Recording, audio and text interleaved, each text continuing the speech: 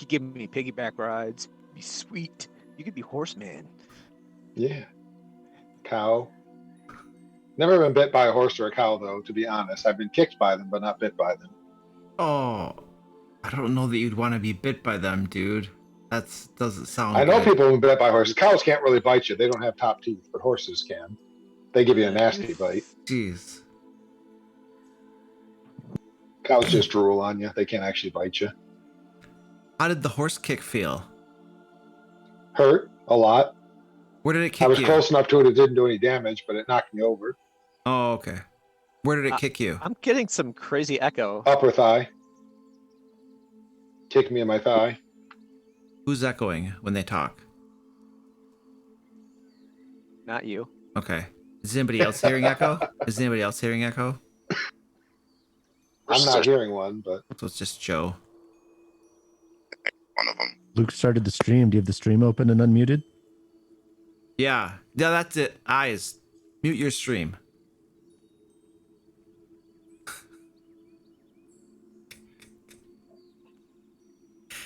Yep, that's what it was.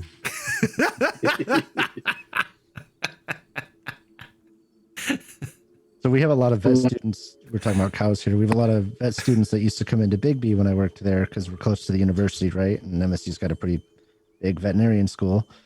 And I just distinctly remember hearing one talk about how she works with large animals, and there's certain things, tests and treatments and stuff that you have to do with them where your arm is in there. oh yeah, very common. In their and she was mouth? No, the other side. No, the other end. Oh, okay. Okay, gotcha. And she was talking about how the biggest risk there is that like you don't want to startle them because they'll clench and it can break your arm. That I just have had that vivid memory in my mind of that story ever Never since had I one heard it. broken. Had it trapped a few times. Jeez. Yeah. Like, well, that would be. Ah, my hand is stuck. I can't think of a worse way for that to happen. Imagine the hokey pokey. Right. Someone put it better your hand than your head. One doctor actually said that to me when I was trying to get my arm out. He says, "Well, at least it's not your head." I said, "Yeah, Good that thing would be we're worse." streaming. But Why would you put your head there? I don't know. He was a strange man. It's like this is advanced veterinary techniques right here. Yeah. Oh, it is completely on the up and up. Later we. But yeah, you do spend a lot of time with your arm up cows' backsides if you're in vet med. Oh my Horses goodness. less often because they die from it sometimes. Later we will be talking about sex ed with stuffed animals. No, as we props. won't. No, we won't. Eyes. Thank you. It's completely legitimate. We are going to use the medically appropriate names. I'm about like to have to Yeehaw remove, and Wop forcibly and remove a Tatas. player for the first time from a stream. He's just up. He's gone. Looks like he lost connection, folks. Sorry about that. In the middle. You're being censored. You Seriously, should in the middle of my complain, sex ed talk. He's just I gone. mean, you're just gonna dive your ratings. It's just gonna be horrible. Because everybody would be waiting for it. It'd be like. I So muted. at the end of this Dungeons and Dragons session, we're going to be talking about sex ed. Stay tuned. See, you won't lose a single Actually, I person. think until the that end. viewers have to get a parent waiver or permission before they can listen or watch that. I would bet so. Something like Yeah. that. Just at least I know in school there's all kinds of rules on when you can and can't. Yeah. So Because we're, I was Or there the for a- Explorer said it. No, we're gonna need you to take some downtime and research the rules around that. So until you can do that, if you could refrain from discussing that topic, sir. And I think you have to be at least 13 to even have a Twitch account by their rules. So like if you're over 13, you probably don't need parent permission, right? Now, is this where you like set up your Twitch account and you self-identify as being over 13 or older? Oh yeah. Because nobody would lie when you click that little box, definitely. right? Okay. If they lie, it's their problem, not ours. That mean okay. Are you trying to tell me like I am over 13 just doesn't mean yes? I don't like- know. That question's thought it meant- confusing. Enter the site by clicking this button.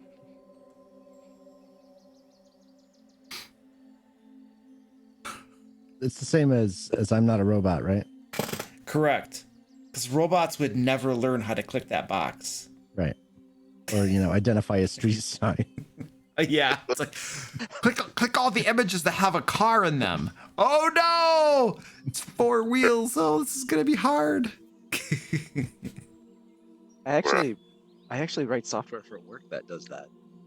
So yeah, I wonder what my work is doing. like that Google learns like, all right, this is what a car looks like in a picture. So yeah, So all those little things are just to help us feel like a sense of false security. You know, like, oh, this site has got my security in mind. Look at all these measures I have to go through to get in here. Surely nobody can hack in here. it just helps computers learn what those things are. Like when they do like the letters, it's just script, so computers learn like, oh, that's what a G is, or that's what a 3 is. Mm-hmm. Images, like that's what a street sign is, and then cars and stuff. Next thing you know, you got Skynet. yeah, sure. What I love is You guys. what I love is we're teaching all the robots how to do the medical stuff. You know, like how to perform surgery. What could the robots use in the future that would help them kill all the humans? Guns. No, And anatomical knowledge. anatomical knowledge of humans. So that's the first thing we're going to train them. I just want to let you guys know that as you're talking about like non-family friendly stuff, people in the chat are doing that. My moderators are swacking them. Good. So Let's teach him. They're good moderators.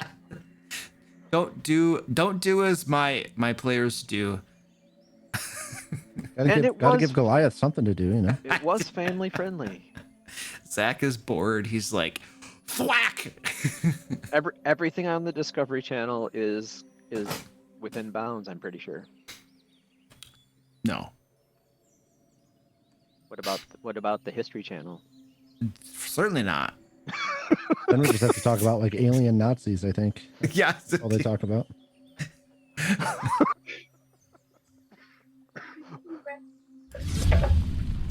All right. Has anyone reached out to Kevin? No, maybe he just forgot. Maybe somebody should send him an email or a text message. I could send him a text message. That's a good idea. My computer's not working. I'll email. Your computer's not working. How are you on the game right now, Joe? He's an expert liar. I'm gonna need you to roll a deception check on that. You have extreme disadvantage. You have a -20. It's kind of like that Elven ability where you get the extra D20, except kind of in the reverse. Oh. Joe has an extra D20 when he's trying to lie for disadvantage. Let's do this.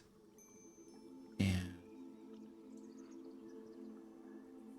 seems like every time Kevin shows up, he's been having computer troubles of some sort.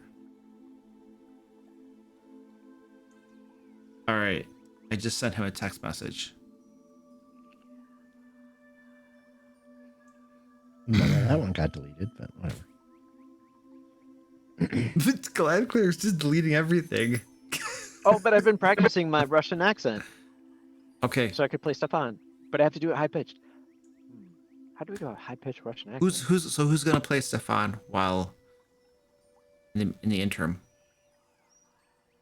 Joe. I can. Have you done that before? Nope. Okay, well you're doing it now. All right, congratulations. Cool. He dives in front of every single shot. Definitely- Actually, no. wait. What's it? Does he have features? Or I'll play by his written down for Yeah, just- ideals and whatever. Yeah, look at his character sheet. Do your best. He's a coward. He cries a lot. You'll figure it out.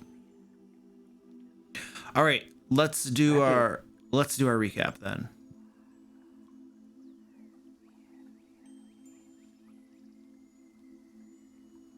He says he's on his way.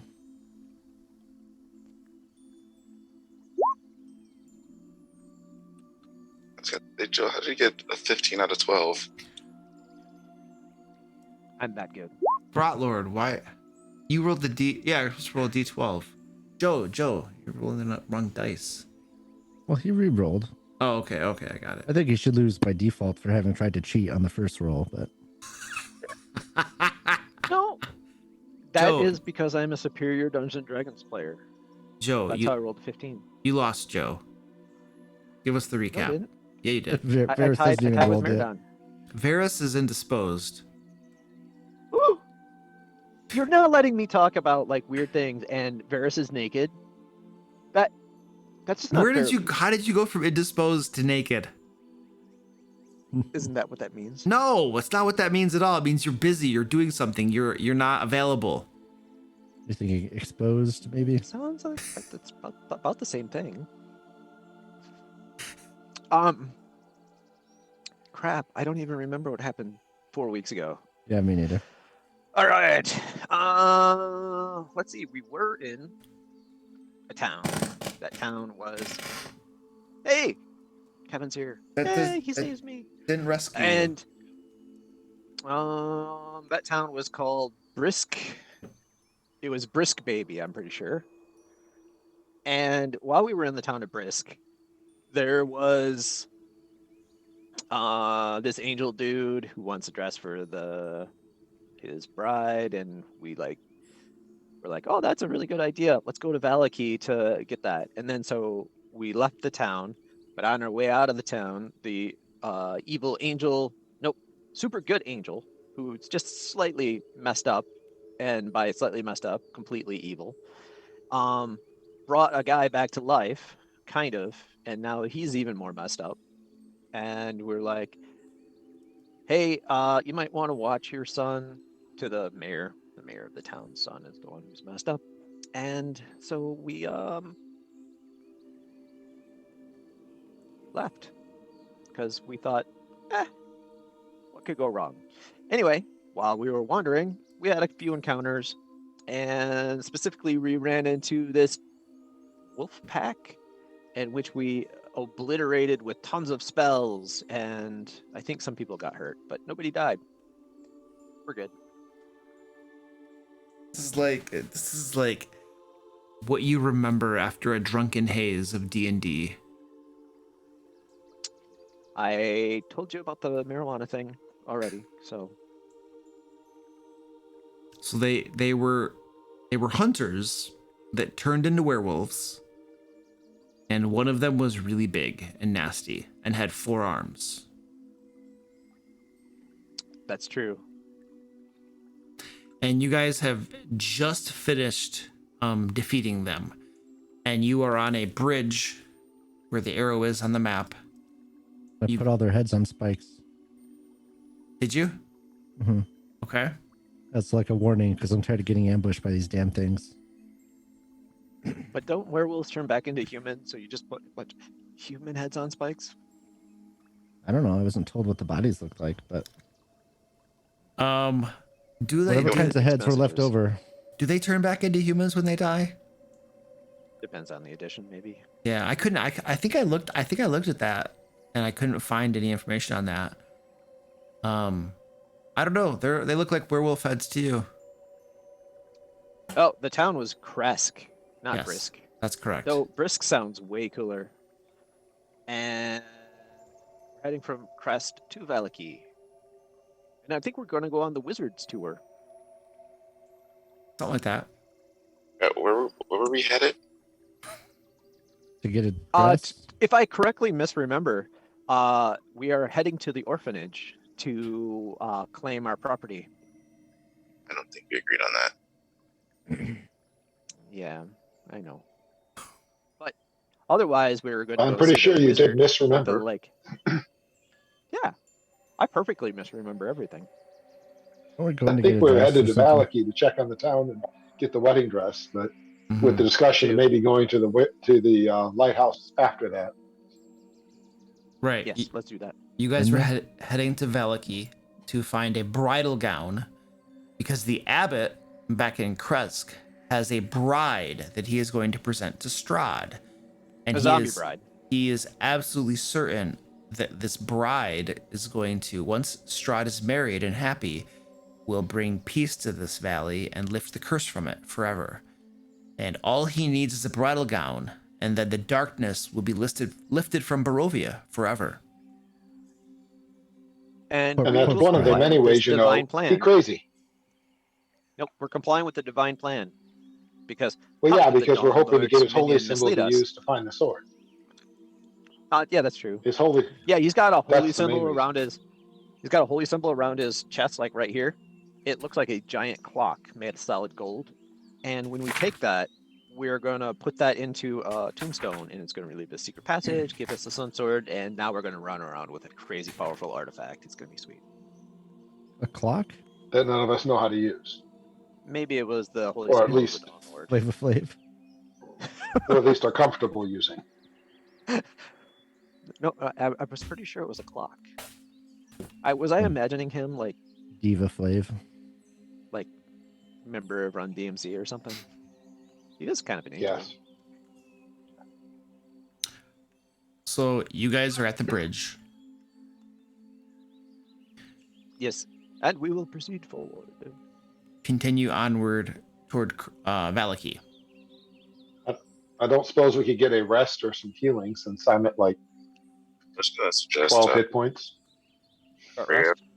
prayer of healing and a short. All right. Do So you it. guys want to take a long rest out here? Short rest? What are you doing? Short. Short rest? I definitely wouldn't do a long rest, but a short rest wouldn't hurt, or healing wouldn't hurt. Either one for me. Okay. My third slot of my third level spells if I do prayer of healing. I mean, I'm only down 6 points. So I'm is down anyone, 35, so anyone other than Varys hurt? Well, we can do your I didn't wounds. control Kevin's character long enough to get him hurt.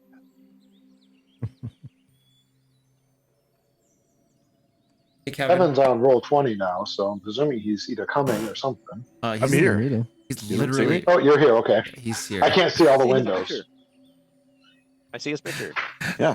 There's some sort of evil creature on the left side, and I think he's on the right. And then there's Strahd on the other side. Yeah. Ah, yeah. Oh, my. There's this horrible, hideous thing, and there's Yeah. Kevin, could you put your name in, please? Yep. Thank you. So I hear short rest. Roll 20 looks weird right now. I mean, it's Ugh. look at that. It's doing that again. I don't know why it does this. The Doesn't update it- looks. Does anybody know why it does this? It does this stupid horse crap formatting, and it's horrible.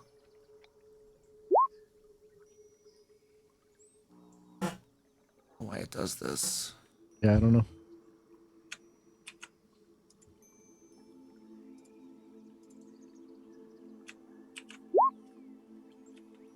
All right, well, I'm going to run and check dance numbers, so I'm still listening, but I'm checking dance numbers, so go ahead and keep going. It's like a settings feature. Yeah, I'm in there now, but I don't see anything. I haven't changed anything. It does. It seems like it does this randomly for my games.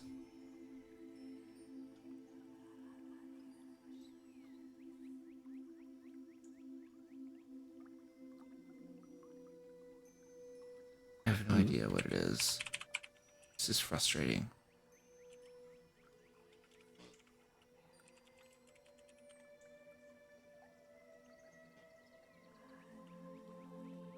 I don't know if it's D&D Beyond or the D&D Beyond or the Beyond 20 extension, or if it's Roll 20. Some of my games it'll roll normally and everything displays I'm used to it, and then other times it'll just look really stupid, like it does right now. Yep. And especially when you make attack rolls, oh, it's so confusing. The readout, you can't even tell what the heck it is. Like what's what. I mean, the top is to hit and the bottom's damage. It seems pretty straightforward. So Yeah, I Goliath wonder Cleric, if there's do you know something- Roll20 updated and broke the integration with Beyond 20? You have to install the developer version that is still compatible with Roll20 to get the normal rolls. Oh my goodness. Oh, it broke, huh? So there's a developer version for Roll20. Okay, hold on.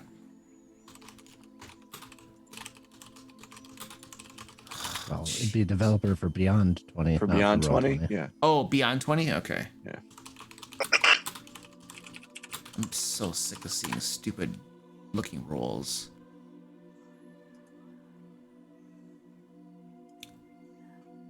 I typed in Beyond 20 developer version and got nothing.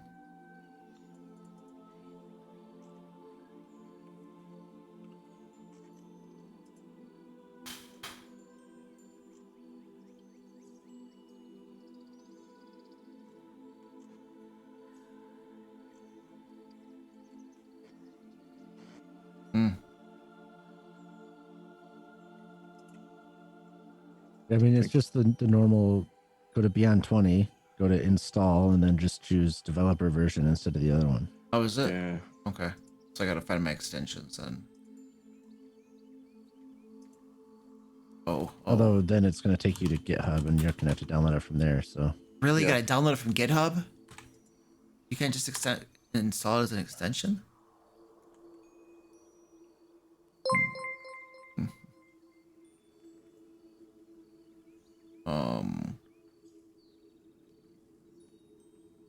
Alright, I'm gonna remove. What if I remove from Chrome? Remove it. Okay. That looks like obnoxious. And then I add it to Chrome? So then you go.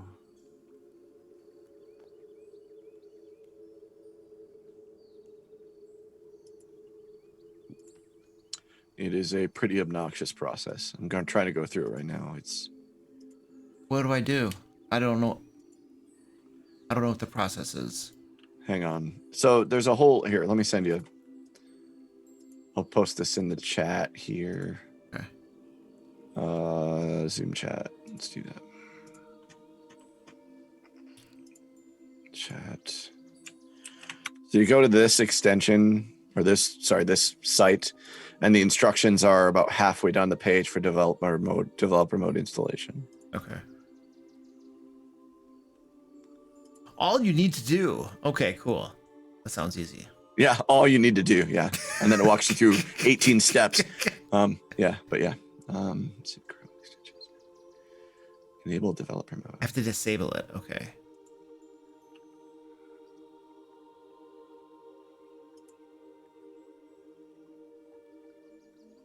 I have to disable it first.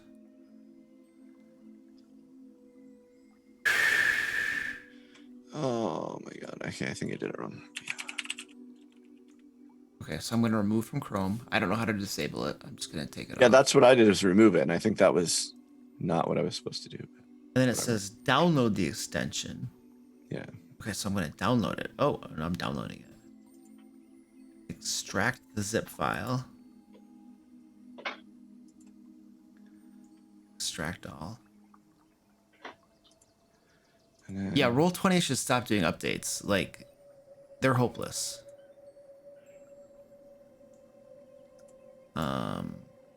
Okay, disable it that way. Okay. All right. Then Chrome extension page. menu, more tools, extension. Where are the extensions? I can't find the extensions. Enable developer mode. Okay. Hang on, Luke. Let me click load unpacked button. Can't find the extensions page. Menu, more tools, extensions. Okay. Menu. Load unpacked button. Enable developer mode. Top right corner. Oh, yay. Click on the load unpacked button. Got it. Then we're going to go to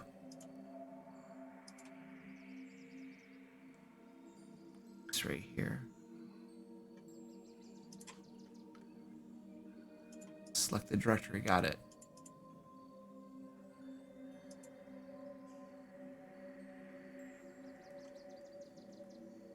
That's it. I just did it. Yeah, I think I did too. It says it's been installed or updated. So now the question is, does it work? Yeah, let me find out here. Might have to restart the browser, but I'm gonna try it. Oh, Didn't even that's... have to restart. Where is? Ooh. Yeah, Oh, works for me too. Yep, I see people rolling it properly. Yay. Yep. Works. All right, let me see. Like it. What a pain. Uh-oh, that didn't do any good.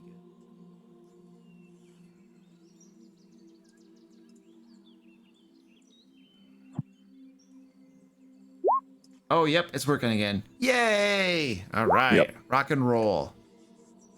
Oh, I slacked and I was the only one not doing it. Rot Lord! I wanted to find out if it worked or not and how easy it was. Okay, everybody who has a pimp purple in their rolls has disadvantage, has -10 to damage. What else can we do here? So in other words, Miradon would be fine. He doesn't need this. Well, Right. it No. kind of it like puts him on level playing ground, takes away his power attack Right. bonus, He's just basically a fighter after this. I Yeah, can't figure out how to find the directory.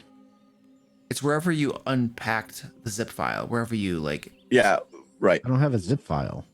you have to download it. In Yeah, that, you click the link. in the instructions, When I click the link, it doesn't give me a zip file. It just installs to Chrome. Like it's just there. Oh, mine didn't give me an option to.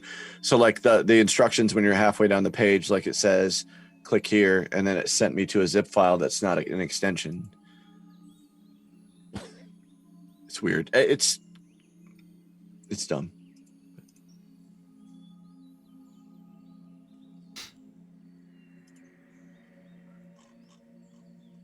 Like, yeah, where it says developer mode installation, it says download either extension for Chrome or Fox. I clicked on Chrome and it just downloaded. It didn't have like an actual extension. It had just a file. But yours might, I don't know if yours is set to automatically. I could be anything. Chrome is so versatile that it could literally be set up to do that. So.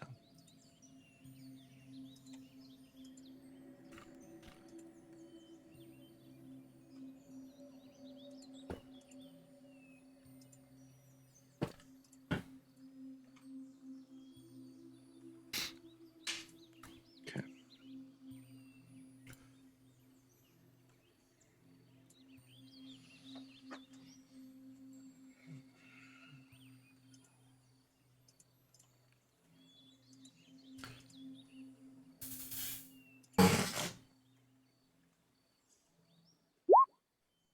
there we go. Whee. Hey, perfect. All right, we got Varus and Brotlord. I still didn't figure it out. Because mine did exactly the same as Trevor's. It just automatically installed it. The key is you can't actually install it from the D&D, like the Beyond 20 page. You have to install it through that link that Kevin gave us. Yeah. Like, don't just search Beyond 20 in extensions and install it through the web store. You have to do that. Literally the link that is the one halfway down the page that says install from Chrome or Firefox, and as I'm highlighted, if you click on one of those, that's what you need to add.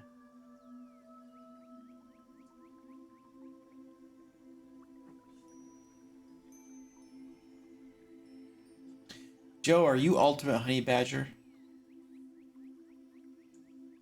What's that? Are you Ultimate Honey Badger? Ooh. Okay, all right. I know you like honey badgers, so that's why I was asking. There's a guy in Wow. chat called Ultimate Honey Badger. Ultimate Honey Badger. Yeah. No, my guy in chat is called Is. Oh, okay. Joe character is. Just so nobody is confused. Except me with that name. Okay.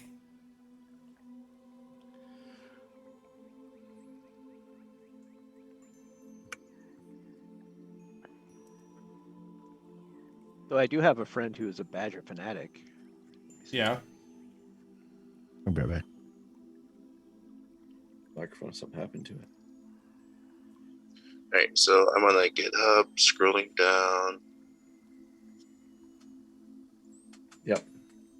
About halfway down the page, you should see instructions for developer. Oh, instructions. Developer mode installation. Developer mode installation, yep. Alright, and then I just Yep, click on the Chrome one, assume you're using Chrome, yep. Meanwhile, while we're loading Chrome extensions, Joe will play Dungeons & Dragons his style. Hi, Mr. Turtle. This is a that blue rock. Getting Lapis hammered lazuli. by my next character is Lazuli. an Azure. See, Oh. he's pretty sweet. Yes, I have miniatures for online gaming. It makes sense. That makes, yeah, that's great. Good job. What makes you happy, man? All right, he just killed a turtle. So now his next battle, he's gonna have to battle the EPA because apparently that was illegal. Illegal to kill turtles? It was a rare turtle. Oh, that's horrible. It was a tortoise. Did you see how big it was? It's like nearly as big as him.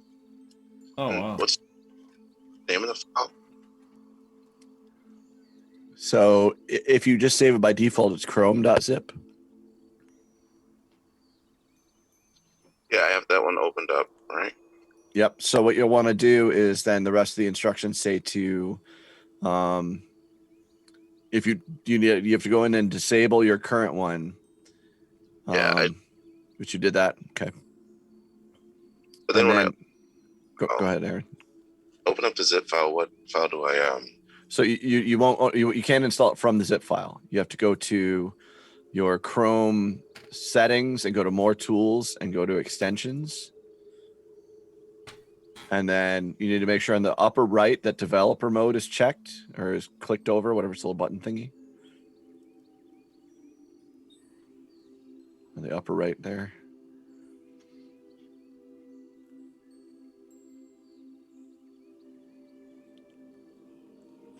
And then you'll click load unpacked on the left once that's done.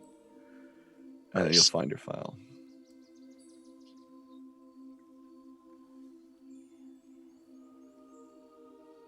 This is good content. Thanks, Beyond 20. Yep. Actually, I think it's Roll20. Or Roll20. I meant to say Roll20. It's Yeah. Roll20's Beyond fault. 20 did fine. Yeah. Roll20 Yeah. updated. And, yeah. Varys got it. Sweet. I don't know why Roll20 even bothers. Yeah. It's like they're not gonna catch up to the people that are innovating and making good VTTs. Yep. I like the purple. Oh, They're probably working with 5,000 lines of if-then statements. They're still trying to get rid of all their flash. It's only been coming for 5 years. They had no idea. Yeah, they're like, great. hey, we're the big dogs. Got Oh, it. crap. Yep. And their development teams are like, guys, we're Waterfall. It takes 5 years to get a project done. Right. Come on, guys. Right.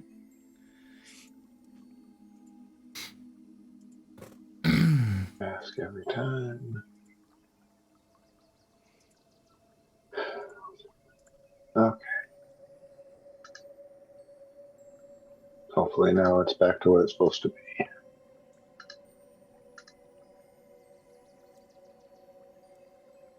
Actually, Oh, Roll20, now it doesn't affect us. Roll20 is probably like a small development shop, so they're probably not Waterfall, but maybe they don't have like the I suspect it was a dude who's just like, whoa, I discovered that there's this JavaScript package called Java 3D, Yeah. JS 3D, and I'm just going to cram it into a web browser. And I am sure that you are probably in the neighborhood of what really happened there. That somebody just like scripted it very sloppily because they're constantly like people. They have a community of people who build extensions for it. They don't build them. The community builds them. So for Roll20. For Roll20, yeah. Yeah. Uh-huh.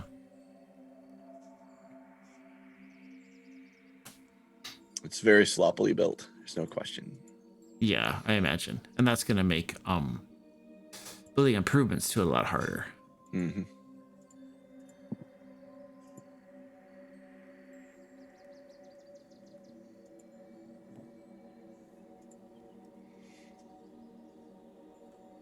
All right.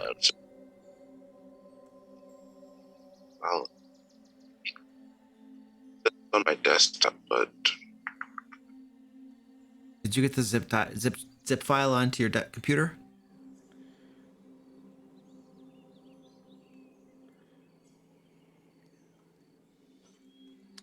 once you do, then you just gotta open the Chrome settings.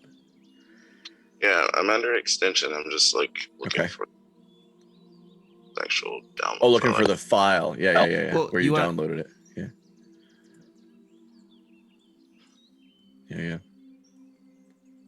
The location. You don't have to find the specific file. You just have to pick the directory it's in. Mm-hmm. Yeah. I'm just just- impressed the links True, people that's go true. to Yeah, avoid that's a good point. Yeah. a purple box.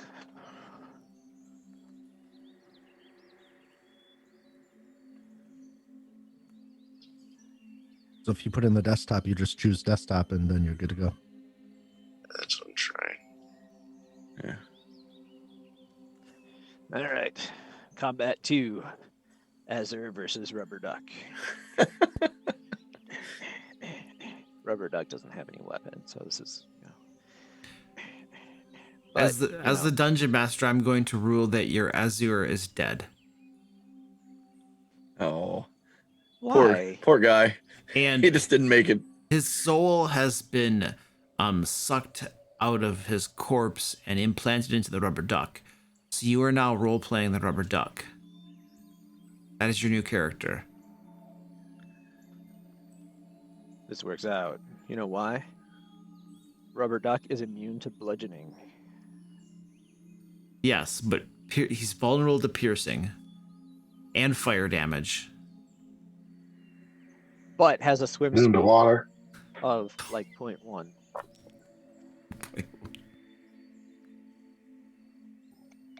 And if you see, this is a mad scientist rubber duck. So That's wow. pretty practically- dangerous. That's it's practically like a artificer class, I think. Hold on. Did we just invent a new player race in like 8 seconds? Yeah.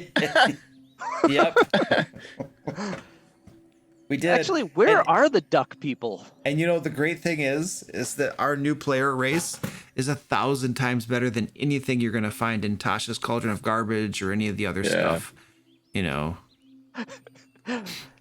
You're now a Tasha hater. I mean, most of it's The duck overpowered people are garbage. involved in Yeah, RuneQuest. it's like almost The duck everything in people are there. off in RuneQuest, man. Quest. Sorry, Luke, what'd you say? Almost everything in Tasha's is overpowered garbage. Yeah, it's all That's- super overpowered. That's the natural progression of all Dungeons and Dragons books. Oh, I know that. I know that. It doesn't make it piss me off any less though. Well, You know, It's 'cause then against anything that gives players choice. Yeah, because then I have players that want to play it, and I'm just like, but it's overpowered garbage, and then I, as the dungeon master, have to be the one that deals with that. So Yeah, it's escalates. not fair for them to make dungeon masters be the ones that have to either allow their players to do that or say no, it's too powerful, and it puts dungeon masters in a really crappy position. or every monster encounter has random class abilities splashed onto him. We need to create a table. I was gonna say, like, yes, you could do it that way, and that does counter it, but that's a whole Right. That's so much work. That's the thing. That's what So much work. pisses every single time there's a comment on Reddit or some idiots in a YouTube video who are like, "Well, of course it's very powerful, but the dungeon master has all the stuff at his disposal, all the tools Sure at you his do. disposal to make up for it. He can use his creativity and stuff like that. He doesn't have to nerf things." And those idiots have never dungeon mastered a day in their Right. lives. They don't understand how much work it is for me to have to compensate for overpowered bullcrap that Wizards puts into the game. So, yeah, it's not fair. Just throw in another monster. I shouldn't have to, though. That's the thing. I shouldn't have to. Multiply everything by If they would, times if they 2 would multiplier. design things better, and because what they're really trying to do is they know that players love power. So what they're really trying to do is they're trying Sell to more build. books. They're trying to sell more books by making them more powerful, so players will want them. It's so intentional, and they've even come out and said that we want players to want to play these new options, and that's why they build them the way they do. But they're essentially they're making it more powerful to entice people to buy them because they know players like power.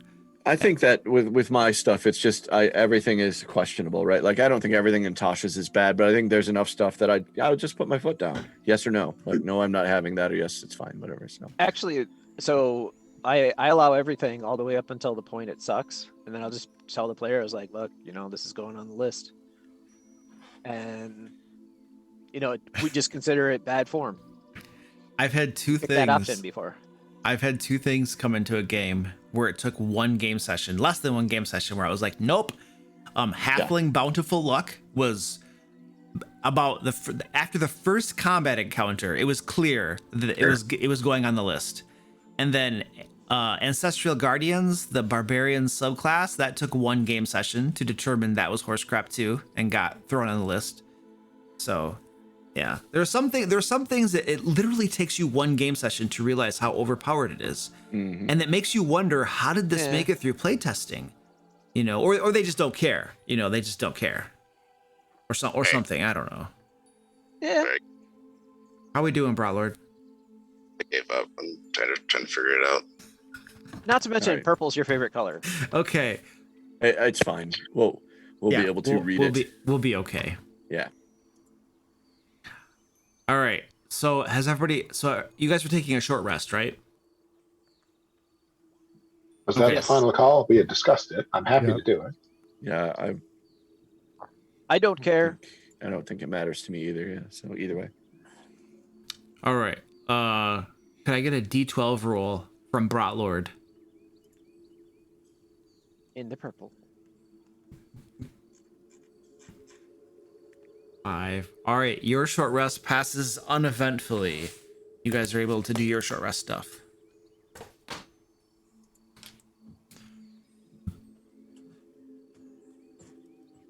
All right, let's see. I have nothing. I got to heal. Oh, that's good. Oh, I gain a wizard a wizard's thing.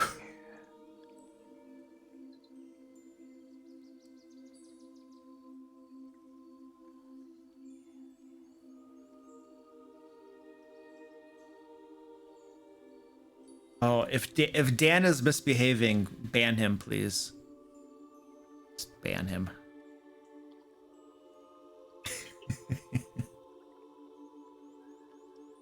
All right, I need to get my thing up here. Oh, hey, look at that! It's D&D time. It's D&D time. My clock's an hour behind. That's why I was. So I didn't even realize I was late. My clock now it's telling me I got an alarm going off saying it's D&D time. Dude, daylight savings time or whatever was like a month ago. I don't know why. It's my computer clock. Everything else is fine. My computer clock's an hour off. I don't know what the deal is. So Yeah.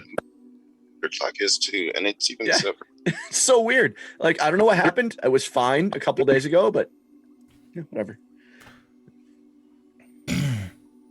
All right, ladies and gentlemen, you have short rested. Yep. What would you like to do? Are we Onward to Vallaki. proceeding to Vallaki? All right. As you guys proceed to Vallaki, let's see. Each of these squares is like a quarter of a mile. So you're at the bridge. So you get to here, and after a little bit of travel through the woods along the road, there's a pass. Am I the only one that's We're still on a battle map. Still seeing the FYI. combat Oh, map? whoops. I'm looking at the right map. I never put you guys there. I'm like, am I the only one still seeing the combat map? Right? Yeah, There we go. How's that? that's better. All right. So you were at this bridge right here, and you have traveled now a little bit further, and there is a pass or a trail leading to the south that steadily goes up a hill, and down in that direction you can see mountains and whatnot extending up above you. Coming a little bit further, you get to here, and there is a trail leading north that you have not been along before. You guys continue to travel, and you get to here, and there's another what do you call it, fork in the road. This one also begins going uphill to the south, and you guys travel some more, and you get to this part, and there is a path going to the south and to the north. The southern path seems to descend. It follows the Luna River, which goes off to the south as well, and it descends downward into what looks to be like a mucky swampy area down there. The That looks northern dirty. Let's not go that way. the northern path you've not been across before. And I think there might be a signpost here. Let's see.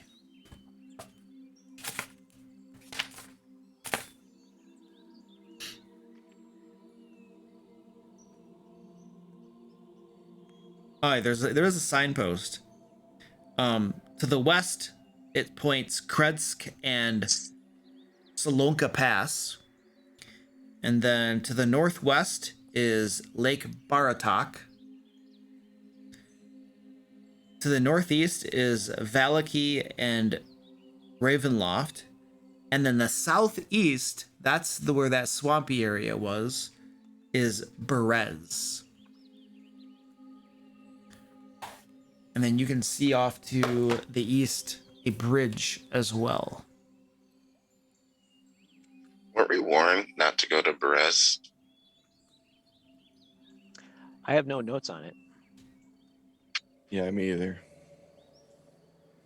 I think All we I know were, is but we've been warned not to go Perez is pretty to much the everywhere. southeast. So I'm not saying you're wrong. I just don't have notes on it. So we're so- heading to Vallaki to get a wedding dress. I highly recommend let's go through the swamp to the southeast. You guys have heard that the mother of evil, who has supposedly one of the magical gems from the Wizard of Wine's winery, dwells in Berez. That is one of the things you guys had discovered. Hey. was she also one of the clues from the card reading? I'm trying to remember. I thought she was on that list too. What were the clues you guys got? That's why we're all look at Ice because he's the Mhm. only one who got the clues. Suddenly it shrank. I'm talking about my window with the notes. Cold water does that. Where are you, Joe? Where am I? Where? Just go ahead. What are the clues? Varys was asking about stuff. Apparently this game has a lot of content and I've written down a lot of stuff. Let's see. This card tells of the holy symbol, the 9 of Swords. An evil man of the mother of evil guards the power of the sun. And sun is ambiguous, so I wrote it S-O-U-N. Because that's how you would do that. Okay, sure.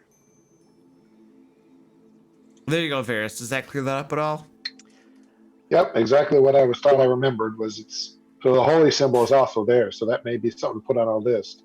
I still think the trip to Vallaki first is a good plan since we're almost there, but Right. Shopping first, destroying evil later. I get it. Priorities, man.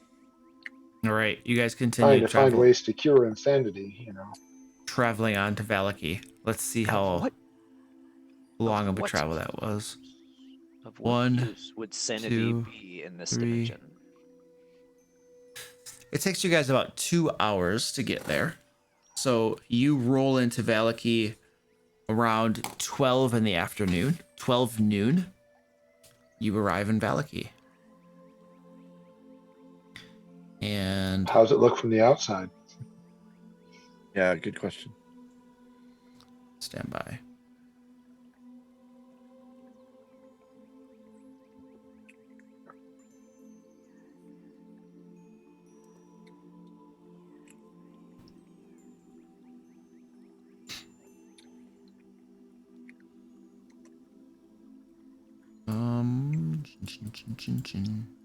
Ooh, we should unveil some of this. Reveal areas.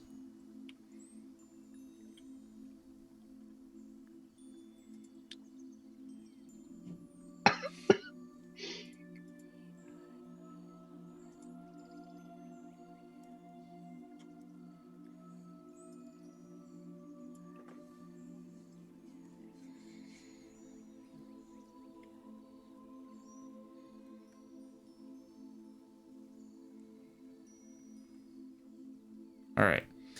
So you guys approach Vallaki from the west, this direction here. And from the looks of things, everything looks normal. There's nothing odd going on. A little bit of smoke comes from a chimney here and there. You're outside the gates as of right now, so you can't really see what's going on inside the city. But everything appears to be normal. You don't hear screams of horror or anything. It's a trap. It's too quiet.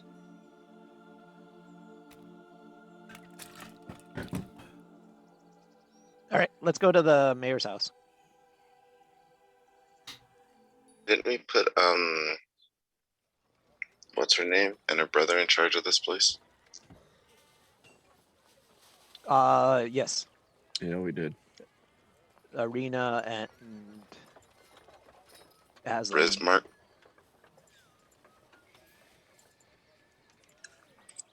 Ismark, yeah. Irina and Ismark, yeah. Yeah, not Aslan. The lion from Lion, the Witch, and the Wardrobe. Yep, not that. No, Not that guy. no, not that guy. Was preferred, but wasn't available.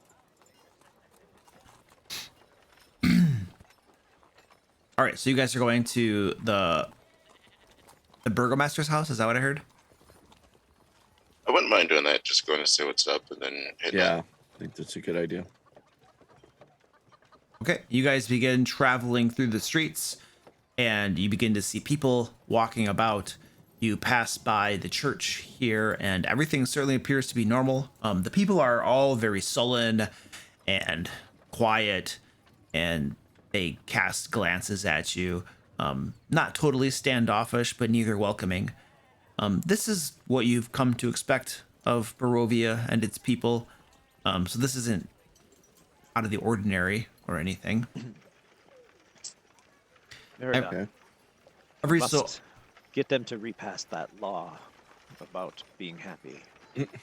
every so often somebody gives you a nod, and you notice in their faces a look of recognition.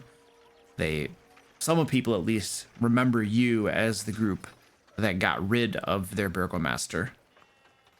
But there's still a little bit, just kind of a nod here and there.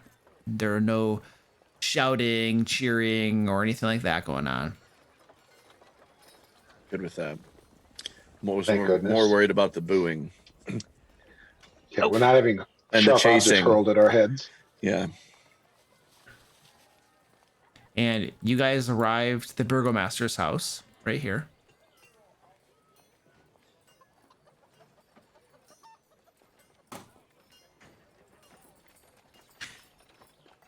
And We should ask somebody where Irina was, but hey, so you're at the burgomaster's house, and what are you doing? Stealing a wedding dress. I suppose. All right, so I suppose that this is my cue. So, I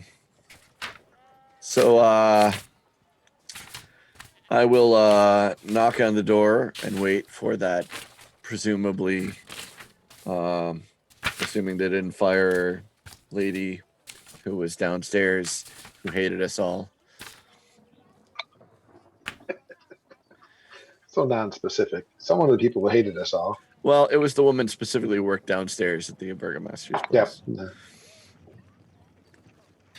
So you knock on the door, is that what I heard? I do. Okay. You knock on the door, and after a few moments it opens up a little bit, and you see a young woman's face there. Oh, she smiles at you. Oh, how may I help you?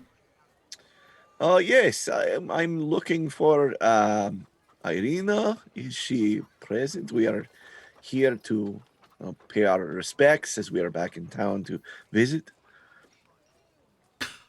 Oh, Irina. Oh, she doesn't stay here. Oh, who stays here? This was the. Oh, well, this is the Baroness Lydia Petrovna's residence. Lydia Petrovna. Yes. That's very interesting. Isn't that interesting, fellas? I just kind of shrug. No. One Barovian's as good as another to me. Yeah. Where is And the Irina Petrovna- stay at? Yes, where is Irene at then? Thank you for. I hope the Baroness as well. Oh yes, Irina and her brother usually are at the Blue Water Inn. Then we shall head there. For some reason, thought she was taking residence here, but I'm glad to see that the lady is the Lady Petrovna is doing well. So, thank you yes. for your time. Quite well, all things considered. All things considered, Yes. Wasn't that the one that we drove out of town? that's a different person, I thought, right? Okay. Was that the same one? Somebody help me. Now I'm Oh, paranoid. that's not the same name. I was gonna say that there's a different name, but I wasn't sure. But now I was getting paranoid about it.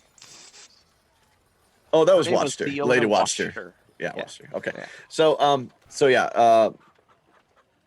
So I'm not going to worry about who Lady Petrovna is. The people don't seem. So, are there circumstances that made it difficult for her? Is there anything we could do to help? We'd like to make sure the town is functioning well. We leave it in such a state. Oh, you did. Well, strangers came, outlanders, and they killed her husband. They killed her son, and they killed some of the family servants. They basically disposed her husband of power. I So, see. all things considered, she's doing okay. Well, that's very good then. I am glad to hear she's doing okay. I'm terribly sorry about the deaths. I don't know what happened there, but my condolences. But what a tragedy. I think we maybe will get some flowers. Speaking of, probably should go find the flowers now. Wait. So Hold on a second. And she's looking at Meridon. You look very familiar. have I told you? I grab her hand. You are lovely. Have I And told you so- how lovely you are? I asked Meridon if he slept with her. Well, so the weird thing is, I was not around when we killed them because You- what's her face had taken over. It's That true. was when I took a break. So Your I don't even eyes, your eyes are so beautiful. I have never seen such beauty, and I have to stop. I was going to leave, but I am taken aback by your beauty. It is momentous. Oh, well, give me a persuasion check. Okay. Varys. Psst, Varys. Psst, What? Varys. Sneak in and steal the dress. Oh, stop. What? No. Why did it roll twice? I don't know. Ours. She smiles at you and says, "Why, thank you." I She- sort of like gruffly reply to her saying she thinks she recognizes me and like, I don't know you. I've never seen you before.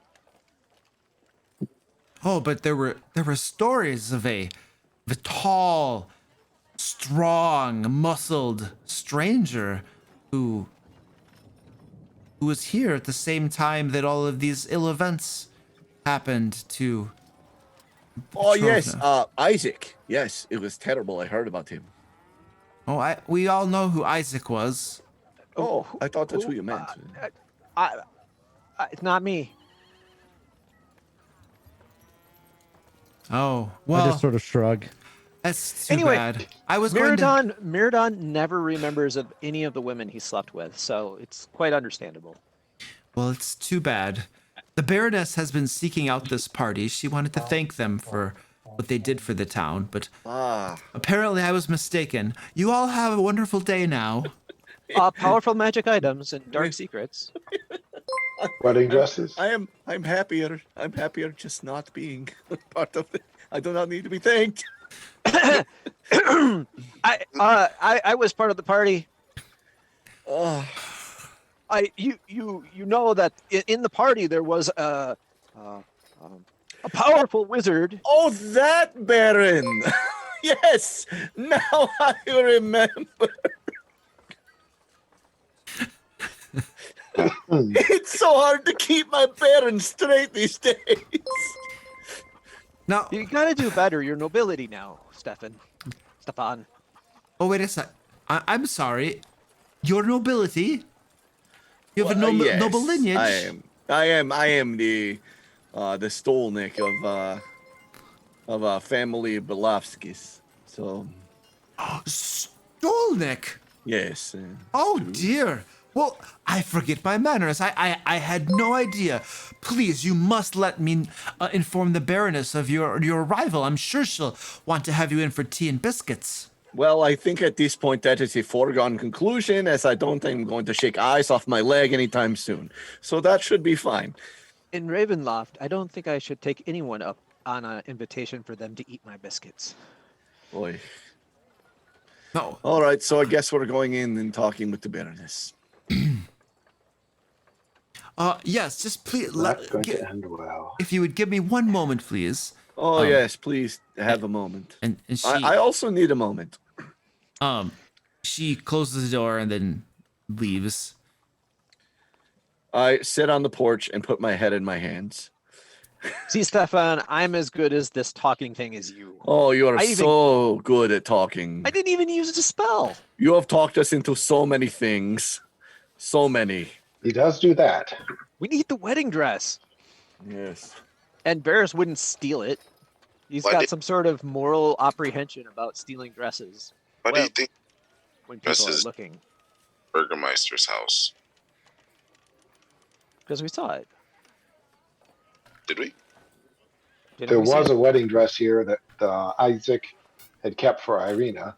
For Irina. I'm not necessarily opposed to stealing things when absolutely necessary. I'm opposed to trying to walk past a person. I'm not invisible. I may be quiet. I'm not invisible. And can teleport in shadows. Only if I can see them. And can make yourself super stealthy and even make me super stealthy. All right. Listen. But we still are- not invisible. Can we try to be a little bit well behaved? Just a little while we're here. I'm on perfect behavior. Oh, Does that mean you're not going to try to sleep with her? Because that usually seems to be your definition of well behaved. You need to find out who's running the town now that the Bearmeister's dead. it seems to be See her. if I so can Irene. That's why I was hoping we'll to meet find out. Irina and see if they had managed to keep control of the town.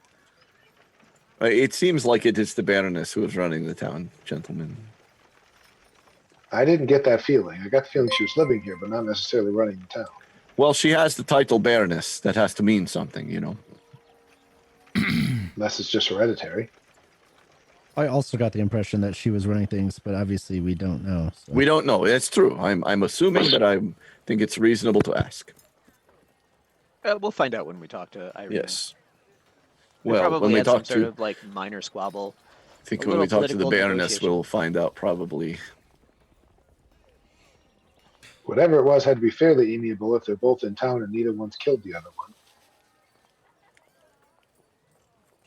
So after several moments, a few minutes, the door opens again, and the woman greets you. Excuse me, Stolnik. She sees you sitting on the porch with your head in your hands. Oh no! As soon as the door opens, I pop up, so Oh, she okay. wouldn't be able to see that. So. Okay, so she gets a glance of it, perhaps. Yep. And Yeah, perhaps yes, that would be fair. okay. Very well. The Baroness will see you now. If you'll all please accompany me, I'll take you to the dining room where we're having a brief meal prepared for you in your honor, Stolnik. I'm sorry, Stolnik. But well, Stefan is fine, but I have the family Belovskis. Belovskis. Yes, How do you spell that? it's Like sounds. Bologna with a skiff at the end. Belavskis. Okay, you're going way too fast for me to write. Belavskis. Okay, Belovskis. Okay. Love how Stefan started off as Very well. Stolnik It was a of newly discovered family name. Belovskis, if you would all please accompany. I presume these are your retainers. Yes, my retainers. Yes. Very good then. If you would all please accompany me. And I'll ask her if I can help with the beverages for she looks shocked. Oh no, I couldn't ask that. You are guests. Oh! He is a beverage maker. Is what he is able to bring talent to the household. It would be our privilege if he could help. It would not be a waste of talent. You see. Oh, almost be a He's got alcohol. master brewer, help with beverages. she tentatively agrees. She leads you into the house, down a hallway, into a dining room where she asks you all to make yourselves at home, at leisure. She is having biscuits, a small meal, and tea brought, and the Baroness will be with you shortly. And Brotlord, she takes you a little bit further down that same hallway into the kitchens, where you run into. You guys remember that old lady that you knocked out when Oh, you dear were God, storming no. the castle or storming the Baroness's house? Yeah, we locked her in the cupboard. Yeah, something like that. So, Brotlord, you might recognize her. She is in there. She has a bandage around her head, There she is. and There she is, gentlemen. she has a bandage around her head, and Guys. one of her eyes is swollen and black. Stop. You're You not. see it? It's a We're not there. recurring villain. You're not there. You're in the dining room. Exactly. Oh, Brotlord went to the kitchen, Yep, he knows. He sees you. and Brotlord, the servant says that you'll be helping with the drinks or something, and then the old woman says, Helping with the drinks. What do you Yes. mean, helping with the drinks? I can make tea perfectly fine, thank you very much. Well, I was thinking of something a little bit more invigorating than tea, and then I piled down one of these really nice bottles of wine I have. Wine? It's noon. That's a bit too late. Then we should start pouring. she rubs a hand across her face where some oozing nastiness had come out of her bandage, wipes it on her apron. We shall see about this. Very well. Over there, begin making tea. Hop to it now. Okay, so I'll start to make the tea. All right, she's got a wooden spoon in one hand, and every so often she's wiping this ooze from her face and cleaning her hand off on her apron, and she's ordering you around the kitchen with that wooden spoon as though she were a queen, asking you to make the tea and make Gross. preparations and stuff. As Ladies- I'm, That lady's gross. how many cups are there? Put aside. I expect how many people are drinking. I mean, there are lots of cups in the cupboards and stuff. If that's what you're asking. No, but I'm sure there's a tray of cups getting ready to be taken out. Yeah, they have a large serving tray set out there. There's about 10 cups on it. There's a pitcher as well. Well, I'll say, I'll ask her, is it just the Baroness that'll be joining us? Well, yes, I suppose. Well, I don't think we need all these extra cups, so I'll get rid of all the extra cups. So there are only 6 there now. Okay, you do so. Right, and in one of the cups, going to fill with actually in all the cups, I'm gonna use some Red Dragon Crush. Okay, and you're gonna mix that with the tea. You. Okay, so you're mixing wine with tea. I've never tried that before. I don't know how that's gonna work. Can I do some sort of check to about tasting good? Some sort of skill check. I don't know what. Some sort of mixology check or something. Probably this is probably like intelligence or wisdom or something like that. I don't know.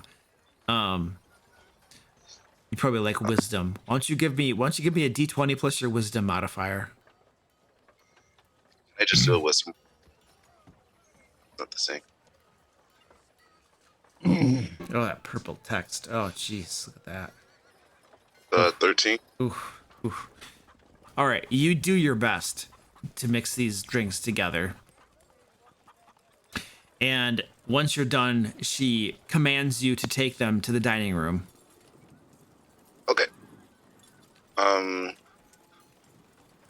And can I want to ask her like how, as I'm like doing this and pouring this stuff, I'm just casually asking her like, so how has the town been? You know, who's in charge? Who's running things? Oh, well, things are wonderful here now. Irina and her brother Ismark have things handily under control. They're doing quite a much better job than the burgomaster was doing. Nobody can complain. It's peace and prosperity, relatively speaking. And what with the winery now open again and wine flowing, spirits are about as high as ever. She wipes the ooze from her face and cleans her hand on her apron. Well, he can thank me for that. Wizards of the Winery. Oh, really? And I'll flash her one of the bottles of red Dragon Crush. Oh, you helped open that up again. But you're responsible for that? Oh, well, thank you. This is quite wonderful. I wouldn't have expected something like that of someone so short. Oh, I'm gonna give her just a nasty glare. She pulls her bandage up a little bit and just shows you this nasty wound, weeping like stuff. That's her. She's undead. I just want to point out, we hit her once from behind, so all that other stuff is on her. Lingering injuries. Yeah, but it was from behind, so, you know, anything on her face is her fault. He didn't hit her face. I mean, but she probably landed Back on her of the head. face. I caught her. She did not land in her face. I caught her when you hit her. Well, not you hit her, but when we hit her, I was in front of her because I get blamed for everything. Well, if people get hit, usually it's your fault. I mean, you got to admit that. So yeah, with that, I'll gather up the tea, and I won't obviously have the wine showing. I'll like put that back in my bag or whatever. Okay. I'll just take the tea out back to the dining room where everyone's sitting, or the sitting room. All right. So Brotlord, everybody else is in the dining room. Brotlord brings you cups of tea, sets it down, and you guys are all welcome to partake if you would like to. Did you make this, Brotor? I brewed it, yeah. Uh-huh. That's the way tea should be drank. I don't drink tea, so I ignore it. I don't drink things Brotor prepared, so I ignore it. I most certainly do, because I am refined. So Yeah. I have this pinky finger, and I shall stick it out like this and pick up the cup, something like this, and We're all on the ground. I'm double fisting with Meridon's extra cup.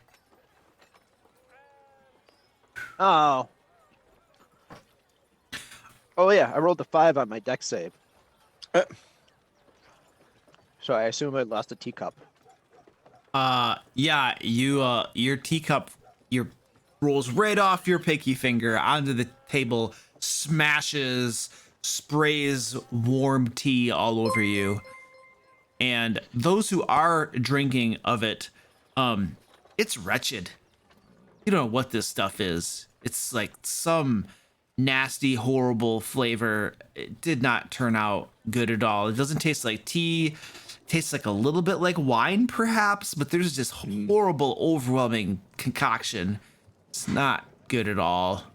That's why I don't drink what Brotor prepares. I think your teacup was defective. The handle fell off. And at this moment, the Baroness comes into the room. She's wearing a very nice dress, pale face, dark hair, and she nods at you all and smiles and says, "Ah, welcome, welcome. And who is this Stolnik of Belavascus that I yes." I rise and go forward to greet her formally, take her hand and slightly bow. She takes your hand, and then after your bow, she curtsies and she says, welcome to Vallaki. Please be at ease. It is not often that we get visiting minor nobles. Yes, well, it's we do like to check in on the town and check how people are and make sure there's nothing that we can do for you, and just see how things are going. See, for instance, how things have been since the unfortunate untimely demise of the Burgmeister here. Oh yes, it was very unfortunate. I must admit though that Vallaki's fortunes are much higher now than when he was here. We are much happier now that happiness is not being forced upon us. Yes. And well, very few It doesn't people. even make sense. It makes perfect sense. You'll have to forgive him. He speaks his mind. It's one of the reasons why he's part of my entourage. It's helpful sometimes. Yes, perhaps if your manservant could keep quiet then, while his betters speak. It's one of his interesting traits, and I apologize if he speaks out of turn, but certainly he will do his best to keep quiet, because he knows that this situation will only get worse if he does not. I'm sure he is aware of that. I'm looking directly at him. Do you want me to beat him again? Well, Ice, what do we think? Is that necessary? Are we going to...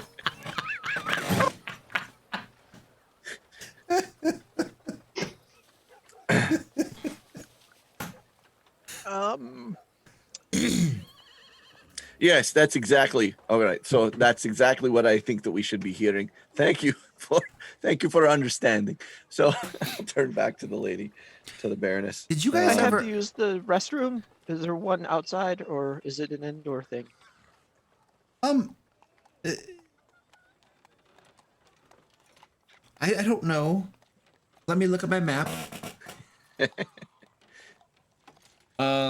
There's one in through the kitchens. Thank you. Be careful around Cookie. She's not who she once was. Okay. I head towards the kitchens. Okay. She proceeds to say that things in Vallaki are much better now. She explains that Irina and Ismark are doing a wonderful job ruling, and she has been able to devote herself. The Baroness is speaking, I'm very grateful. I was in a most unfortunate situation with my late husband and his delusions, whatever he was deluded of, and now I'm able to devote myself more to the gods and to helping those in need. It is overall just a wonderful situation. And I would like to say that while it certainly was unfortunate that we had to break up the situation here with him, I'm glad to hear that the regrets are few. I'm sure you're aware that we were only doing what was best for the town and what was best for the people of the city, and it sounds like you are better for it. I feel that everybody's better for it, absolutely. You don't mind if I... Stolnik, I'm familiar with all of the nobility of Barovia. We are a closed land. Nobody travels to and from, and all of us really know the family lineages of each other, especially nobility. There are so few of us.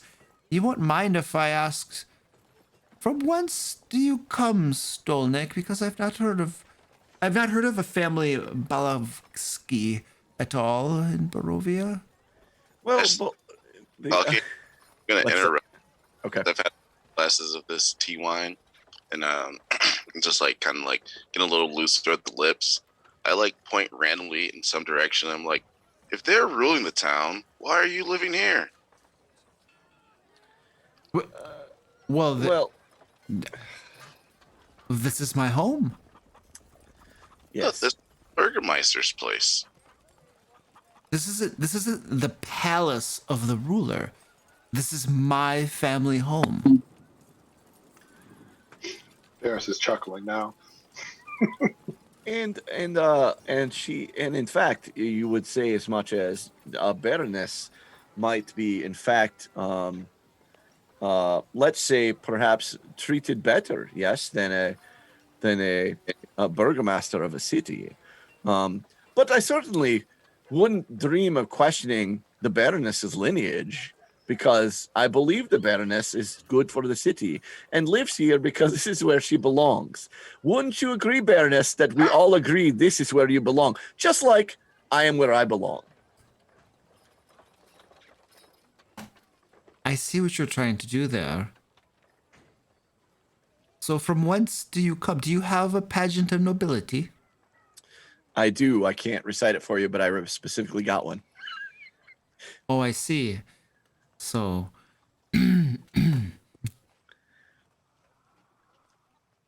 so you're trying to reinforce your claim or convince her of your nobility, correct? I have a remember I did a whole thing. I have paperwork, but Okay.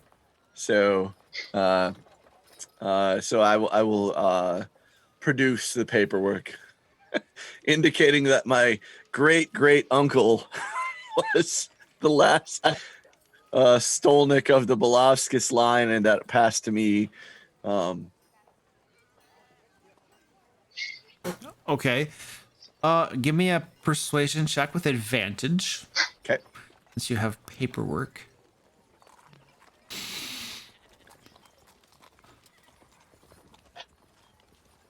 Right, 19. Ah, very good. You'll forgive me. I just never heard of the Belovskis family before. Certainly. Yes, well, you're certainly welcome here. And she, for the first time, she takes a drink out of the teacup.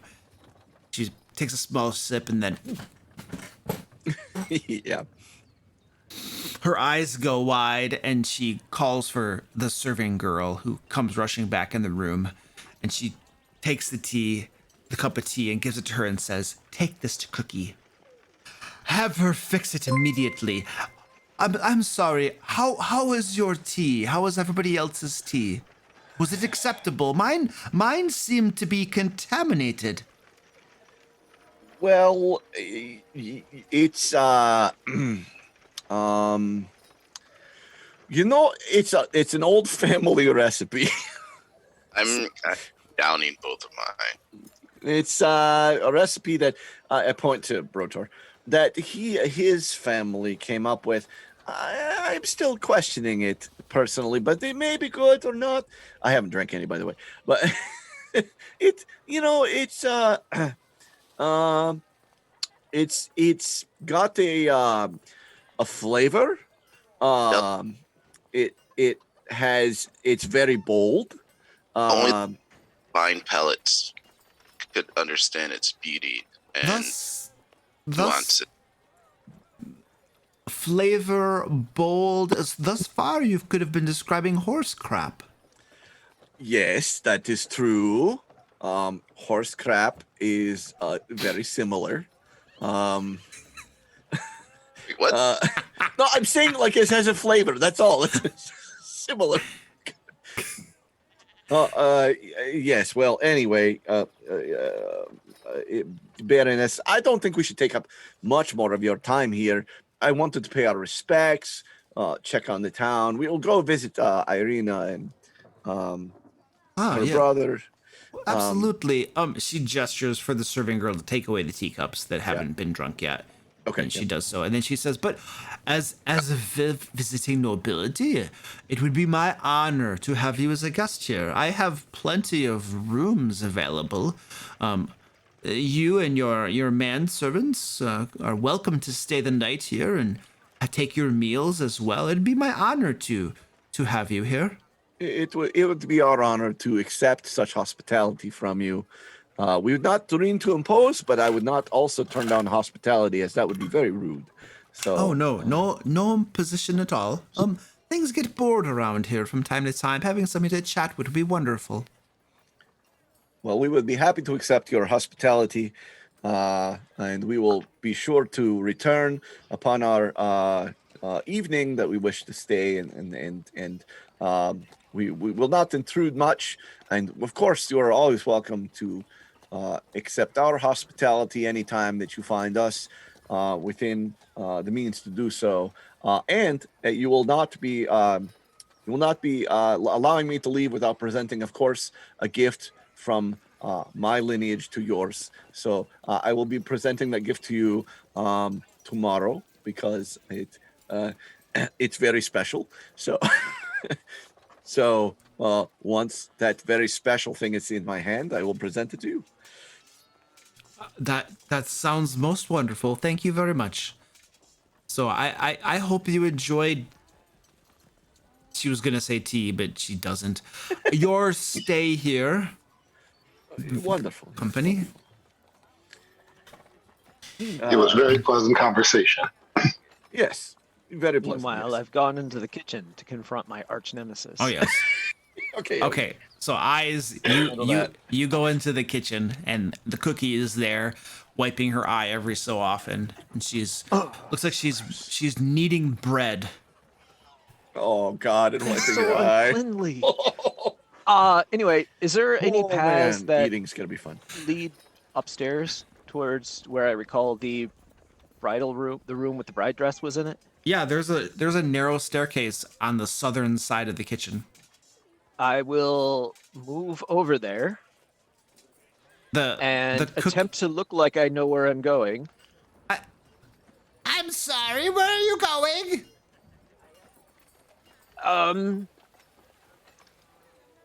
Oh, I meant to get something out of this cupboard. And I open up the cupboard. What do you think And you're doing? I cast the spell command. And I say enter. She's like kneading the bread. You start spell casting. What is this? Wisdom save? Is 12. DC 12? Yeah, it's might a make that. cleric spell. Oh gosh. I rolled a 1. Oh, yeah. So she gathers up her kneading board and she walks into the cupboard. And I close it. And you And close I it. find a spoon and I put it through the handles. The handles, bend it, seal her in or something. Okay, you got her locked in the cupboard. All right, and then I'll head upstairs. And then you go up the stairs. As you're going up the stairs, you hear pounding on the cupboard in a muffled, "Who's going ready out of here?"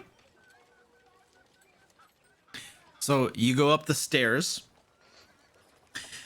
You're in a hallway. You saw the bridal gown, right? Yeah.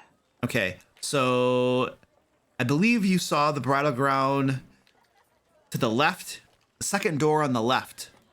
All right, I immediately head there. Okay. And that was area P, I believe, where that was located.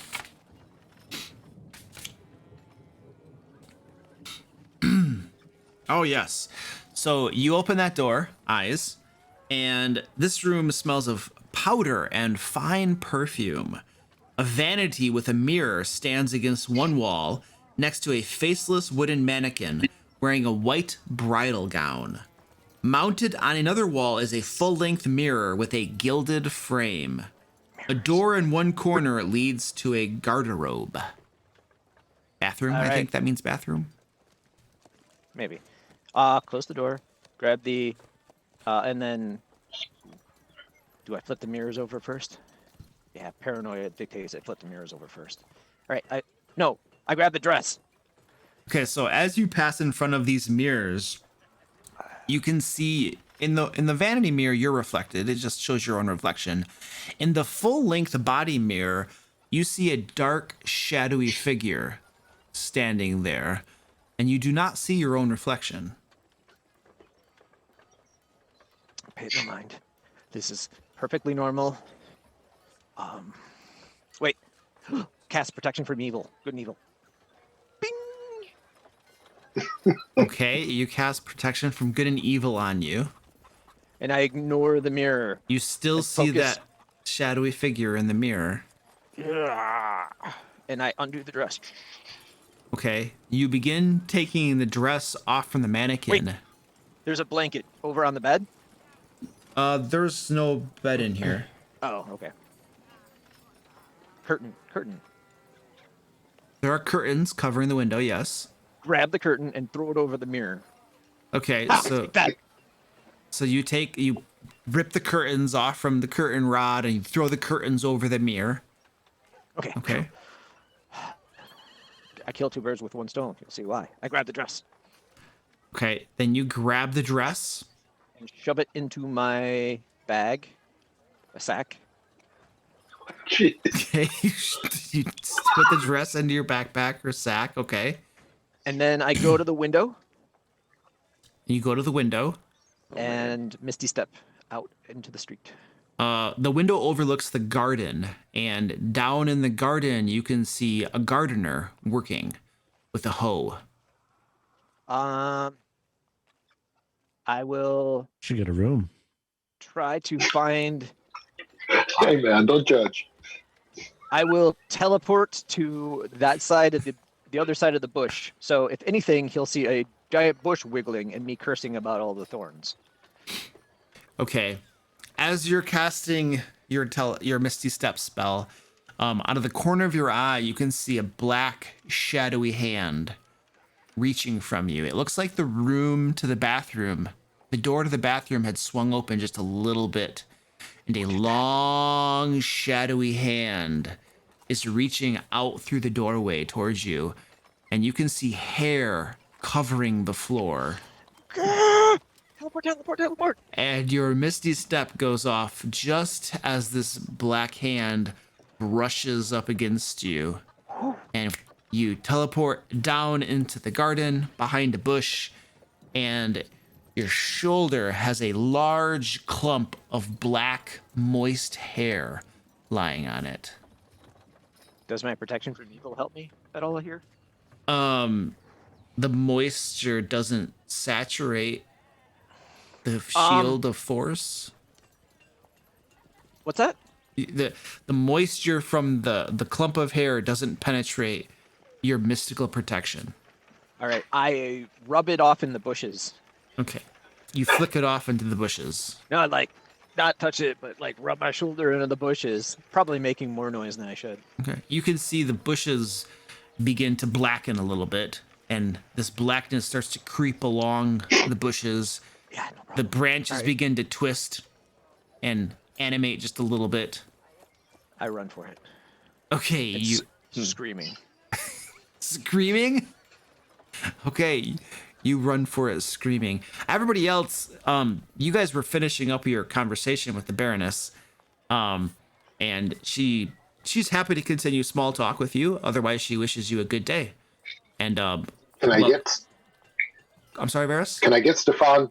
Can I talk to Stefan for just a moment without it being like her overhearing? Like I just want to mention something to him. Sure, absolutely. Yeah, Yeah, I'm not trying to be terribly rude, but you know, No, you're supposed to be one of my entourage, right? I know that's so you why I can was walk trying to up make it and look like exactly, I have to yeah. The master. Exactly, yeah. I don't mind it. Yep. Should we ask about the dress? I mean, as far as we know, it was like Isaac's for Irina, so I doubt she has an attachment to it. Should we ask if we may, take the dress as a, as a like thing between nobles or something? I don't know. You know how to phrase it better than I do, but it just seems like that's better than me trying to steal it. No, yes, we should, but we should wait. I think that I should present her a gift first. I don't want Okay, to and I'm ask good for with that. something.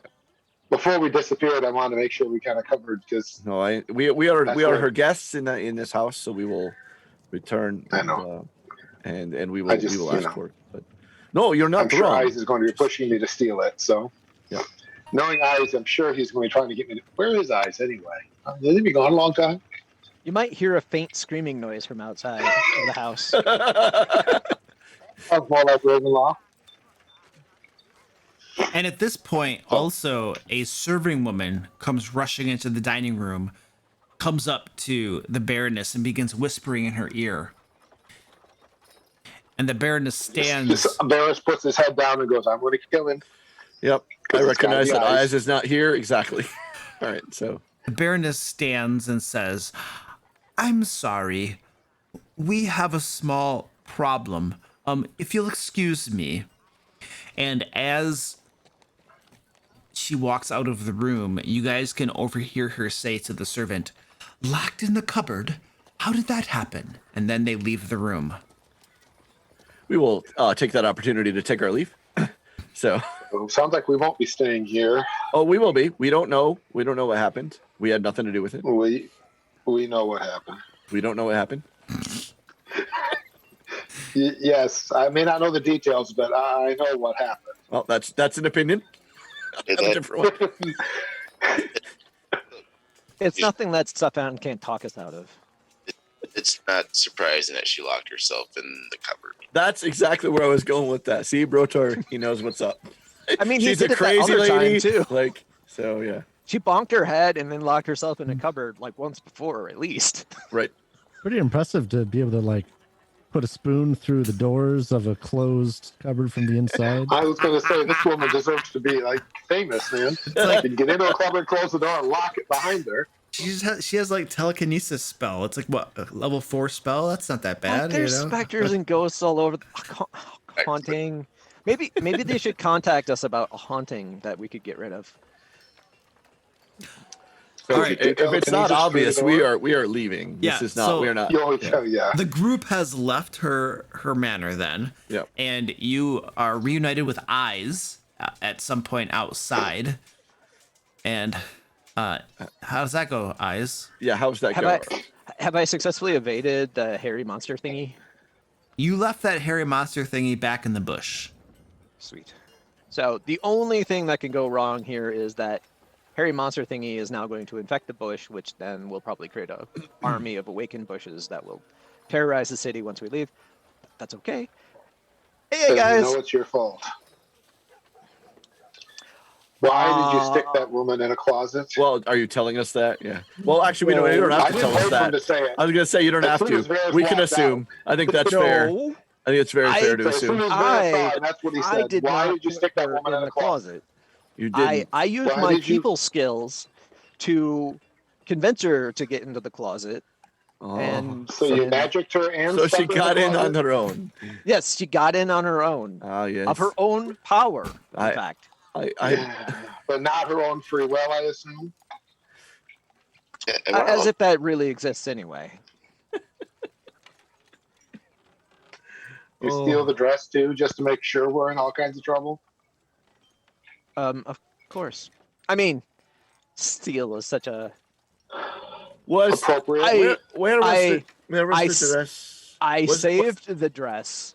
Was the dress like prominently displayed, or was it just in a closet? Prominently ish. Oh, Place it. nice. Illusion. Ice, we could have asked for it.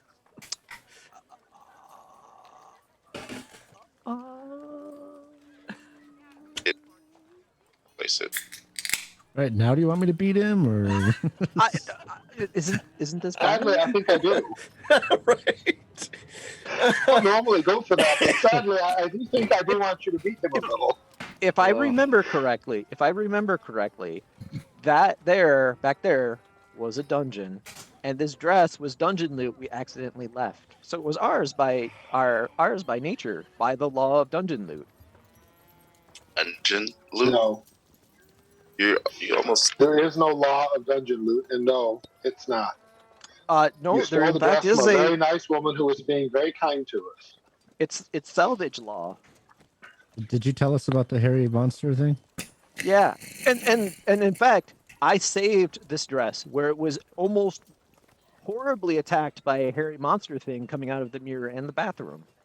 So Great delusions and theft. What a wonderful Yeah. combination. if I didn't get it right then, that creature would have got hair all over the dress, and then it wouldn't have worked.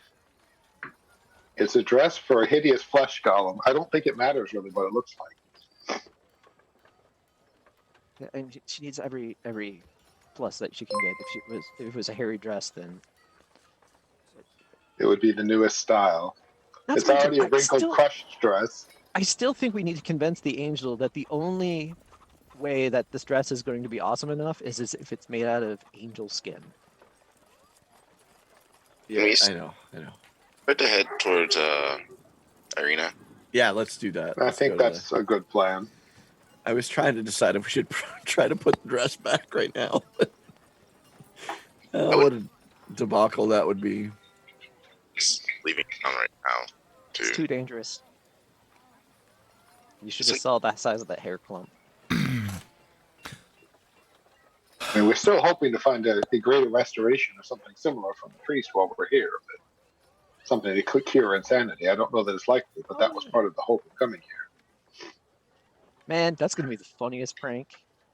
Suddenly he's gonna become sane and he's gonna be like, "Oh God, what have I been doing?" Well, you know, we all have to pay this sometimes. All right, so let's head to the Blue Water Inn. All right. So you guys, Yeah. after your little tea, your tea and biscuits, Tea and biscuits and afternoon thievery. It's very common. you head up to the Blue Water Inn, right up there, and stand by.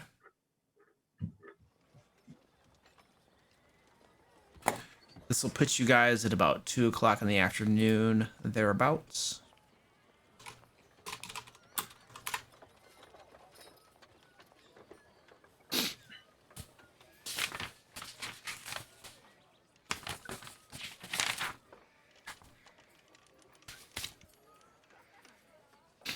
And you guys approach the Blue Water Inn. It's a 2-story wooden building with a stone foundation, and there's a wooden sign outside that depicts a blue waterfall. Inside, you guys find the common room is mostly empty. There are a few patrons. There are a couple rugged types off to one side wearing wolfskin cloaks and some rough spun clothes. They look like woodsmen or something of that sort. They've got weapons on them as well, and they're sipping at a couple drinks as they're eating a meal.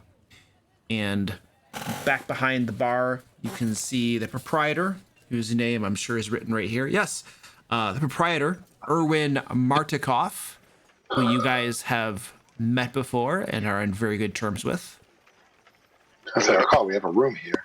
I'm gonna go talk to him. Brotlord walks on up to him, as well as does anybody else who's interested. I will come as well, because I have business as well. I'll see a sign of Isaac or Ismark or Irina. Tag along with them. They're not in the common room, no. Yeah. Then I'll stay with them until we find the two of them. Okay. Hello, Irwin, my good man. How goes it, sir? Oh yes, hello.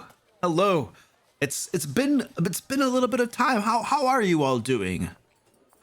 I'm doing well. I have questions, but I also have a couple gifts for you. Oh, excellent. Gifts. I Sale products. don't get How's gifts very often. I appreciate that. Bratlor's Reserve selling? Oh, it's was this a brew that you did really well at, or did it come out pretty poorly? Do you remember? The reserve was not so good, right? It was pretty bad. Pretty It bad. was alcoholic. Okay. Really? Well, honestly, it's not exactly one of the favorites. However, I must say that when clients are deep in their cups, it tends to sell a lot better. And so we have been doing a much better job marketing it than would have been otherwise anticipated. So you need more then? I have heard that the Wizard of the Wines winery has been reopened.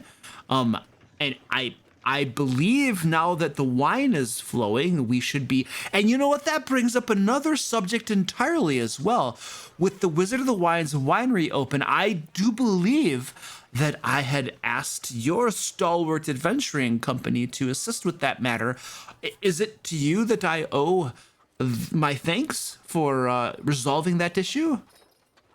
To answer him, I'm gonna pull out 2 bottles of the Red Dragon Crush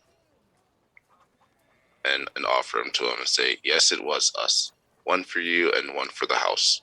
Well, he takes it and thanks you and puts it behind the bar. And I fumble out 10 bottles that I stole from the Wizards of the Winery and start putting them on the floor. And What vintage were they? I just have 10 bottles. I think they're the Red Dragon Dragon. Crush, right? That was the one that was like, we were able to get a lot of. It wasn't very good, but yeah. Which ones were those? That was the second best. Yeah, Red Dragon Crush is the second best one. Oh, it was the not Purple- good one that Okay, we thought we had. so Joe, we're gonna say that was the Purple Grape Smash number 3. Then That's the Yeah. one we had a bunch of access to. Yep. okay. So Irwin is very excited about the Red Dragon Crush and puts him behind the bar, and then Eyes, when you start producing this Purple Grape Smash number 3, he's satisfied but not overly excited, and thanks you for it. Like monetarily? Verbally. I'll pull out a piece of paper and a pen and say, so I'll sign you up for 2 kegs of. Well, Rotos. actually, I wanted to ask you, were you able to speak with my father and help smooth things over a little bit for me? Still hates you. But we will, once we get the other 2 gems back, maybe that will put him better in your favor. Well, but you did tell him that I had sent you, that I'd commissioned you to reopen the Wizard of the Wine's winery, yes? But he still hates you. You really upset him. Can you tell us what you really did? It was over a decade ago. Did you tell him that? I didn't. But did he never tell you what happened? I mean, I feel like He told us that he fell asleep on his watch, and when he woke up, like him is being missing. the wine was gone. The gem was gone, right? Mm-hmm. Yeah. Okay, so he told you what happened then.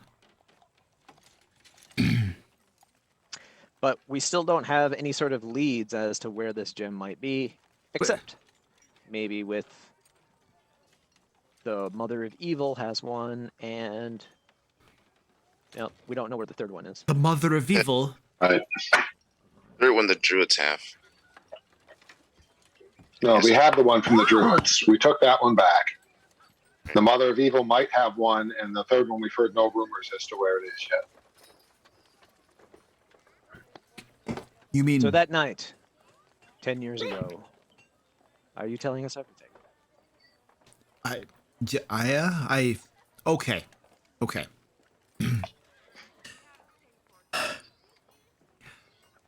10 years ago, I wasn't married to Danica yet. Okay.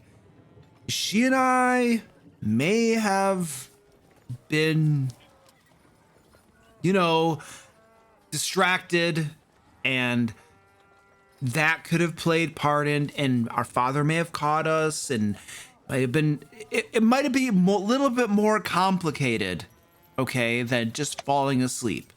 But the basic nature of events, that I was indisposed and that opened up the opportunity for thievery, that's unchanged. That indisposed means naked, right? That's not what Merriam-Webster says about that. Oh.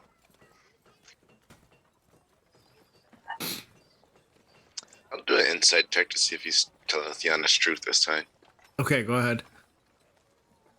And you didn't hear anything other than, moaning and By the way, I'm using Ted's dice tonight, just to let you know. shit. Hey, He seems to be telling the truth, Brotlord. You don't detect any falsehood. Well, I'll tell him, we'll try to get these gems back, and maybe your dad will like you then. I have no idea who might have stolen it.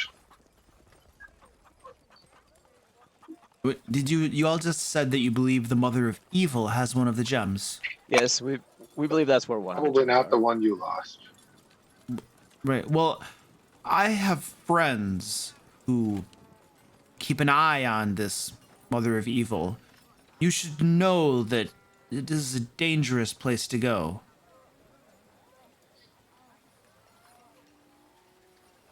Well, it's hardly our first dangerous place we've ever gone. Who are his friends? Like dangerous as in, we're capable of handling dangerous, or like, judging from my, obvious masculinity. No, Miradon's masculinity. And so it's not that dangerous, right? Or are you talking like dangerous walking into the mouth of a dragon and just having him chew you up and spit you out? It's moderately dangerous. I'm sure with a little bit of discretion and making wise decisions along the way, you should be fine. We're dead. A scale of 1 to 20, 1 being a novice, 20 being an. What level do you think? I mean, what number do you think would be appropriate to match this? Well, let me just take a look here.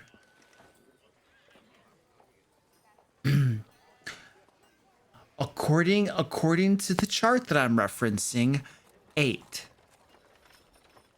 Oh, we got this.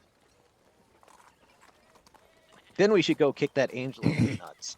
I mean, hermaphrodite parts. All right. So I really need you to sell Brotor's Reserve. Like I said, I got you signed up for 2 kegs now.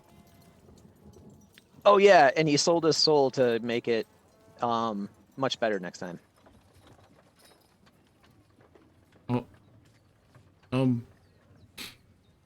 He doesn't know what to make of that. I don't know what to make of that. Us too. He thanks you, Brat Lord, and will happily accept delivery of the 2 kegs. Right on. Oh, and by the way, Ismark and Irina, where are they at? Oh, he believes they're out about the town. They usually once a day will make rounds in the town and just keep an eye on things and encourage the town folk and stuff. It's good for the rulers to mingle among the people of the town. To see how they're doing and speak of matters and things like that. So they tend to do that once a day. They have rooms here at the Blue Water Inn, if you were curious. So they'll be back in the evening, I'm sure, if you're looking to speak with them. Might as well hang out. Yeah, they didn't want to take up residence at the Burgomaster's manor, of course.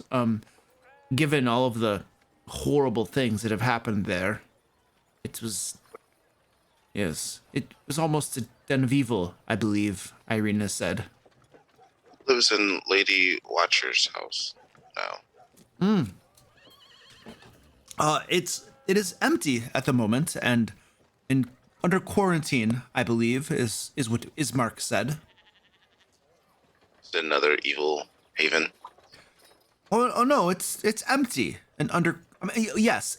In part, but also, obviously, there's the rumors of devil worshipping and demons that dwell there in the evening and all of that. But beyond that, it's mostly a matter of it. Well, it still belongs to Lady Watcher. It's her legal residence, and can't just go trespassing and breaking and entering. And so, people don't go there.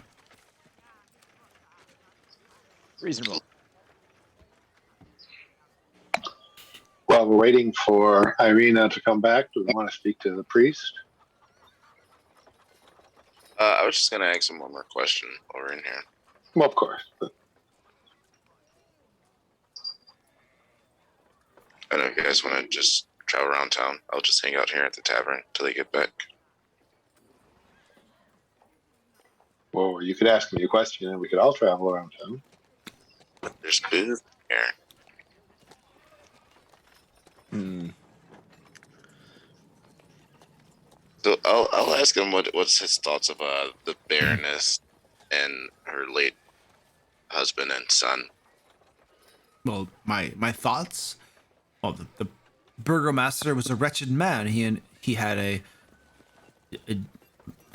demonic lackey, and his son was insane. I think all of Vallaki is better off without them, of course. I'm just putting two together. Like, oh, that's the burgomaster's wife. Oh, Well, okay. Yeah, the Baroness was the burgomaster's wife. Yes, that's correct. No longer, of course. Mm-hmm. She seems to be doing pretty well, all things considered. That is all. Good barkeep. Oh, yes, I always very appreciative. You're always welcome to stay here anytime, and we will take delivery of your 2 kegs of your finest and put them to good use. Okay. The delivery date is to be determined. Take your time.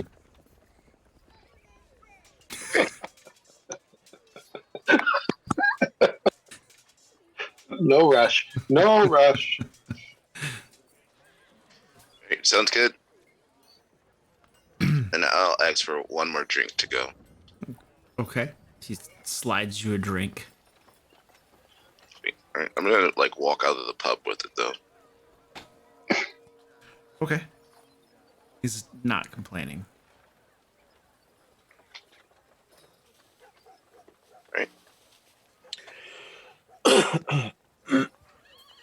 All right, folks. Agreed. Anyone know Yep. if a crazy person casts creative restoration on themselves, does it work?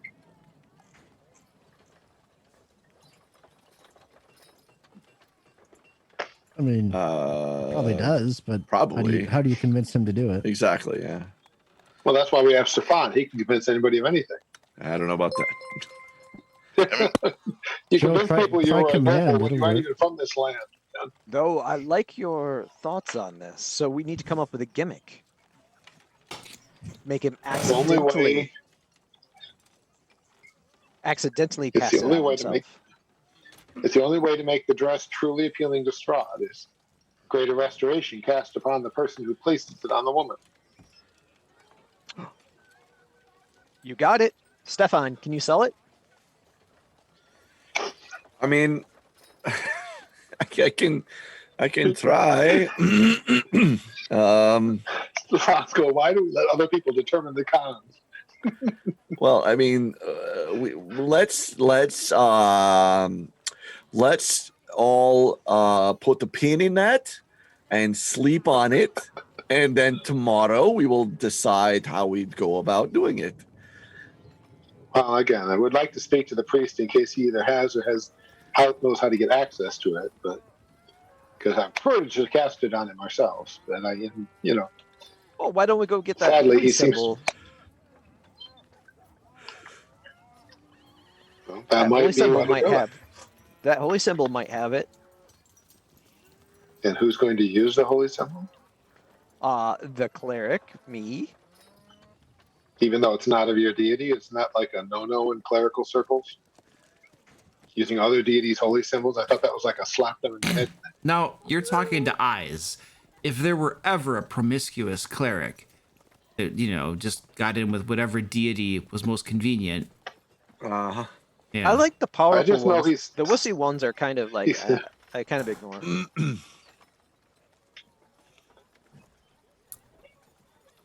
Like I said, I just, I'm okay with it. I'm not a cleric. I just don't really want Vecna coming down to discuss with his cleric why he's misbehaving.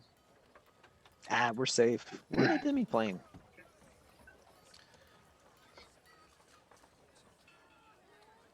Well, I'm certainly good with the holy symbol, but let's talk to the padre first and see. Yeah. See what he says, just in case he has another source. I don't If I expect him to, but you never know. Yeah.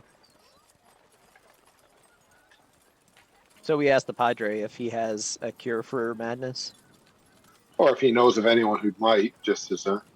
He also might be able to use the holy symbol should we need someone to use it. If it turns out you have to be a worshiper of the Morning Lord to use it, then Did well, you guys, he is. like tell him the whole story?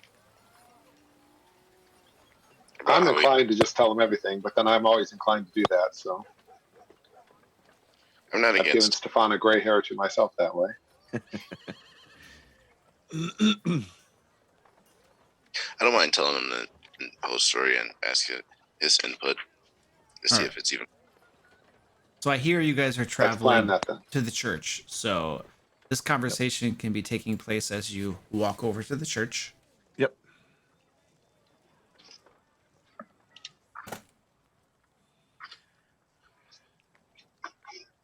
All right. You come into the church. It's mid-afternoon. There's nobody gathered there really. And as you walk down the row of pews, the building appears to be empty. There are a couple of rooms, side rooms with doors. I believe you do know that one of them was his private little, what do you want to call it? Meeting room or something? I think I remember that. Well, let's go knock on that one and see if he answers. You knock Better on not it. be indisposed. Knock on it. After a few moments, the door creaks open, and there you see Father. I believe his name is Lucian. Give me a hot second. Lucius? Oh, I have it. Is this the one who had like Yeah. a sun underneath that was like a vampire? That was the one from Barovia. That was Oh, brutal. okay. Yeah. This is the guy we brought the bones back to. Yep. So Father Lucian Petrovic opens the door. Oh, yes, it's good to see you again. Hello. And he buttons up his shirt and walks out to greet you. Sorry to disturb you, Father, but we have a strange and unique situation we thought you might have some input on. Oh, always happy to help the heroes of Vallaki. Well, whether we're that or not, we at least like to help. We visited the city of Kresk. I don't know if you're familiar with it or not. Oh, yes, absolutely. It's very isolationist. I hear that the what do you call that thing on the hill?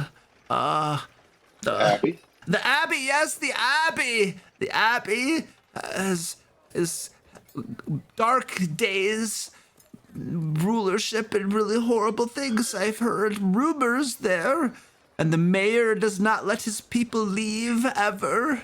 It's a very dark place to visit. Would you like some? Well, so was Vallaki, but Oh, would you like some wine? not for me, thank you. But I'm sure Brotor would. I'll offer That's him the giant beer mug that I brought over.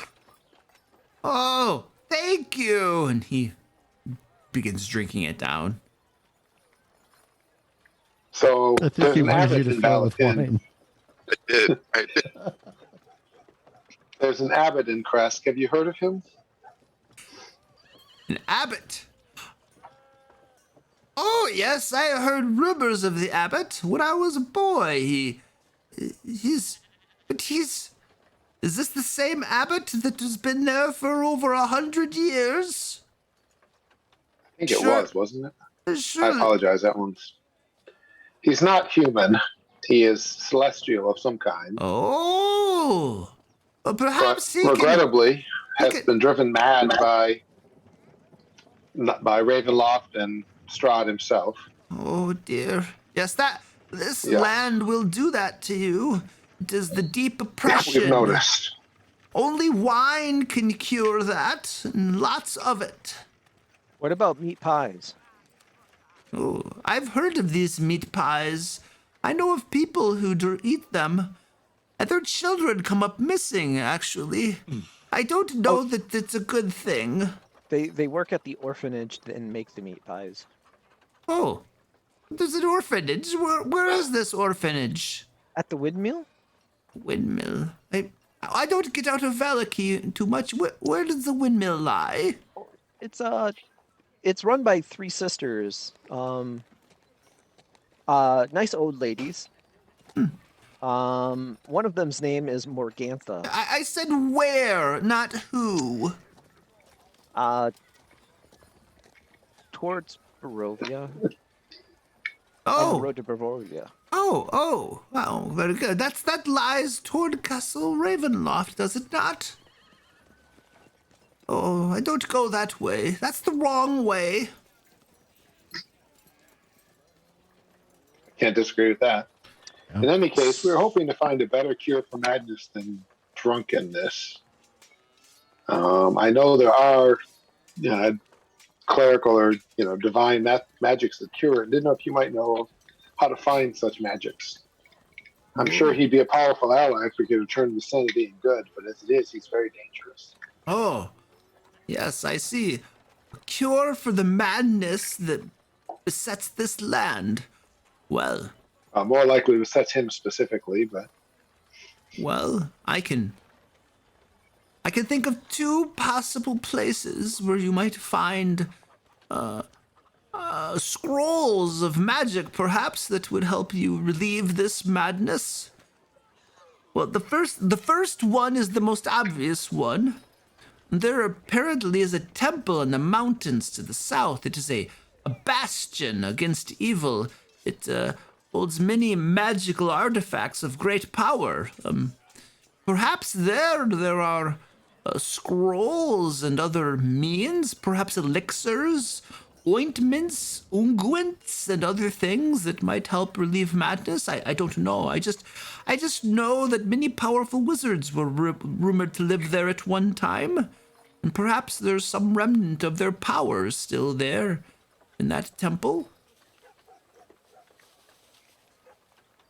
And the second. and the other. Oh yes, yes. This. Do you have any more? He holds the beer stein out to you, Brotlord. And I'll look around and reluctantly give another bottle of the Red Dragon Crush. But this time I only pour like a little bit in. Oh, he takes. Oh, that is very good. Wherever did you find this? I brewed it myself. Oh, you are a talented short man, I will say. The second place is a it is a fortification where rumors say a silver dragon once lived. Back in the days before Strahd became what he is now, the rumors say that a silver dragon led a contingent of knights, and they dwelled in a fortification on a hill. Well, we all know that dragons have treasure hoards, and 'tis possible that a remnant of that treasure still remains, and perhaps you might find something to cure madness. Who can say? Oh, this place has a name. I'm sure I can find it somewhere in my memories. Mount Veritok? No, that is where the mad mage dwells. You don't want to go there. He'll scorch you.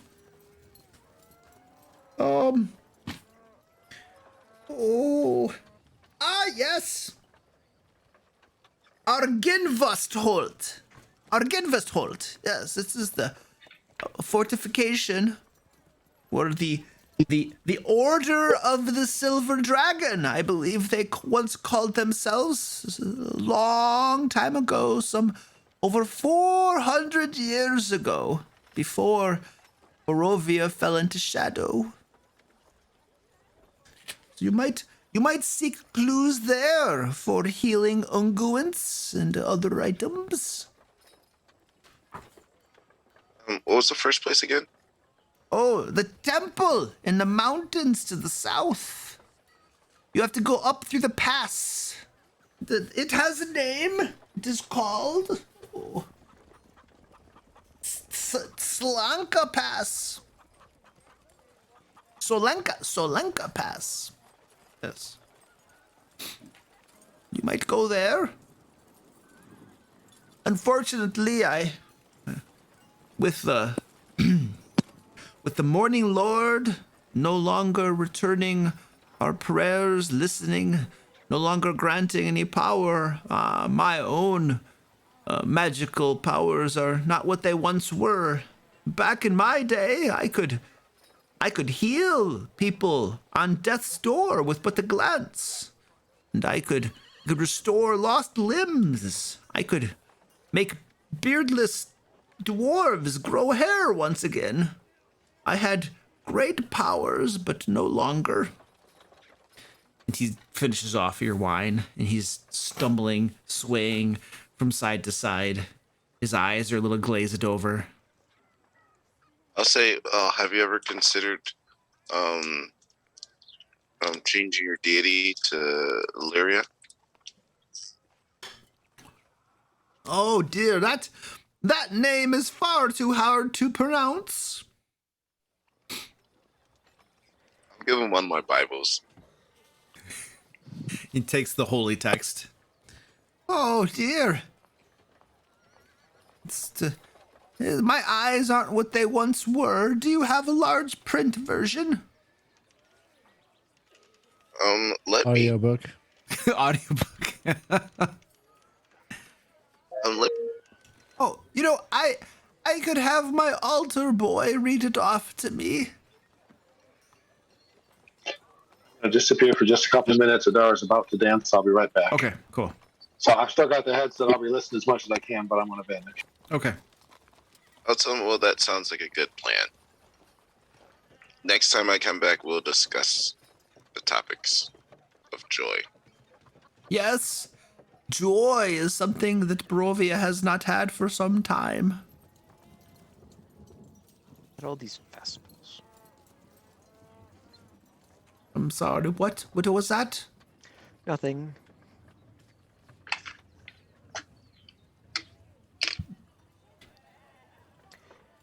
All right, so we'll camp out at the inn and call it a night, and then head out in the morning to our next destination. Were you going to Which stay at was the Mount- inn? The Baroness had invited Stefan to stay there. Correct. Hey, I'm Stefan, always in favor of returning to the scene of the crime. Mm-hmm. how about you stay there? And we'll all stay in the inn. Well, that Yeah. seems like a waste of money, but If you get killed before you die, scream really loud, so maybe we know not to go there. why do you think I'm going to get killed there? I'm sure the innkeeper would give us a place to stay, but this allows you to have more intimate one-on-one time with the Baroness. Well, I agree with you. I think that there at least must be one more person who needs one-on-one time with the Baroness. At least one that I can think of. One that maybe might have put the whole kink in my plans. That one person at least has to come with me. Varys? Yeah, Varys. Because he wouldn't steal the dress. As you know, it is not Varys. But if he goes back with the dress, there's a really good chance we lose the dress, which is the whole point of coming here. Well, if he We've goes, accomplished our goal. if he can go put the dress back, then I can ask for it. Or we could just. So we already here's have my it. thinking on the whole thing. All right, the father was a crazy devil worshipping cult guy. The son was a crazy thing like that. And oh, she's just like an innocent woman, just kind of like, and she's still alive, like not harmed. With some sort of monster upstairs. Yeah, Yeah. yeah. Oh yeah, and not to mention her scary hairy mirror and bathroom. She's terrible at cleaning toilets too. Irina gets a nasty feeling about that house. Is it even worth going back? Yeah, we should burn it oh. down. Stefan, yes, it's worth you going back.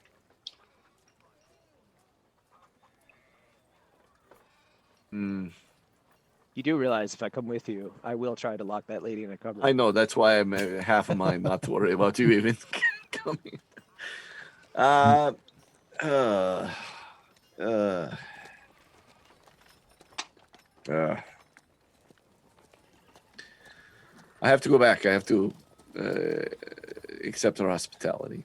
But I mean, I can go and I don't know, drug. it, don't do anything with the drinks. Just don't touch the drinks. That always goes so well. Yeah, always, every time. No, I think. All right, I will have to. How about when she finds out that the dress is missing, say you'll go find it for her? And then Nope. we'll plant it on the old woman in the cupboard. You I just leave will take care of it. him to go find it. Let me handle it. I will fix it. Once again, I don't think you need all of us to go because that will look suspicious. You don't think it will look suspicious when I arrive without my entourage? Mm-hmm. Try to make a move on her.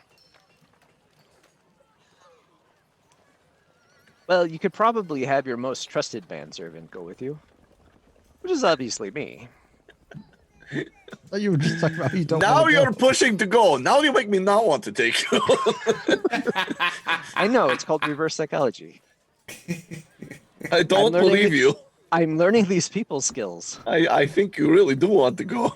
And I think that's a problem. I realized that I had an unfinished business and my nemesis is still out there. Who knows what All she's right. baking? What is Varus doing? I know he's occupied, right? But I have to do a bio. I'll be right. back. So I would want Varus to go, and I will ask him when he's there. Varys would be happy to go with you if you. I have to run back. The dance is just about to start. But You're fine. Varys would be happy to go with you if you would like. Okay, that's what I would like. So I will take Varus with me. Let's take a break since Yeah. That sounds like a good idea. Yep. I was Ice gonna and Varys suggest. are both kind of.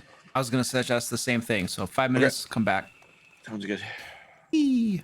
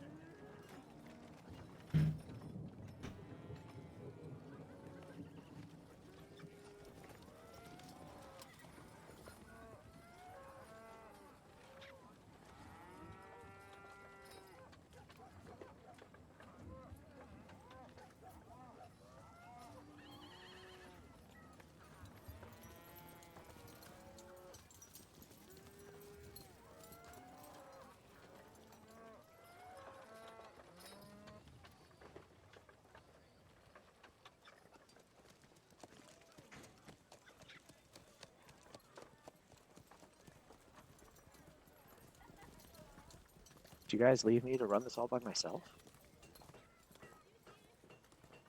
Yes! Finally! I get to be the dungeon master. 20 gold dragons. No.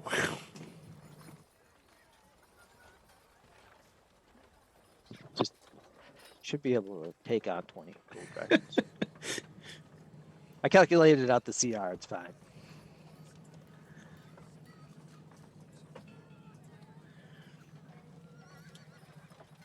I just didn't take a break yet because I didn't need to. So I had when I was a kid, that was actually an adventure I went on. Oh, really? Yeah, and I was playing D&D when I was like 9. We were probably playing it slightly wrong, but Probably, yeah, but who cares? like, I'm not sure there's a wrong way when you're a kid, but yeah, it was still pretty badass. You know, yeah, exactly. Yeah. my guy had electrical armor and a vorpal sword. Exactly. There's 20 dragons. Dude, Yeah. I remember when, like, so I started playing D&D when I was like, I don't know, 12, 13. And then I remember, like, so that was the first experience I had gaming. And then I got introduced to, the power gamers, right? And they were the Star Wars players. And I remember this insanely ridiculous storyline where when I was like 15, where one of the guys was playing a Jedi and was like moving a planet. It was dumb. Nice. I mean, that was the old West End system. I don't know if you ever played West End Star Wars. It was all D6s. And I'm not kidding. He must have rolled 30 D6s to do something. Like, it was bananas. Yeah, I remember when so I was playing Mage the Ascension, Yeah. and I tried to create my own domain by funneling quintessence into reality. Yeah. And the DC or the difficulty was like 30. Yeah. Yep. And so I had to do like an extended test to get to 30. Yep. Yeah. Yep. I got to 27 before I botched it. Nice. I think it's good when you're like, when you get to experience the power gaming, especially when you're younger, because that way you can kind of be like, you get it out of your system. You're like, oh, I'm just gonna, I have a plus 30 to hit. Like, that's stupid and not even that fun right now. But like when you're a kid, it's worth trying. It's worth doing something, those crazy things. Oh yeah. Actually, anytime I'm introduced to a new game, I always like try to break it. Yeah, try to break it. Yeah. And once I've realized how bad I can break it, then I kind of go back and start creating dysfunctional characters. Yep. And then I find out that my dysfunctional characters are more broken than when I was literally trying to break it. Like, who thought taking a level dip of cleric would make my wizard like that impossible to hit? Oh yeah. But you did. That's why you didn't. Yep. I just wanted some armor. I wasn't thinking stacking the armor on top of a shield spell would make me a 9. See, and that's completely legal. But then I go and use the clever, what I think is clever and not game breaking tactic of using a whip with green flame blade, and Wizards is like, nope, can't do that, nope, down. Like, what? But you can break the game 500 other ways, but that one's wrong. That one where I do, oh my god, I did an extra D6 to the guy next to him. Oh, shut that down. But never mind the guy who has like, oh, I can cast like Wish, except it's a 4th level spell. Like, that's fine. But come on, man. Wait, who can do that? No, I'm just giving a stupid example. Oh, okay. You know what I mean? Okay. Like, they have these dumb examples of way OP stuff. Yeah. And they say that green flame blade going 10 feet is game breaking. Oh wow. You have the paladin. That was in your favorite book, Luke. That was in Tasha's. Oh yeah. A good thing Yeah, you hate they that said it was book, so game we can breaking. ignore it. Because that's why I took the whip, because I thought it'd be fun to have green flame blade on a whip. It would jump, and I could be 10 feet away, not have to be in melee range. You know, it's a whole thing. I thought it was a cute character thing. They said it broke. They can't do it. You can't do it. I feel like the game designers no longer have any business saying whether something is game breaking or not after having published some of this new stuff. You know, they just yeah. They have no room to speak. I just couldn't believe it. Of all the things that they came out and said couldn't work anymore, that one, like, that was your hill, guys. That was the one that like broke the back. Like, it's like you justify the next edition though, is you break crazy things. And they go, oh, we got to put on a new edition because the old one got broken. Yes. We don't know how it happened, but now that it's broken, we'll do a new edition that fixes all those problems that this 5th edition have. Yeah. That's my current theory. My current theory is that, you know, the more splat books you have, the more things get broken. Eventually, things are so broken that the solution is a new edition. A new edition. Absolutely. Yeah. I'm just waiting for advanced. I mean, it's been 1st edition. It's been every edition has been that to some extent. I mean, it's true. 1st edition it was the Unearthed Arcana book. Yep. It totally broke. I mean, when you play those, they totally broke the system. Second edition So, had we'll do second edition, and second When edition Advanced had Dungeons and the Dragons, when the Advanced Dungeons and Dragons 5th edition comes out, the first rule Advanced I 5th want to edition. see, the first rule I want to see, can't swim in plate mail. right. That's the Right? only It's not one gonna happen. that bugs the It's not gonna happen, dude. So stupidly unrealistic that people can swim in plate. You guys, now. you don't understand. Wizards, they're becoming more permissive and more allowing for everything. Yeah, They pretty they much are. allow players to do almost anything they want. You know, you can. Which- you can like your racial bonuses no longer matter. You can swap those however you want and stuff. Like they're basically death doesn't matter, almost dying doesn't matter. Like everything is really just shifting towards like player invincibility and doing whatever you want. You know what I mean? So like which is so not a fun game to play. By the no. way, so Yeah. if you're not invested, like why are you playing? Like watch a movie, right? If you want to do that, I mean, there is the thespian aspects of all of it. there is, and I've participated. There are non-dice role-playing games. They exist, right? Mhm. And one of them was what was that series? Amber, the Amber series. Amber was the best one I know best. So yeah, that was the one that existed. That was a non-dice role-playing game, and fun, right? But like different idea than D&D. It's different, right? It doesn't. You can't have D&D be everything. It can't be everything. So. But it's the world's greatest role-playing game, Yeah. Kevin. Yeah, I know. I'm my bad. Only 'cause I know. they trademarked Tonight it. they will break into my house and kidnap me for talking crap. But they just problem take is- all of the other games. Right. Yeah, They're catering to a casual crowd, and it's made them more successful than ever. Yes. But it means that if you're a diehard, I mean, that's the whole thing with 5th edition, right? Is let's make it easy. Correct. And let's make it accessible. That's how it's been from the start. Mhm. That's why there's like no actual, you make like 2 choices on your character and then you're done. There's no complication to that. Yeah. You know, they went Yeah. away from 3.5 and Pathfinder where you could do damn near anything you wanted, and things actually mattered. And they're more popular because of it. So they're not going to change that. No, they're not. I know. Absolutely. Yep. It's like gyms that don't cater to muscleheads, they cater to soccer moms. They make more money, therefore more popular. Yeah. Yep. It's true. And not to mention, you can level up your playing group as you guys stick together and play for longer. We can Yeah. all decide, like, you know what, this revivify spell, that there should be a Oh, higher cost yeah. to it. You know, Yeah, that's what we do. Obviously, you know. we can house rule it. I mean, Luke makes rules about things that, like, regardless of whether in the rules, we all agree, like, yeah, it's pretty broken. So we all, you know, nobody fusses over it. So, Yeah. Yeah. All right, you guys ready to rock and roll then? yep. All right. What were we doing? You guys were, I think you're still at the We church. were- Several We had things. just killed Strahd, actually. if I'm Oh, remembering yeah, correctly. right, yeah. You just killed Strahd. Well, Yeah, the puppet Strahd. Yeah, the mists of Barovia recede, and you guys are welcome to leave. The people, Oh my God, the spoiler people are alert. very Yeah. happy. Spoiler alert. Yeah. I thought we just got the apparatus of koalas, so we were going to drive that thing around. Wait, Luke, I thought I inherited his power once we killed him. Oh, I'm sorry, Eyes. You died in the battle against Strahd. Oh, you Yeah, died. definitely. Oh, damn. Yeah. Yeah. Yep. Sorry. All right. Rise as a vampire, but we had to stake you. So I don't know the Was it full. because I ate something Rotor made? It probably was. Yeah, that's a fair assumption. This last drink.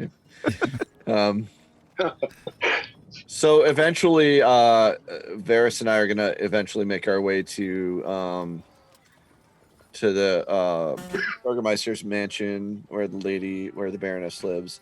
That you can let us know when that happens. I don't know if anybody had anything else to do, but that I have nothing else to do today. So if anybody else has anything they're doing in town, well, I have one other thing. I have one other thing that I want to do. This is part of my evening, but I want to make sure, and it's sort of related, but it's not anything that's going to take up a bunch of time. So if anybody has NPC related things, this is not.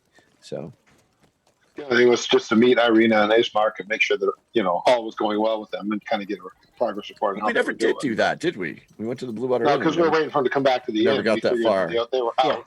Okay, We so we're haven't doing seen that. them. Yep. That's true. So we're doing that. You know, if we cross their path, well, that'd be even better. But if we don't, we were kind of meeting back at the end. Yep. All right. So at some point over the course of the day, you guys track down or run into Irina and Ismark as they're making their rounds about the town. And they greet you and inquire how things are going and say that it's good to see you again. Good to see you too. You're alive. Mostly You haven't been kidnapped. Check, check. Is there anything else to talk about? How is the ruling of the town going? Oh, yes. Things are going fairly well.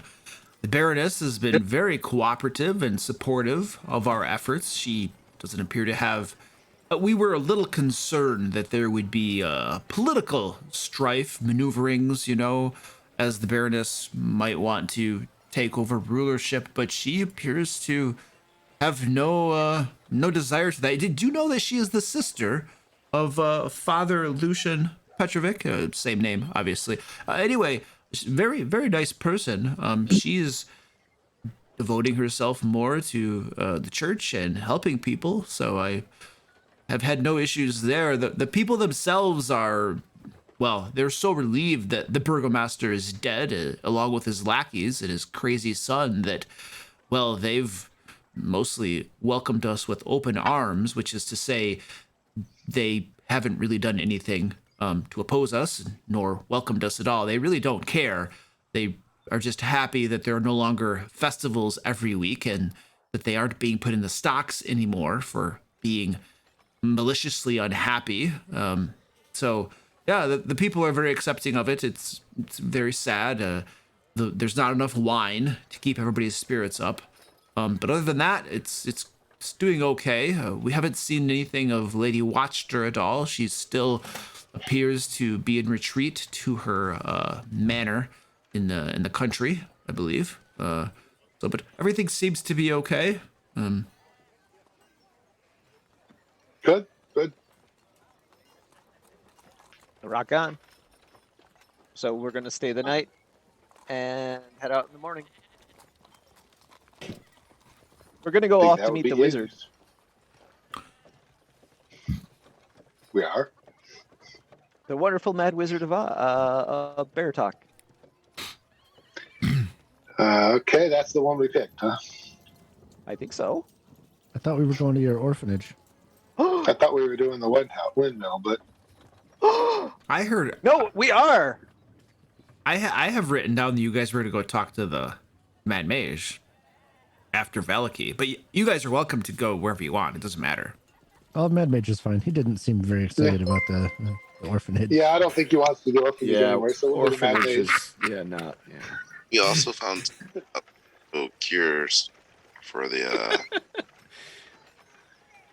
But It's impossible places Yeah, to look, I don't right? think the meat pies were one of the cure options. You're No, right. I'm pretty sure that no, the no, orphanage he was said it would entirely it would off work. the table. I don't remember even caring about it. He said Yeah. it would work. He said it. He said it. It's rolling Mad double Mad again. Mage it is. All right. All right. Yeah.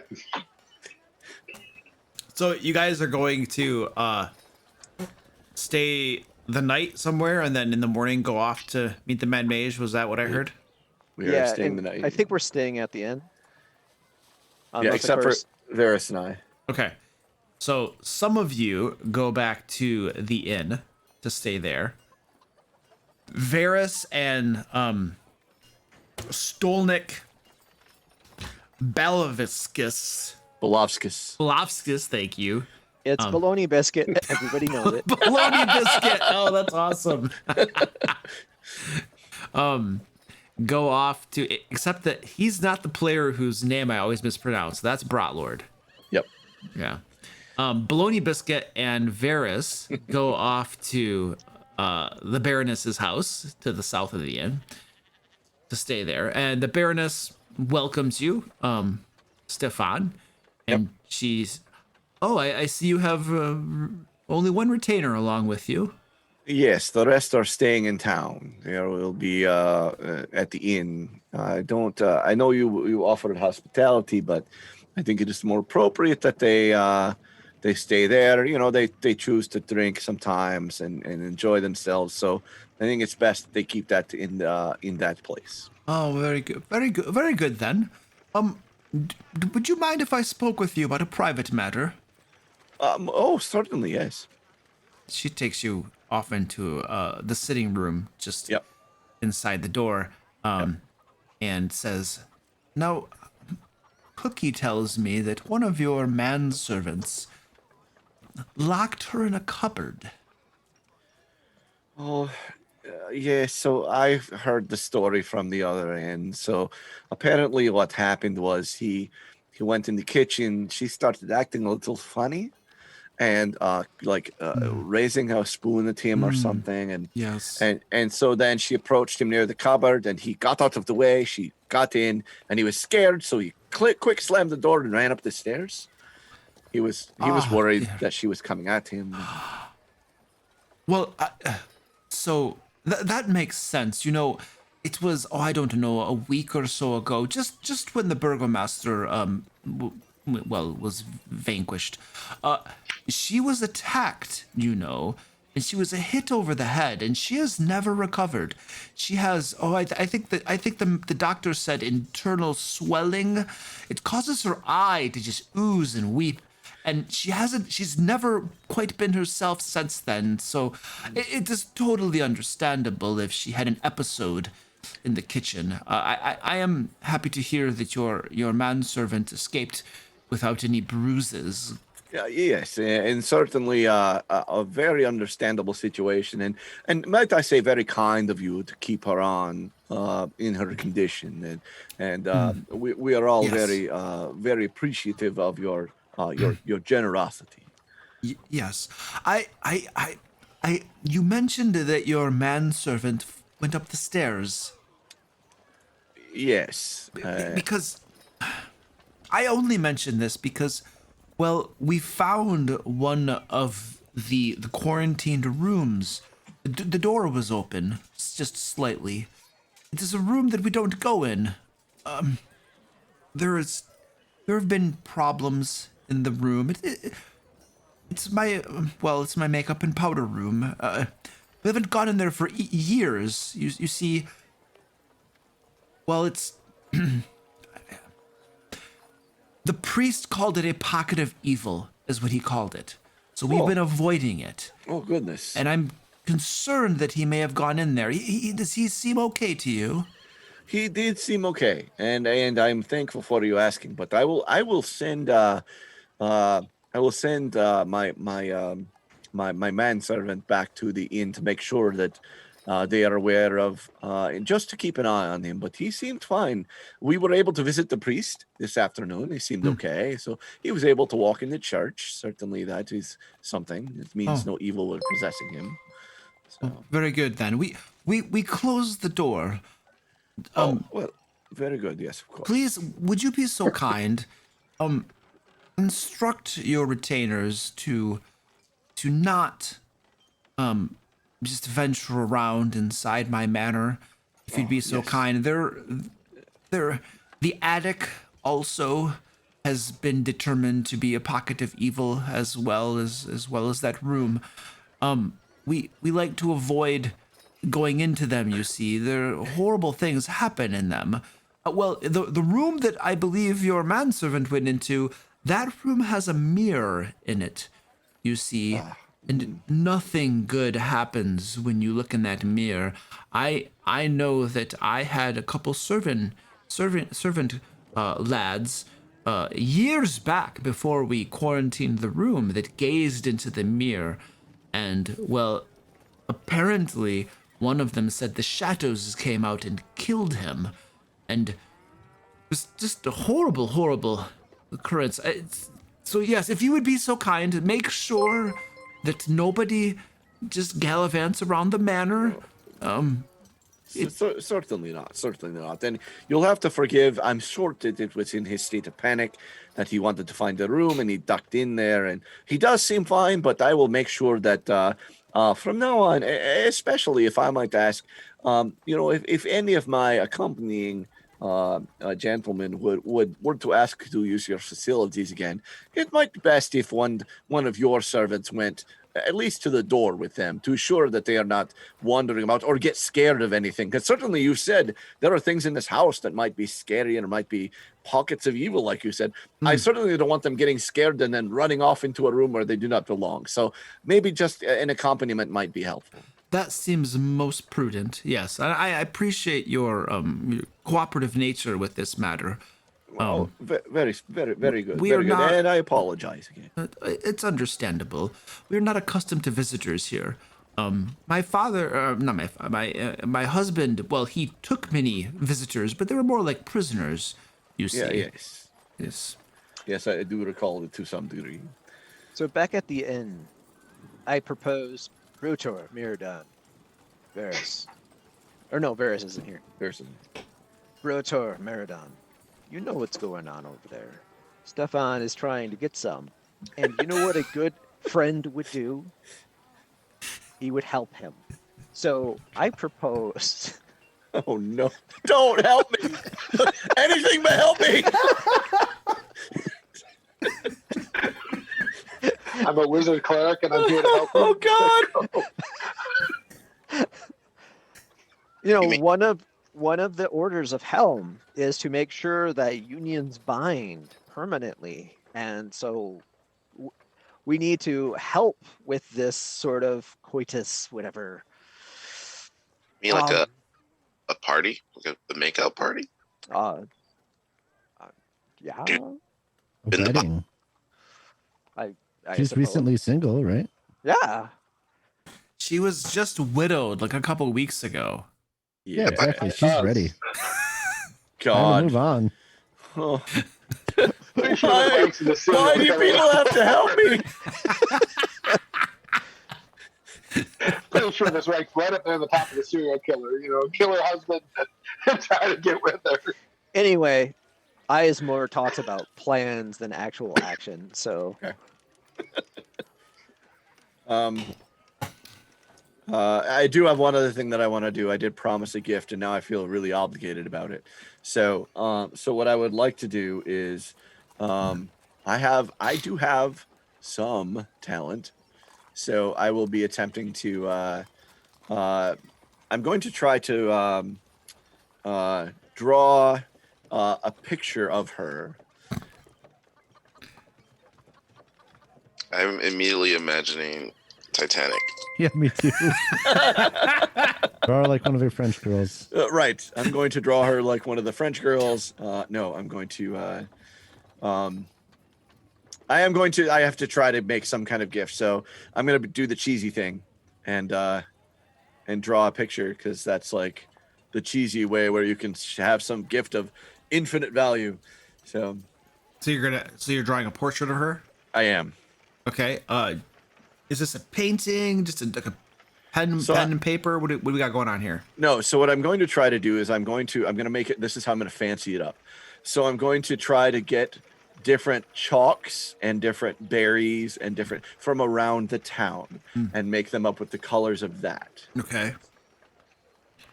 Mixing it together. Yeah, to get different colors. All right. Yeah. Do you have any like craftsmanship abilities in this sort of thing?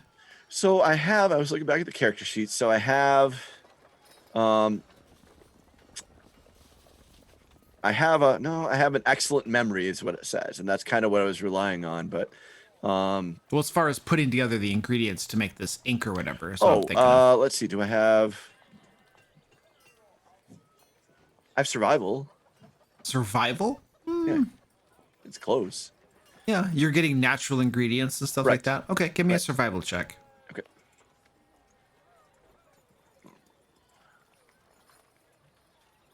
Oy vey. Okay. So you as you're looking for these ingredients, Yeah. 2 hours go by and you're beginning to come up a little shy. Yeah. Would you like to keep on looking?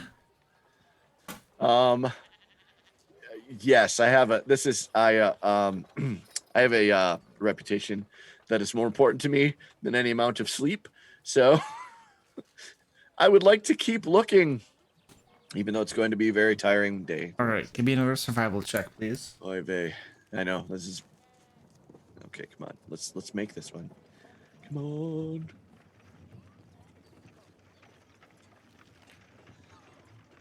That's better. All right. After another couple hours, you manage to get the chalks and berries and other pigments necessary for this. Yep. And you draw yourself a nice portrait of her, which is going to be a check. Yep. Drawing seems to be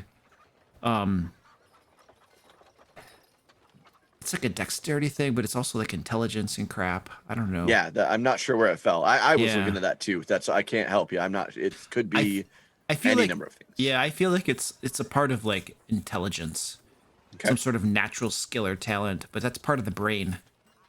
Okay. Plus, because my daughter is not very good at things athletic, but she's a very good drawer. Sure. So I'll go with intelligence. Okay. Dexterity could work too. Yeah, that could work too. Yeah, exactly. That's the point. It could go so many directions. So I am going to use favored by the gods, which I will post so you can see it.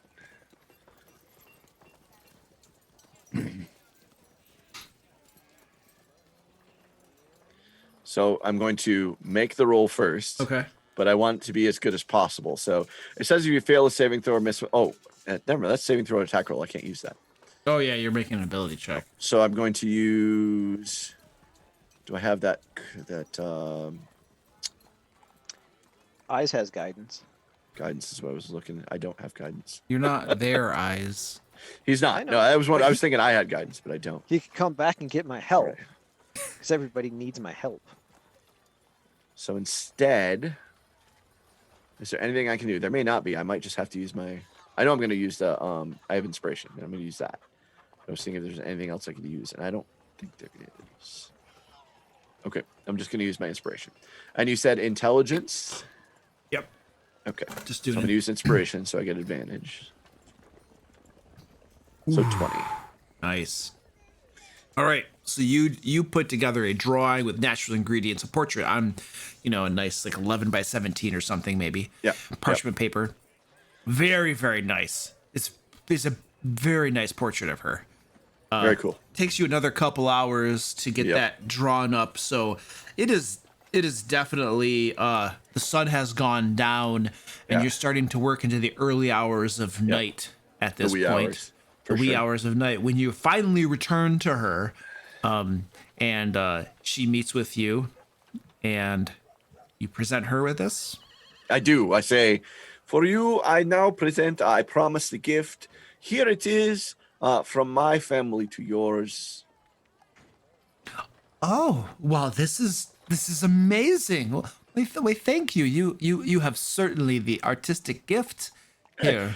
And I also wish you to know, so that you may tell others who view it, that this is made entirely with ingredients found here within the city. Oh, well, The berries, the bushes, the chalks. Oh, yes, yes, that's very good. It's a very creative. Much skill went into this. I do appreciate this. Absolutely. It shall be hung, in an appropriate place where folks may dwell upon it. Very good. I feel that it is only right that I would extend to you a favor as a token of my appreciation for this gift. Oh, well, I certainly recognize that you have done me a favor by helping me stay in this town in a nice place and offering me food and. No, that is simply a courtesy of one noble to another. Now, if there's anything that I might help you with, please speak it, and I will do what I can. Well, if you don't mind, I will reconvene in the morning with my entourage, and we will. Before we set foot out of town, we may return to you with asking, or I may return to you another day. That is very good. The offer stands. When you are ready to collect, you just let me know. And she will. It's getting late, and she's gonna retire, so she'll have some of her servants show you to your room. Very good. Yeah. They are having you stay in Isaac's bedroom, and it still has all of those dolls in it that look just like Irina. Okay. Well, I could have just drawn more portraits here because I'm not sleeping. So, because that's disturbing. All the dolls. I will spend a half an hour or so turning all the dolls' faces away from me. Okay. I cannot have them looking at me while I sleep at night. Okay, you do that. You turn all their faces away from you before you go to sleep. Creeping me out. Varys, Yes, sir. They find quarters for you as well. Just on the opposite side, just to the north of the doll room that they put Stefan in, over to the left, you remember that room where you guys found the shoemaker being tortured? I do. That's been cleaned up, and it now has a small cot in it where you're being Wonderful. offered to stay the night. I would make the note to the servant or whoever is taking me that I am skilled at cooking. If it might be possible, I'd love to assist the chef in the kitchen if she would be willing. I certainly don't want to impose, but in Sure. order to make myself feel more welcome here, that would be something I would be grateful to be allowed to do. Yeah, you could have done that while Stefan was out doing Yeah, at his some thing. point, yeah. So I figured he was out doing his thing. Yep. So you can help the cook cook some things up and stuff like that. I feel horribly guilty for what happened to her, so And that I can't heal her, but I can at least work with her and make her life a little easier for a little while. Did she ever see you, or did you sneak up and smoke her from behind? She saw me. She did. I smoked her from behind. I was the one that was in front of her. Oh, okay. Whether she would remember after being swacked on the head and having brain swelling is a bigger question. That's a good question. She appears to not recognize you whatsoever, and she is very, very appreciative of your help. It's bread day, so they're making bread for the week, and she's happy to help, asking you to knead it and all that kind of stuff. She's constantly wiping the ooze away from her eye as she's kneading the bread and all of that stuff. Adds extra protein. I'm good. I'm sure Tor gets that piece. He's got a good constitution. All right. Everybody else who's back at the inn, were you doing anything before bedtime? Just turning in? Yep. Okay. Yep. Ask around about the temple in the mountains. So what is that? So pass? Solanska Pass or something like that, yeah. I'm asking about that. As Okay. people come.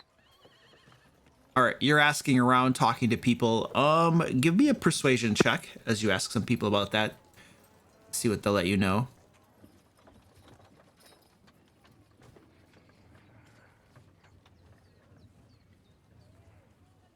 So 15. bad. Okay, so you run into a few people that don't know anything, and finally you run into a really, really old man. Can't barely walk. Oh, yes, I can tell you about the Ember Temple. Tell me, what would you like to know? What kind of treasures are there? Oh, well, the Ember Temple was once ruled by a group of wizards, powerful wizards. And these wizards scoured the lands, finding evil artifacts and other items of foul power. And they locked them away in the temple for safekeeping. They enclosed them in protective magics and prevented these evils from falling upon the land. Well, centuries ago, eons ago, maybe, this evil began to leak outward. And it corrupted the wizards themselves. It leached into their souls. It consumed them with darkness. These wizards turned upon themselves, and they tore themselves asunder. And the temple fell into darkness. And now, who knows what lies there? Evil, wizards, liches, foul demons. Did that answer your question? A little bit. You seem like you've been around. How much experience would someone need before going there? Oh, well, I would say that you could always go there, and if the first room seems to be crazy difficult, you know that you're in over your head and you turn around. You see, this is the advantage of a sandbox-like adventure. You don't know exactly where you're supposed to go next, but that's what makes it fun and unpredictable and exciting. All right. For your help. But if you're looking to get levels, if you complete one plot hook at a time without getting and going on multiple ones without wrapping them up, that usually helps you advance faster than if you were to start a lot of things and never wrap them up. That sounds like a plan. Yes. I used to be an adventurer myself before I took an arrow in the knee. But He needs a better cleric.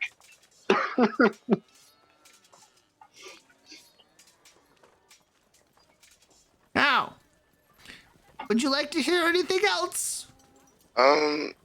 no, I think that's about it. I mean, if you know anything about the silver dragon, but I don't want to keep you. Silver dragon? I don't know anything about a silver dragon. Okay. All right, on your way, sir. All right. My good man, have a good evening. I will. See you later. Goodbye. All right. Bye. He walks off very slowly. Then I'll go to bed. All right. You guys turn in for the evening.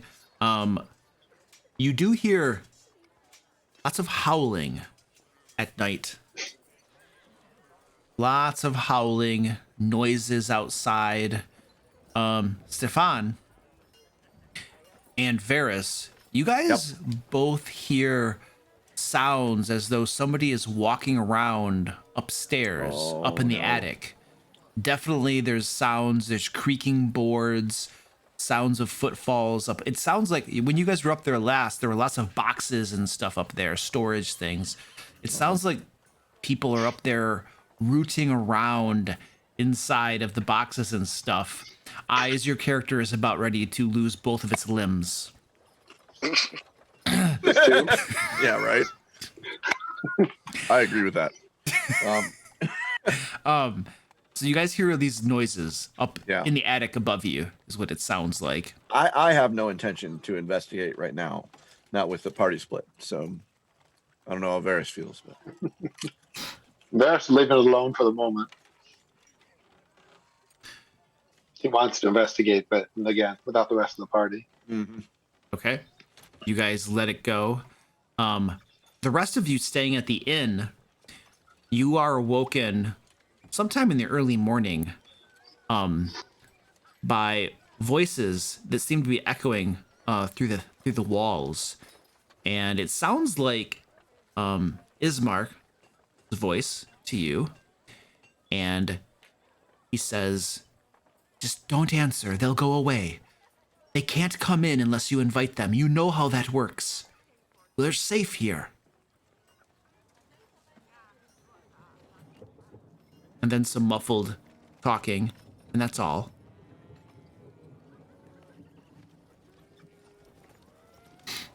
Oh, yes.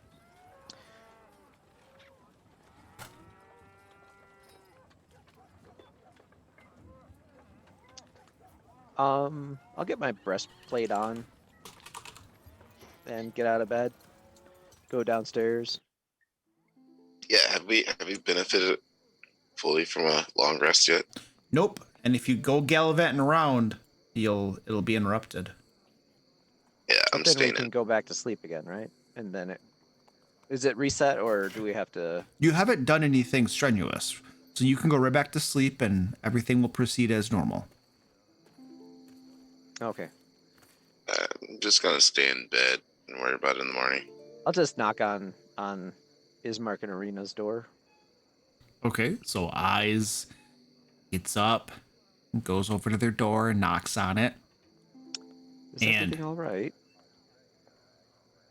Who is that? Its eyes. Yes, everything is fine, thank you. Are there vampires outside? They'll leave soon enough. Just let them be. They can't come in. Okay. Wouldn't happen to want us to take care of these foul fiends.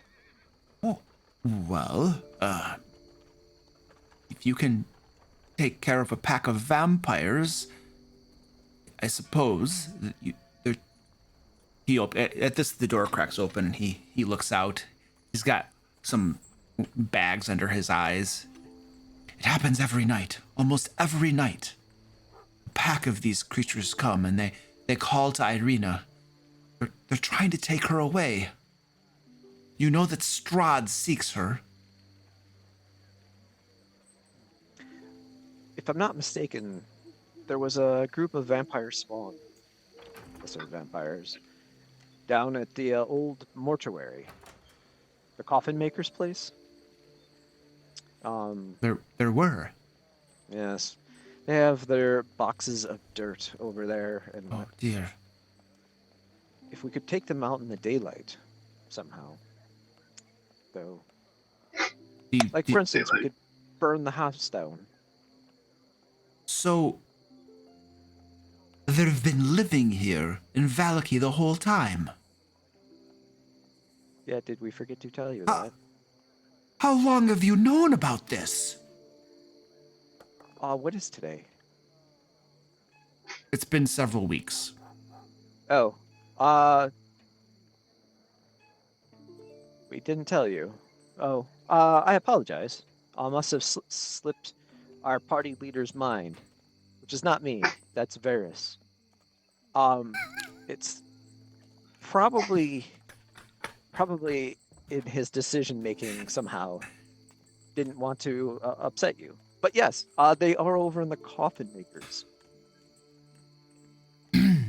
Well, they certainly need to be dealt with. Is that something that you can handle, since you didn't let us know that minions of the devil himself were dwelling here amongst us? I mean, we just kind of assume they're everywhere. That's a fair point. But yeah, no, yeah. Well, I'll let the guys know. We'll go over there, burn the house down. Burn the house down? Yeah.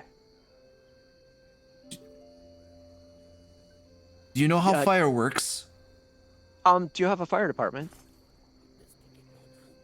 Fire moves from house to house. You could burn down half of the town.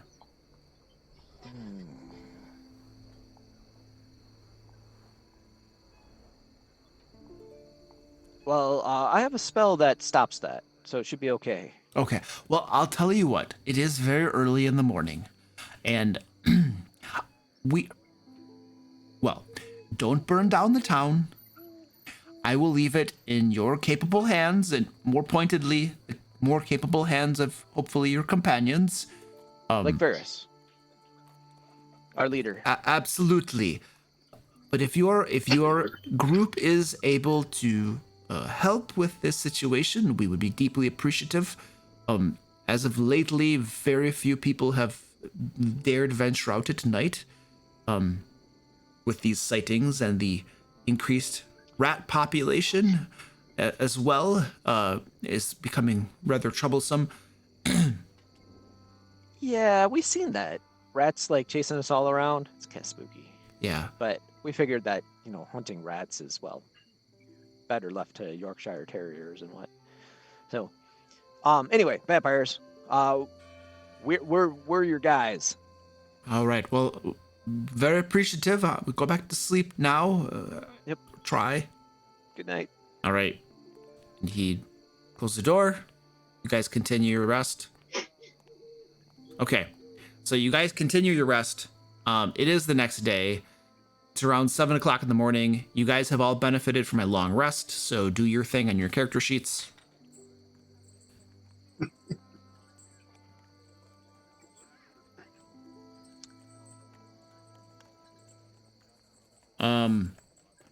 I do want to note, Stefan. Yep. When you awaken in the morning, all of the dolls are now facing you once again, and about half a dozen of them are sitting at the foot of your bed, staring at you. Okay, I get dressed probably more quickly than I ever have, and I get out of that room as quickly as possible. I don't care if it's 5 a.m. I'm an early riser. It's fine. The door appears to be latched. You're having a hard time getting it open. Oh, no. No. And you see one of the drawers on the dresser begin to slide open very slowly. Okay. Windows. Do we have windows? Unfortunately, his room is smacked at literally in the middle of the layout of the building, so there are no windows. Well, I mean, death by $100 doesn't sound too bad. yeah, okay. And That's Not sure I agree certainly with one that opinion. one. as the drawer is sliding open, you can see a large doll's hand grasp the edge of it from within. Oh, God. Okay. Can't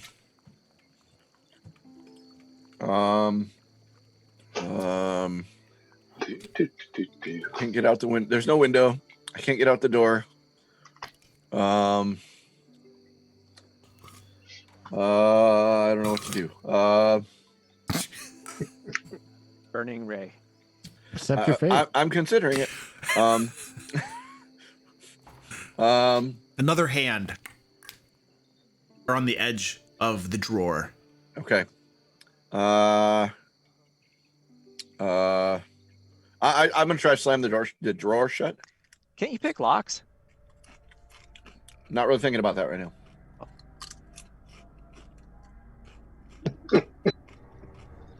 All right, Trying not to die. You slam the drawer shut on the doll's hands. And you can see a doll's head through the crack that's there after you slam it shut. And it looks like Irina's face. All of these dolls have Irina's face on it. Right. And it's misshapen face, fangs coming out, screaming at you. And you're holding the drawer shut, and you can feel a bit of force, not too much force, it's a little doll, but some force pushing back against you. I start yelling for Varys. That's what I would do. So you're just screaming. Varys! You're screaming very loudly. Varys, your room is just down the hall. You awaken in the morning to hear Stefan shrieking for you. I will sprint that way at my best speed, which is really fast. Grab my spear if I can and head that way. Okay, you got your spear. You get to his door. His door is closed. I'll open it. Okay, you open his door without any problems at all. It opens inward, and you can see there Stefan pushing against this drawer that has a couple of doll hands pinned in it. And he's shrieking Leap in, loudly. spear ready, looking for the enemy to stab. Looking Then around. looking at Stefan going, late for breakfast? What's Varys, going on, Stefan? Varys, the doll was, and then it came up, and they're all looking, but they weren't, and now they're sitting over there, and they're looking, and the woman's trying to get out. Okay, I'll take care of the dolls, Stefan. Why don't we just go downstairs now? It's okay. As soon as I recognize the door is open, I leave. I get out of that room quickly. Okay. You get out of the room very quickly. Do you gather up your things at all? Yes. Okay, so Gather up his things. gather up your things. With Varys' help, very quickly. Very quickly and get out of there. Varys, you can see that this doll's hands that he had smashed in this drawer. It's a doll of Irina. It looks like some of the hands were damaged by being smashed in that door too. It's a larger doll I'm sure. of Irina. I'm sure. I'll just help him gather his things and leave. Okay, you gather up his things. As you gather up his backpack, Varys, you notice that the satchel, or the flap or whatever, is open, and you flop it I'll closed. cinch it back down. Cinch it back down and carry it out with him. He never takes care of his stuff. I hate you so much right now. I want you to know that. Hey, who? Sorry. Paris, because I'm going to find it later, then I'm going to be so mad. Cinch everything down. I wish you would learn to close his things up before he goes to sleep. God damn it. All right, so you guys are out of there. The Baroness. Oh, on the way downstairs, actually. Stefan, you can heal, right? Yeah.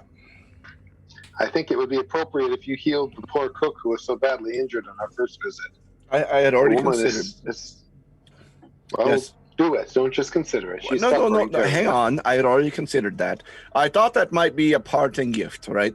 So, right as we're walking out the door, that's when we do it, right? So, Why would you delay rather than helping the poor woman as soon as you can? memories and whatnot, Let's give her a minute to get her No. memories back where we're not around. I really think you should just help her out. They know we were here and we fought the Baron and killed the Burgermeister and killed him. It would not be that terrible a surprise that we were the ones involved. As a matter of fact, I'm surprised they haven't figured it out already. Plus, the woman's making your breakfast with a drippy, runny eye. Oh God. Okay, yeah. No, that's the best point that he's made so far. Okay. You gotta know your Because audience. that's disgusting. So okay, that's fair. So when we get downstairs, yes, I will if she will let me. I know she's kind of nutty, but I will try to see if I can put a hand on her to heal her. Yeah, she reluctantly allows you to attempt the healing. Okay. What are you casting on her?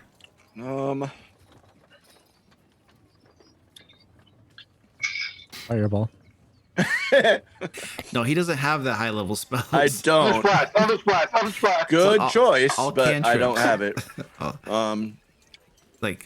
Yeah, it could be firebolt to sear away the ooze. I just want to try cure wounds. I'll just do that. Cure wounds. Yeah, see if that's enough to. Okay. You clamp your hand over her eye as you chant your spell, Yep. and when you remove your hand, you can see that the swelling around the eye has gone down, almost completely gone. The oozing has stopped. Oh, I feel so much better now. Oh, thank you so much. And she comes and gives you a big hug, and you are as curative as you are handsome, my dear. And she plants a big wet one on your cheek. Oh yes, thank you. Oh, so kind. And she pinches your We're coming bottom here to too. get some. All right. All right, guys. Next time we level up, there's a nice little spell right. Out of focus. Nope, it's not going to focus on it. Yeah, it's out of focus. What are you saying? There. Tiny servant. Tiny servant. Yeah. Third level spell. I can animate dolls. Yeah. Oh God. Nice. Sure, Stefan's gonna have one or two for his animate, so we're good. This is good. You might not need that spell. Right. All right. So you get, the Baroness has breakfast served up to you guys. Everybody else in the inn, you can get breakfast as well and all that kind of good stuff. What would you guys like to do now? I'll head off to the wizard. Get back together and go visit the wizard, since he doesn't want to go to the windmill after all. I will let the group know. By the way, I'm off camera because I'm eating, but in case you couldn't hear it, I will let the group know that that the Baroness has offered us a kindness if we should need it. So we have a favor in the city. Should we require anything here? So keep that in mind. So, we could have got the dress without robbing the place. Yeah, I know. Yeah. Is the wizard Where's he located at? Mount So- Baratok. So the rumors, what you guys have heard, so on the northern part of the map here, you see how it says to Lake Zarovich? So Lake Zarovich lies to the north of Vallaki. And let me pop you over to another map. Give me a hot second. Let's go over to the world map of Barovia. And let's do a zoomy. Okay. So you guys are in Vallaki here. Lake Zarovich lies north of Vallaki. And the mountains, the Mount Baratok, basically lies to the north of Lake Zarovich.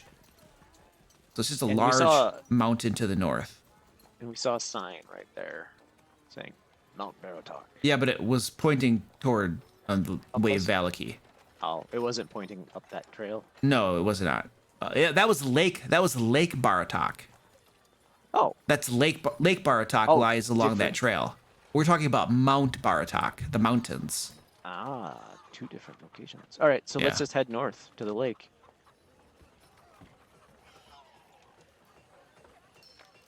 Okay, group begins heading north to the lake. Do we know, is there like a well-traveled path around the lake, or is this something where we're going to have to get a boat or something to go across? You don't know if there's a path or not around the lake. Once you get up there, you'll be able to observe, and then you'll make a decision, though. Yeah, we'll Before we bring that leave, boat should we when go come to squish it. some vampires? Can we beat vampire spawn right now? Oh yeah, Sure, piece of cake. but I forgot to mention it. Post-traumatic stress Oh, from that's- the last. Yeah, eyes have. Did you mention that to the rest of the group? What? There wasn't a quest for the vampires, so no. Hmm. We were pretty explicitly told not to keep adding new quests. We should finish what we have, right? So And that Did wasn't a deal with them quest. once before. You know, I could tell it was no quest. no It didn't have a exclamation quest point? reward. No quest reward, no quest. True. I mean, in World Yeah, of okay. Warcraft, if you said, I need you to go skin 7 little piggies, and he didn't give you, like, something cool, would you do it? Yeah, because that whole game is about grinding. That's the game. Yeah, pretty much was. So did you tell your companions or not? No. Okay, so Eyes did not give that information out to folks. It's not likely I remembered it from before, I'll be honest, with all the things that have gone on and regaining my sanity and everything. Though it was common knowledge from before that there are 5 Yes, vampires. I mean, we spawned did fight running them around. before, just... I could believe that Varys didn't remember them, because there's no way he wouldn't want to go get them if he did, but... I don't know if we fought them as much as we ran away with our lives. Well, yeah, but either way, we dealt with them and encountered them. We know they're here. Yeah, I like- you Like were. Varys, I think Varys you- left the room after we all heard the words, right? Yeah, I wasn't around to hear the but we ran into them a couple of times the last time we were here. I just... When I left the room early this morning, I would have heard that, right, Luke? I also heard the words. The Wait, whatever. conversation with Yeah, Is would Mark? have been is left the room. You what you heard was somebody saying, "Don't worry, you know they can't come in. They'll leave us alone. They can't come in without permission." That's what you heard. But But do I that Eyes left the room? I mean, yeah, you know the Eyes left the room. Yeah, so I'll ask him in the morning, like, did you go investigate? Yep. What'd they say? Oh, they're getting bothered by, like, Strahd wants Irina, so he's, like, sending minions after her, but the minions can't get into the bar. Okay. They didn't seem at all concerned. Oh, they seemed very concerned. They asked for our help. Not in a paying sort of way. I should probably keep an eye out for them then. So on a scale of like asking for help and then asking for help, right? You know, it was like a 0 on a scale from 1 to 10. But they're allies, so we should probably look out for them. Not paying allies. Bad allies. We need allies who pay. I didn't say they're a priority. Right, yes, exactly. Unlike this Mad Mage guy, I am sure he is a priority.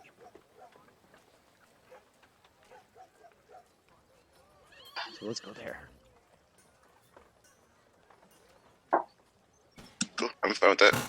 All right, so the group travels up to Lake Zarovich, and I'm unveiling Fog of War junk on here for you as you get up there.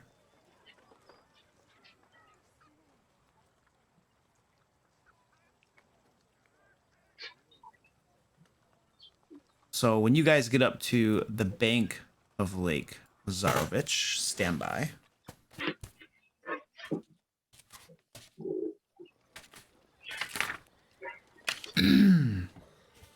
All right. So at the foot of the mountain, nestled in the misty forest, is a large lake. The water is perfectly still and dark, reflecting the black clouds overhead like a monstrous mirror. The lake is about a mile across from north to south, it looks like, and it extends several miles to the east and west by the looks of it. As you gaze, you're at the bank of you're at the shore of the lake now. At the dock, there's a docks there, and so you would be able to look along the length of the lake and see the entire length of the lake from where you are. So let me reveal that here in the Fog of War stuff.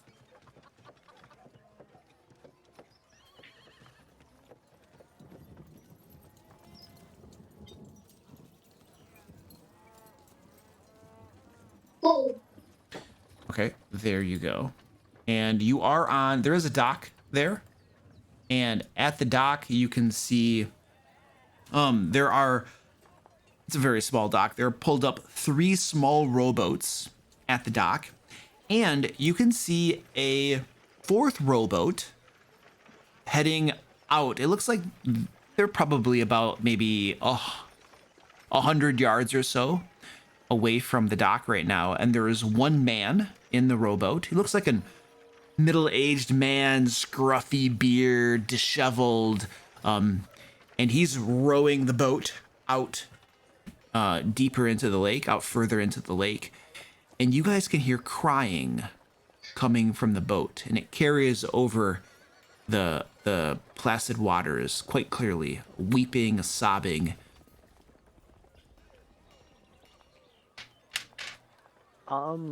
And there's no one else on shore. There's just these several other boats that are abandoned.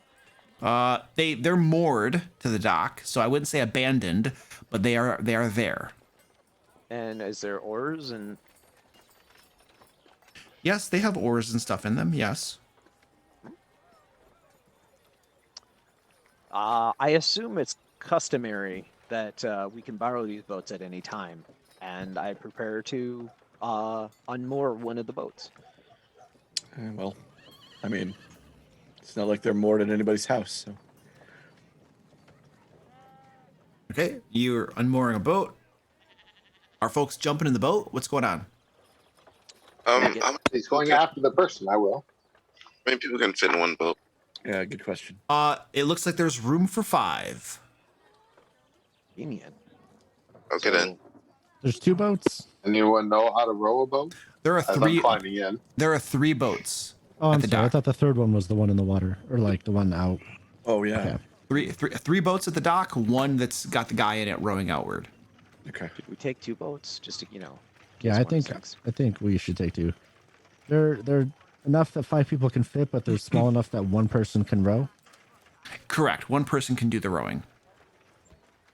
Yeah, so I'll All get right. in a different boat from the one other people have climbed into. I'll No. get into the one that Merritt on and unmoor his as well. Wait, you just unmoored a boat and Yep. walked away from it? Well, other people got in it. Oh. Brotor and I at least are in it. And if it floated away empty, there's a third one. That's true, I guess. I want to get into the boat where the rage rower is. The rage rower. I want to use a rage just to row, like 2 rows and we're across. I'll have to keep smacking you. That's what I was while gonna you say. do it. Somebody has to keep smacking him for 1 hit point of damage just to keep his rage Yeah, going. slap. Yeah. We're gonna go like 60 miles an hour. It's gonna be awesome. Right. All right, so we have 2 boats going out. Yep. Who's in the first boat? I think Sounds it's Brotor, myself, and I don't know, Stefan, did you join us? Yeah, I'm going to be in that boat. Yeah. Okay, and then Meridon and Eyes are on the other boat. Okay, you guys begin rowing out there. Who's rowing Stefan's boat? I'll do it if Brotor I was going to doesn't guess want to, Varys. but- Yeah. Okay, so That would be pretty neat too. It could be Brotor. That's true. One of you 2 is good. Just Like, not this guy. I said, I'm not sure if Brotor's not better, but I could like barely like sit down on probably one of the chairs. Rotor's probably lazier. that was my though, concern. Is so- arm length and such might make it challenging. It would definitely. all right. Varys is rowing out, and you guys are rowing up to this boat, and you guys are gaining on it. Meridon is especially, your boat is especially gaining on it, and as you get closer, this sobbing and weeping becomes louder, and it definitely sounds like a girl, a child, sobbing.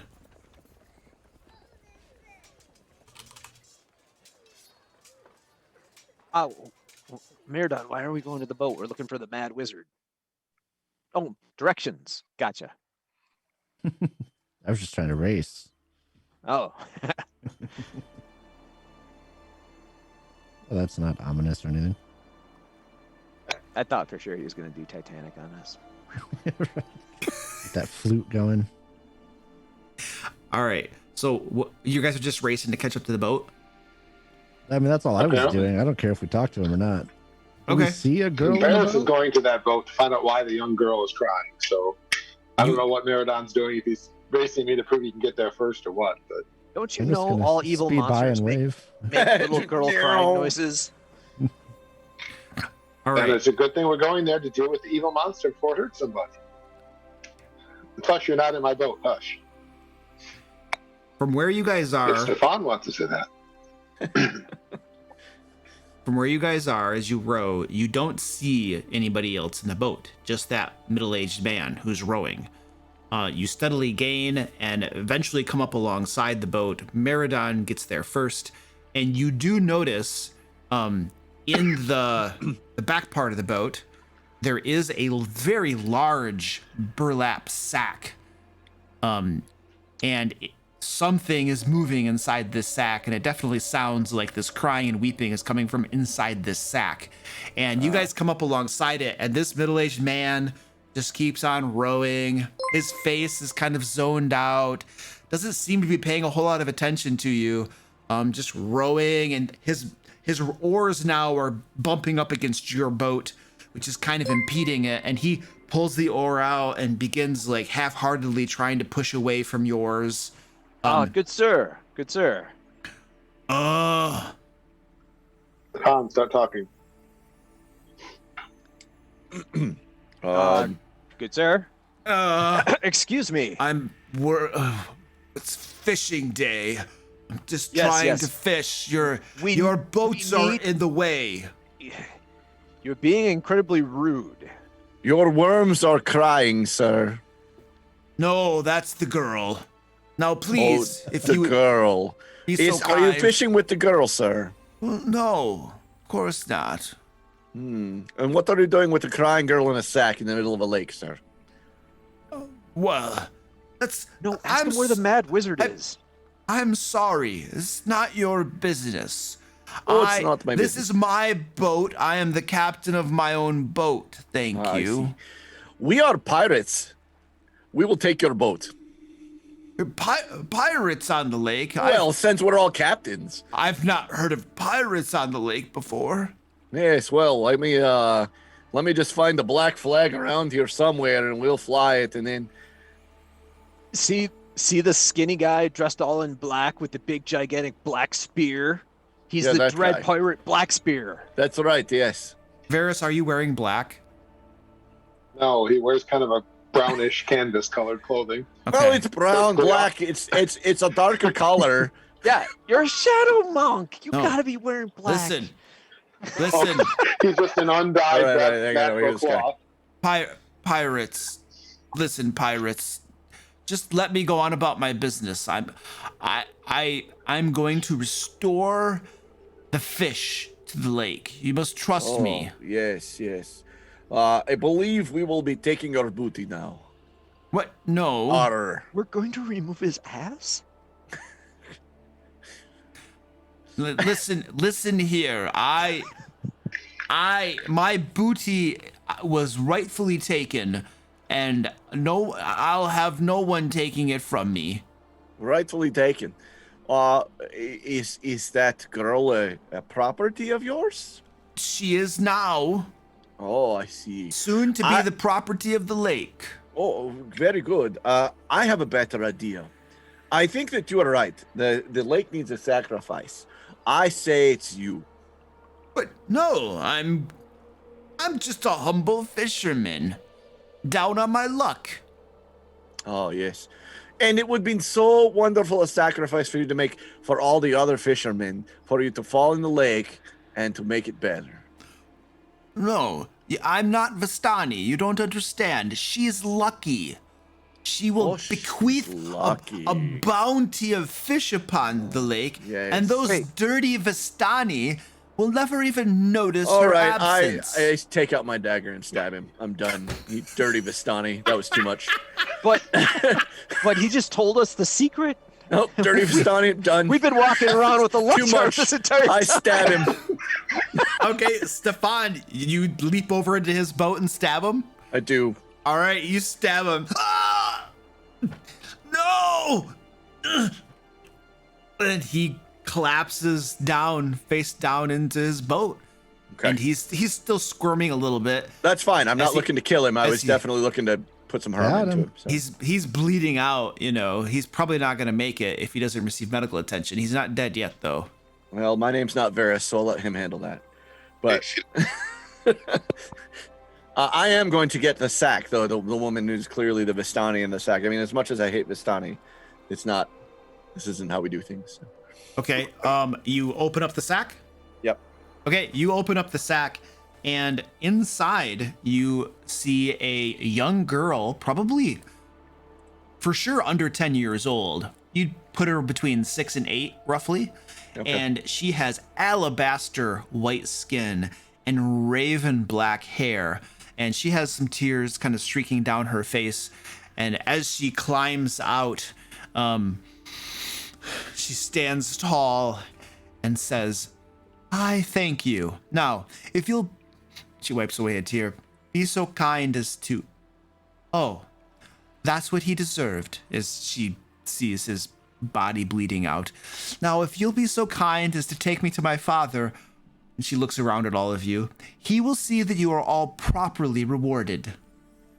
And who is your father? Oh, my And he rescued father. Snow White. My father. Strahd, Yes. Strahd. Where are my notes? I can't remember his name. I've been in a lot of trauma. Yeah. I have to role play 100 NPCs. Leave me alone. Oh, it's true.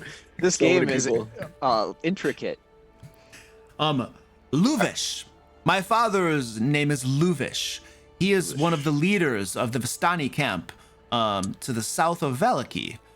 And he will, of course, wish to see his daughter returned and reward those who rescued her from her soon-to-be dead captor, it appears. And the interesting thing is that though this girl is perhaps, 8 or so years old, she Doesn't seems sound like to have this aura of command around her, and she Yeah. seems quite mature in her Yeah, I was going to say, manner she of didn't speaking. sound like an 8-year-old. No, she does not sound like an 8-year-old as she addresses you. Okay. I will be hopping over and seeing if I can stop the guy's bleeding. I got a 19 on my medicine roll. Okay, yeah, you I knew he would. You staunch his wound and he stops bleeding. He is unconscious though. He is stabilized and not dead. I ain't mad. I wasn't trying to kill the guy. I was trying to take a little anger out on him. Honestly, and I stop was him close doing to just stuff. killing him too, but I ain't mad. That's fine. He's more crazy than anything, I think. So I will bring her into our boat. Okay. And she gets in. Could I cast Detect Magic on the dude?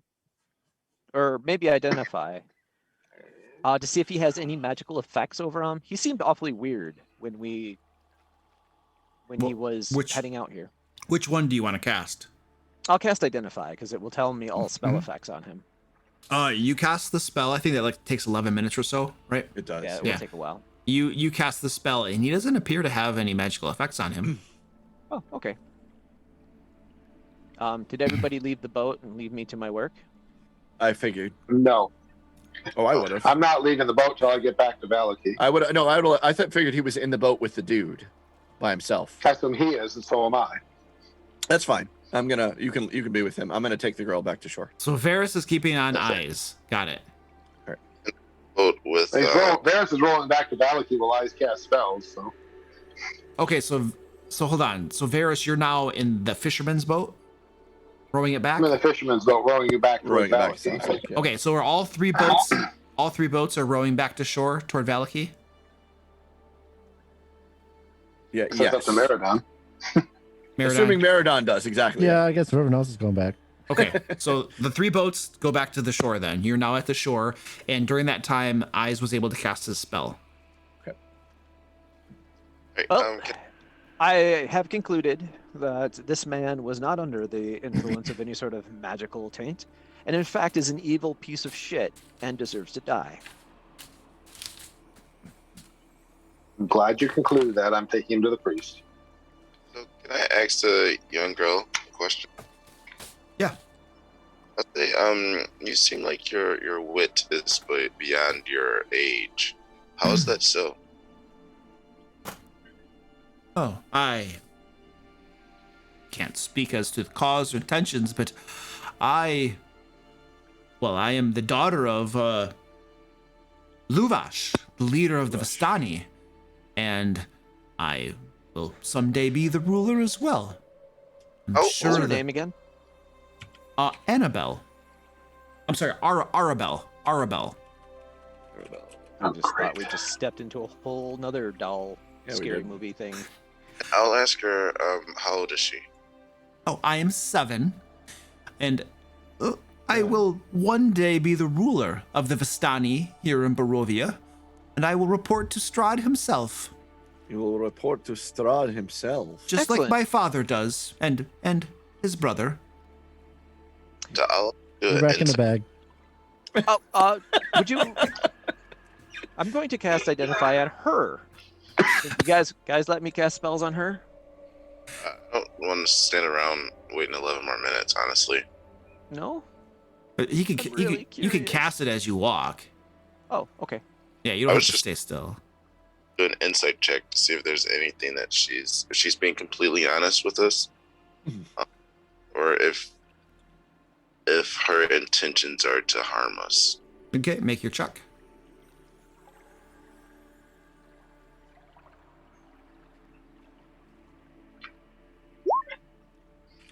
You detect no falsehood whatsoever. She seems to be completely honest with you, and she has no intentions to harm you. In fact, she is very appreciative, and she very well intends to get you a reward.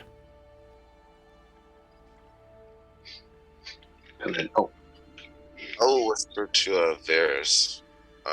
Did we do the right thing? which right thing would that be? By rescuing one of Strahd's allies? We rescued a young girl who was in mortal danger because a man has apparently lost his mind. Yes, we did the right thing. Does that make her a good person? Not necessarily. At least it's works for Strahd. I'm aware of that. That doesn't make her a good person, but it's still not a good thing that she's thrown into the lake and drowned to summon fish because she's lucky. Racist fool throwing her into the water because of her race is not appropriate nor allowed. Oh. And I'll say that a little bit louder. What? Say what a little bit louder? Evil. I didn't catch that. Evil? Evil? You say evil loud? Yeah.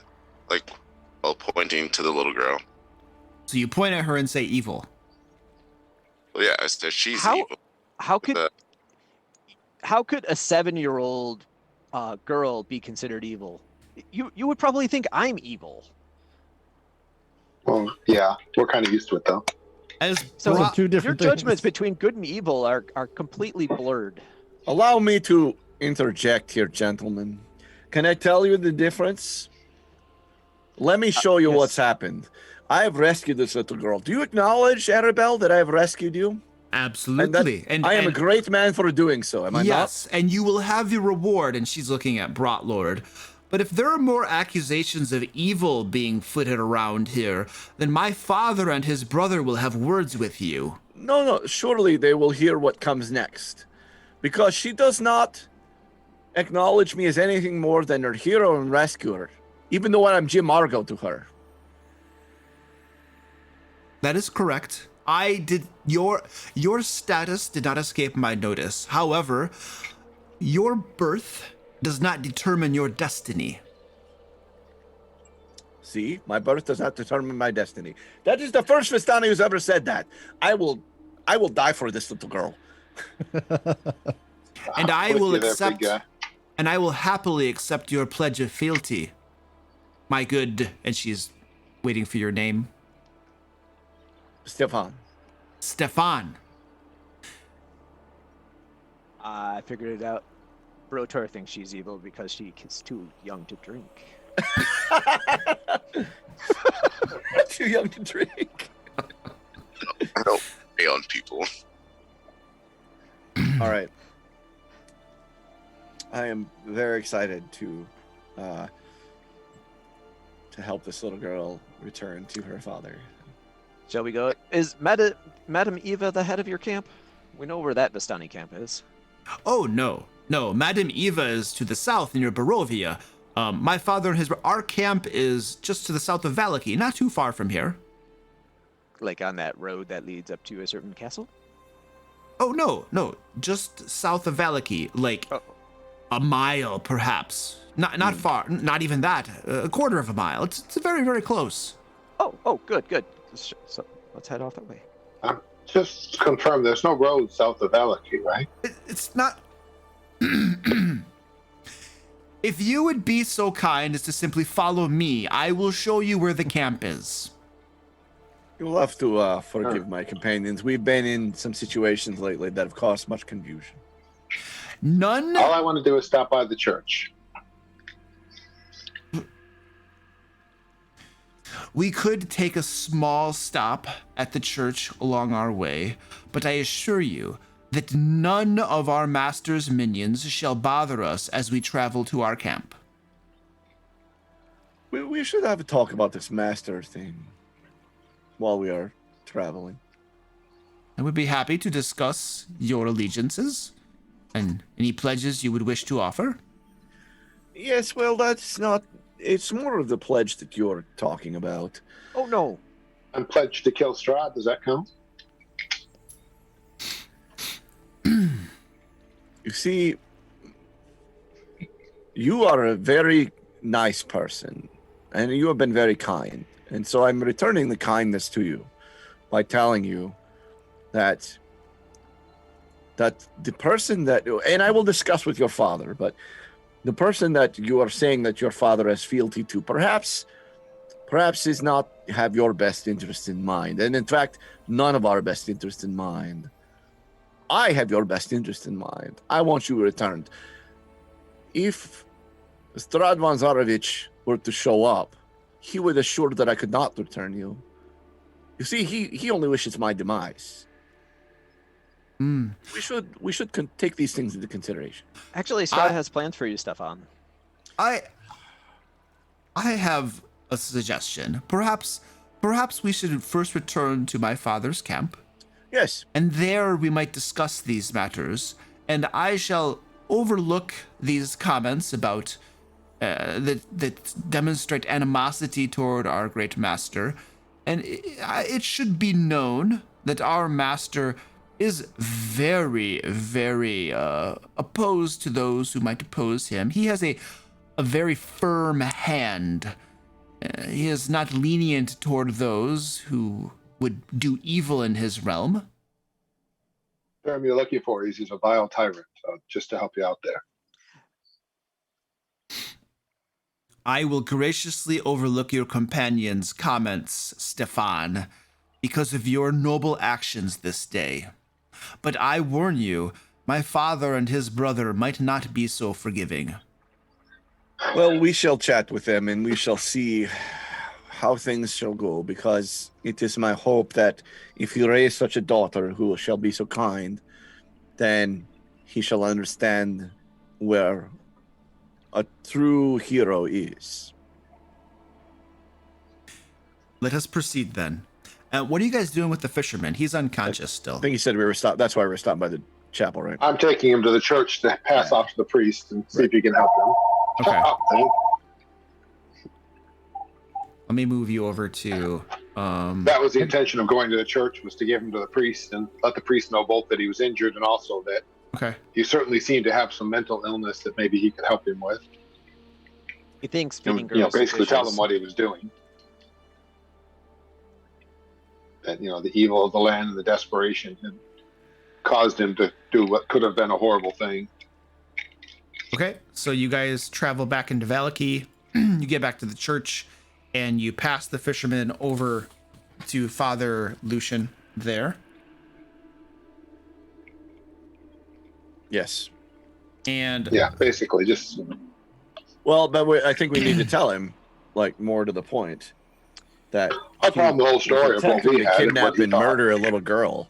This is not somebody who should be treated with kindness and respect. This person needs to be jailed at least. so you're giving him to the priest for the jailing? He lets Irene and Ismark know, but knowing the guys, presumably my medicine's not that good, that he's still in some danger.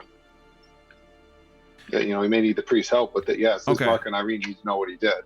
Okay, you Trusting Father Lucian to tell them. you explain this to the father, and he says that he will speak with Ismark about it. Right. And he also identifies the man as Bluto Krogov. Jeez, these names. Krogarov? Krogarov? Crocodile. Bluto. Let's go with Bluto. Bluto's good, yeah. Yeah. See that. So it is. He says that he's a destitute drunkard. He's not a very nice type. Usually he's fishing most days if he's not drunk. Sometimes he's doing both. Most of the time he's doing both. When wine's available, of course. And he says that he will speak with Ismark about the matter and make sure that appropriate action is taken. Thank you.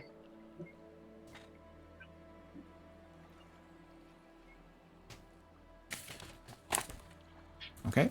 And Arabelle, would like to proceed to the Vistani camp. Yep. Okay. With reluctance.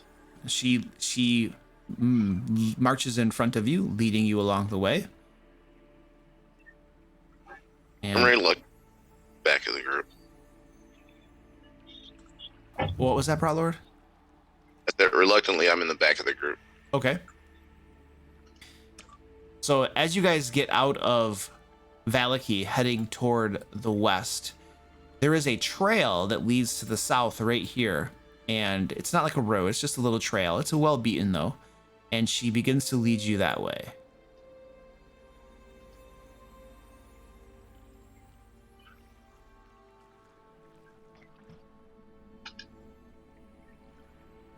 Oh, over there. Okay. And she leads you down this way to the Vistani camp. And then I'm going to move you over to a different map. Stand by. Okay.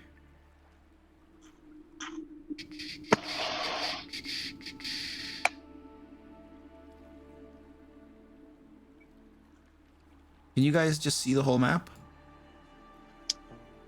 Are you able to see anything on here? No. To see it, but it's just dark. Yep, exactly. Okay, let me do some stuff to it to get it visible.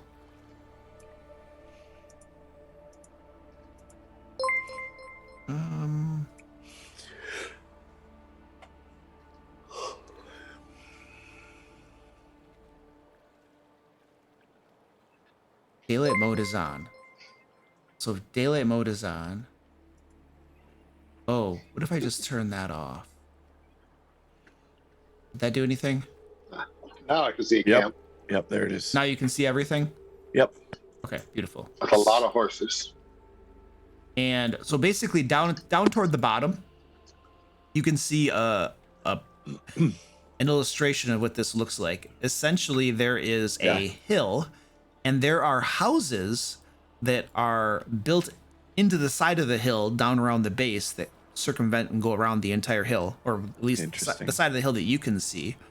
And then at the very top of the hill, there is a large tent surrounded by these massive covered wagons that the Vistani use. Call them Vardos. Vardos, thank you. That's the word. Excellent. Surrounded by Vardos. And as you approach it, Arabelle is leading you forth. And you can see outside each of these houses is one. It looks like an elf. Elven guards or something with spears. They have, but these elves have very dark skin and dark hair as well. Interesting. This is not any subrace or subspecies of elves that you guys have ever seen before. Yeah. Never seen these before. It's not a high elf or a wood elf or a drow. A drow. Certainly not a drow. No. Yeah, because they have the black hair. Yes, dark skin, dark hair, and their dark skin is not quite as ebony as drow either. Okay. So yeah, definitely a type of elf you guys have never seen before, and she's leading you up the side of the hill that's closest to this house right here, and you guys can make out. There are 3 of these dark-skinned elves standing outside that house in particular. Okay. And they see you and don't make anything of it. You presume could be because you're accompanied by Arabelle, but they don't make any moves towards you or anything as you pass by. And did my identify spell ever result in any? Who were you casting it? Who were you casting it on? Arabelle. Do you have to actually touch? You're casting a spell, then you're gonna touch her. Yep. Yeah, she didn't want you to do that to her. No, absolutely not. She asked you to. She asked you to step when you were trying to do that. She's like, no, you need to stop. Are you certain? She was very certain. She told you in no uncertain terms you were not to be casting spells on her. You might be infected. She said no. Move along. You could be infected. Yes. We already know you're infected and we travel with you, so. Also, I wanted to discern the exact fish to little girl ratio. Oh, fish to little girl ratio. I mean, he was pretty certain about that. Hmm. Arabelle, wouldn't you at least want to know what you're worth in pounds? You of are fish? not able to change her mind. She's not allowing you to cast spells on her.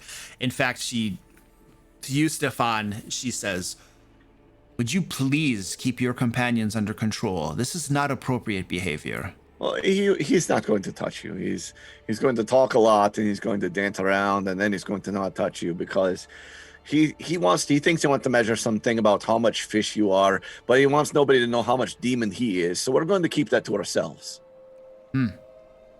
Yes. I find it interesting that one might refer to my master as evil and yet travel with a companion such as this, who is known as a demon to his own companions. I don't even know how much demon I am. See? You see, these accusations of evil get no one anywhere. In fact, I should probably cast Identify on myself first, and then you'll see Certainly. it's safe. Yes. And then I can cast Certainly. it on you. My naive young friend, certainly you understand with all of your years of wisdom at 7, which is very odd, but certainly then you would understand with some wisdom that you've come up with that all evil creatures aren't all friends. Well, of course. if they don't Well, then serve it the is same possible master. for one to be evil and to believe in the evil of another. It stands to reason. And not to mention, I'm not evil. I stand for the greater good.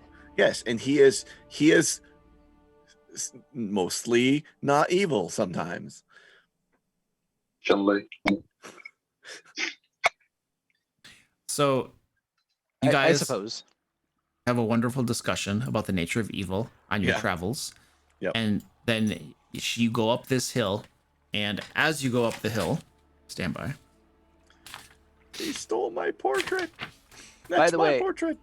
Get that just off for your the face. record, guys, I'm blaming Miradon for not letting me cast Identify on the little girl. He should have held her down. Okay. Okay.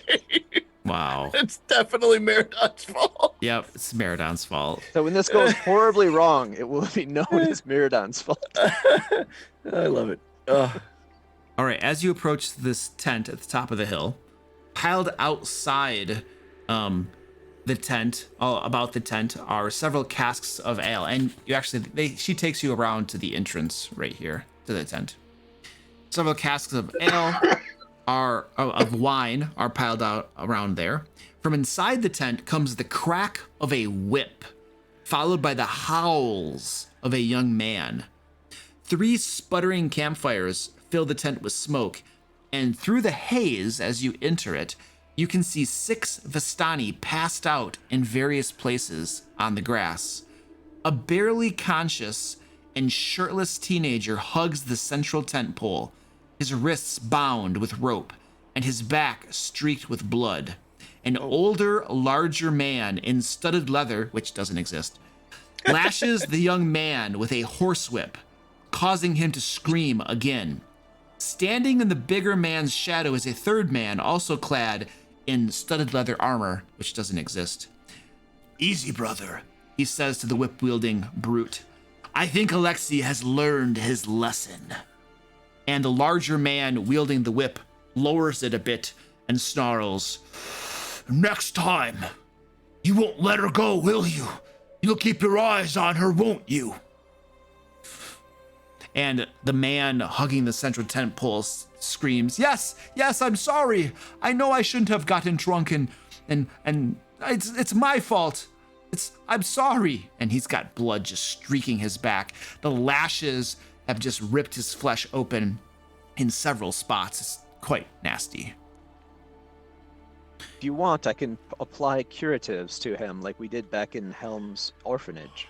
And as Eyes speaks, this large brute of a man looks over that way. And then his face, all of the anger and frustration melts away as he sets eyes on Arabelle. And he rushes over to her, and she runs over to her father, and he drops the horsewhip and hugs her up and gathers her up, and he's smiling. Some tears are streaking down his face, this large brute of a man. She's like, "Father, Arabelle," there's a little reunion scene going on here. Mm-hmm. And then he finally puts her down, and she goes on to explain how, pointedly, she says, referring to Stefan, she says, "This Giamargo here was kind enough to rescue me from my captors." And this Vistani man introduces himself as Luvash. He looks upon you and says, "I never thought I'd be saying this, but our camp is yours and you are welcome here. I never thought I'd hear it. Thank you for rescuing my daughter." And he comes over to you and holds out his hand. I take his hand. And he clasps forearms with you and pulls you close and says, "You have my thanks. Good." And he's waiting for your name. Stefan. "Stefan." And he lets go of your wrist and looks to the rest of you. "And are these your companions?" Yes, be it as it may. So in Helm's monastery, Thanks. when somebody did something wrong and you whip them, you're supposed to put salt on it. Oh, no. No. Hey, by the way, is your clock on your computer right now? I got 815. Oh no, I have 717. So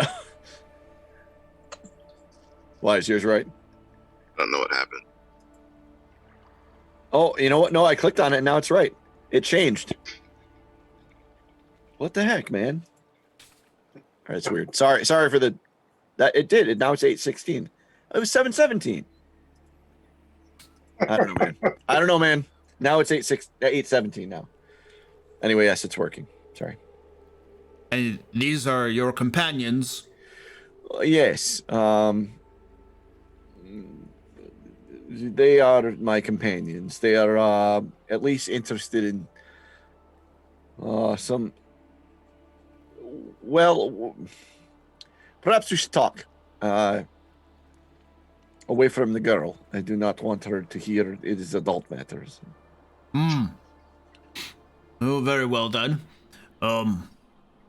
Arabelle, you must be weary from your adventures. You'll have to tell me all about it.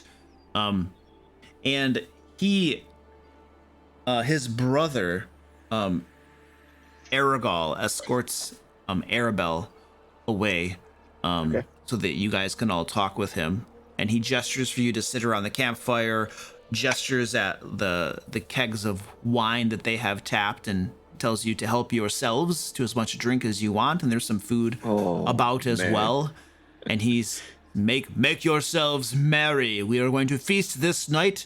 Well, still mid-morning, but we are going to feast and be drunk in celebration, and you all shall have a fine reward for rescuing my daughter.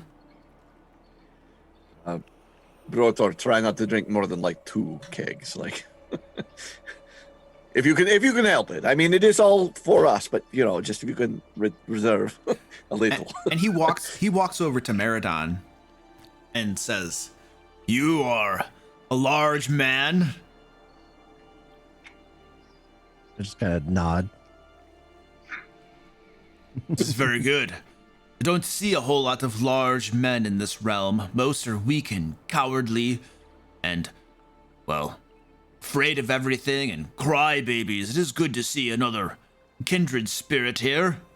One Kind of able. glance over at Stefan and kind of, I'm like, I whistle and look at my shoes and.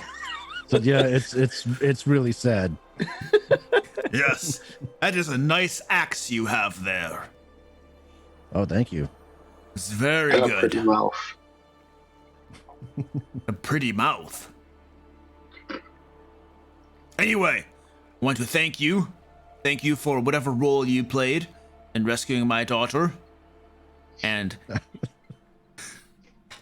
just kind of like nod stoically. I don't know. and please help mean, you were there. yourself. I did nothing. Fast. I rode fast. Yeah. Did. And then as you guys sit around the campfire, drink whatever it is you wish to do. Yep. All right then, Stefan. What is it that you wish to speak of? I trust you'll not jump at me at this. Well, it depends on what you're going to say. The devil Strahd. You speak of Strahd. The devil Strahd, yes. It is good that I've been drinking. Continue. Why is it that the first Vistani in this realm who have been friendly to me somehow are friendly to a man who seeks my demise? Not even a man, a thing. You ask why we are loyal to our master. I ask why you would be loyal to somebody who is probably not loyal to you. He has been good to us. In what way? He has not taken from you. He has not bullied you. He has not stolen your daughter. Is that the way he's been good to you? We are lords of this land. Alongside him, we can come and go as we please. We can press our will upon the people here as we please. And what of the people who are not lords of this land? They suffer here because of their own failures and their own sins.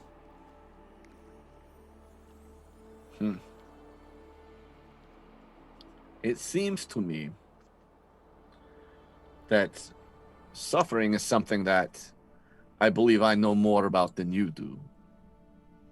And that suffering is something that is visited upon those who are unable to fend for themselves. So there are people who suffer because they're too weak to defend themselves. You would agree. Absolutely. Your daughter is unable to defend herself. Should she suffer? I would say no. Well, we just make exceptions where we feel like. I think that's basically the way it works, yes. Ah, yes, of course. I quickly jot down a little note and pass it to Stefan. Okay. Did you see that tact? I say out loud. And then Are you trying to pass this along to him so that nobody else will notice?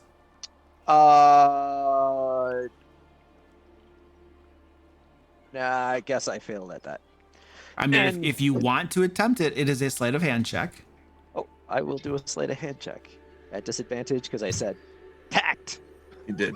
He yelled it out. Where's the other roll? Yeah. Perception. It's pass versus passive perception. No, you got to do one more. You said you- it disadvantage. You said disadvantage, which means you You roll did. twice. Oh, yeah. Oh, there you go. Thank That's you. better. Okay. Yeah. Note, I'm not passing Right. Everybody- He's to like anyone. slamming it into my chest like, hey. God, hey, do you remember this was And your I piece look of at paper? the guy like, to check to see if he saw, and then like look right in his eyes, and then I look down at my hand, and I look at his eyes, looking at my hand, and I look, just absolutely verify that he knows that I know that he knows that. Everybody knows. Everybody knows. Yes. Yes. But the elves guarding the houses. No. The wine's good, The and I'll go back Vistani, over. the Vistani on the ground who are passed out drunk know about it. They know about it, yeah. Yes. All right. They know. Anyway, the note was for Stefan, but I do imagine I don't have to roll to actually give it to him. Not anymore. No. What does the note say? Or What does Stefan- it say? Yeah. Okay. The note says, the fishermen seem to be hypnotized, as if by some other creature. What creature can hypnotize? Strahd? ? Why would Strahd Wiggle kidnap the the eyebrows. daughter? Anyway, My companion here makes a decent point. Would Strahd ever take from you to have some power over you? Don't know why he would. We serve him willingly. Oh, certainly you do, but let's say that maybe he felt that there was some danger. You know about the Taroka.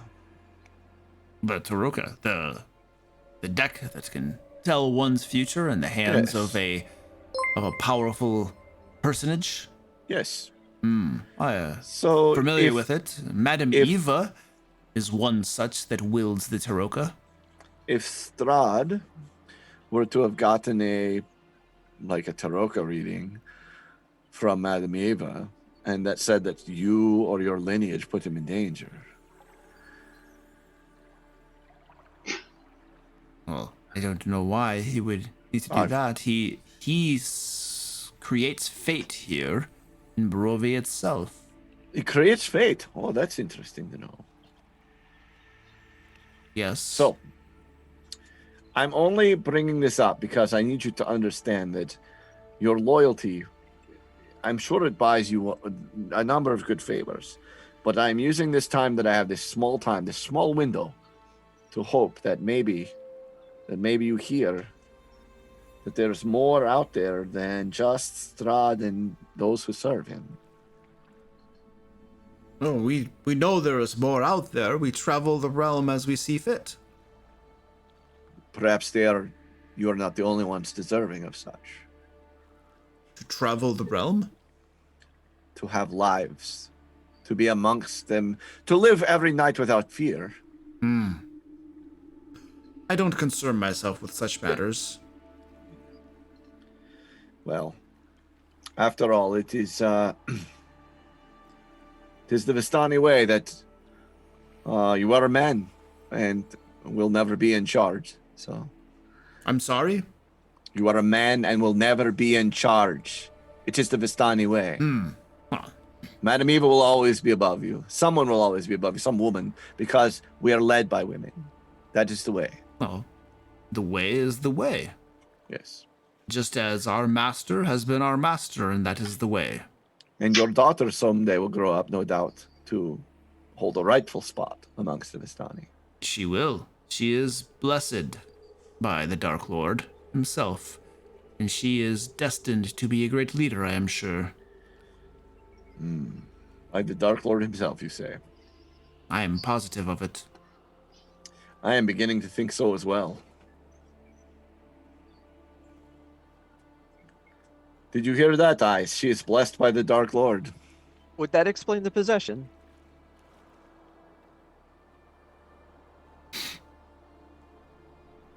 Well, I know that this could go farther, but I will not push our luck. Yes. You are this day in my good graces. Yes. From dawn till dusk, you have my thanks. And I can well see the line of reasoning you're beginning to put here, but I will overlook it in light of your heroic actions to bring my daughter back to me. And for that I will always be appreciative, regardless of your lineage and your tendencies. But Can I just add? Did we bring your daughter back to you? I mean, does she seem odd to you? no, she seems just like my daughter. As she always has been. Yes. She has a strong, forceful personality, does she not? It speaks of the leadership potential and force of will within her that will one day lead the Vistani, I'm sure. And she has always had this, ever since Strahd's blessing. For as long as I can remember. As long as he can remember. Eyes. All right, very good. Thank you again for your hospitality. My companions and I may have some more drinks and some talk throughout the evening, but we are certainly grateful.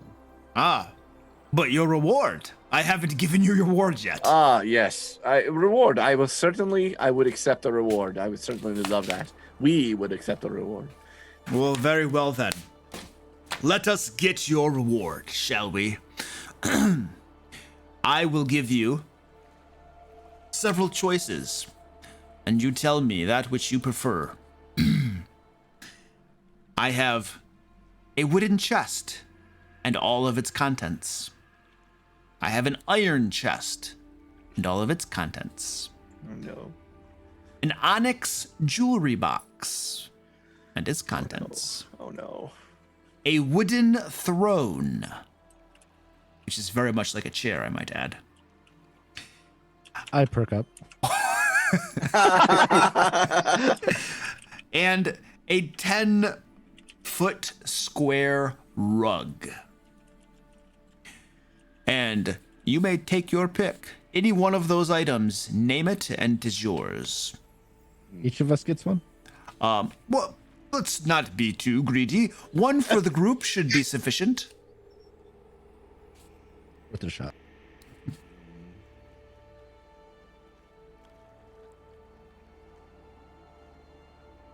Can I estimate, can I appraise how much the Onyx box is Ads. worth? Good idea. He's not showing you any of these Oh, things. okay. He's just That was a good idea. Yeah, he's just asking you to pick which one you want.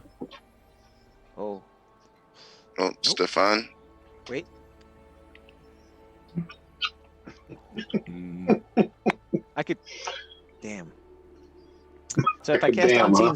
if I could cast Unseen Servant, I could have him go over and try to pick up each one of the boxes. And if it's such a slightly moved, that means it's about 5 pounds. He's not showing them to us. None of these items Oh, are in the tent with you. Yeah. Ah, okay. So he gives us descriptions. He's telling you what they are and asking you to pick which one you want. Chat says, "Does the rug have a name?" Right? Right? Good question. Is it Donald Does it Trump's fly? toupee? It's not flying, it might be smothering. His name is Dan. I wonder if the chests aren't like I don't know. They might not be the right thing. I would say let's go with chest number 1. I don't know. I'm almost thinking like one of the not chest items, but the rug or I'm the pretty sure we throne or could have something. no use of the throne. True. So maybe the rug. I mean, what are we going to carry a throne or a rug for that matter around with us? Well, are we That's gonna carry a Marathon chest? I mean, speciality. No, presumably whatever's in the chest would be the thing of value. yeah. I was thinking the onyx chest because onyx at least has value. But can we carry an onyx chest around with us again? I mean, Yeah. So vote. I don't care. I really don't. Yeah, I'm really kind of on the fence about it. Does anybody have a strong opinion? I know Ice does, but He always has a strong opinion. anybody else? I'll listen to ISO. I can't imagine there's anything I need in any of them. So None of them said it had like. Do any of them have like a skull motif or some gothic artwork on these sides? I need something to match my gloves, boots. A wooden chest, an iron chest, a jewelry box, a wooden throne, or a rug. All right, I vote 1. Iron chest.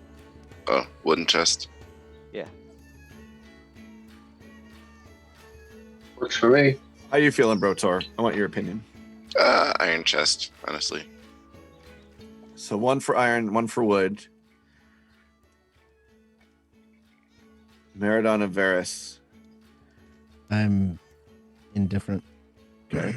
Honestly, I can't imagine anything any of them interest me. Right, And I'm Stefan. not sure I want anything from a servant of Strahd. I don't want to break the tie. uh, Oh wait. All right. I know a surefire way to decide. I'm gonna flip a coin. Roll a d8, right? So Strahd always comes 1d5. with things I attached. picked the 4th item. That was No, the you throne, right? Don't stop it. Stop picking stuff. All right, I pick 1. No, I'm going to. I can't roll a d2. All right, I roll a d4.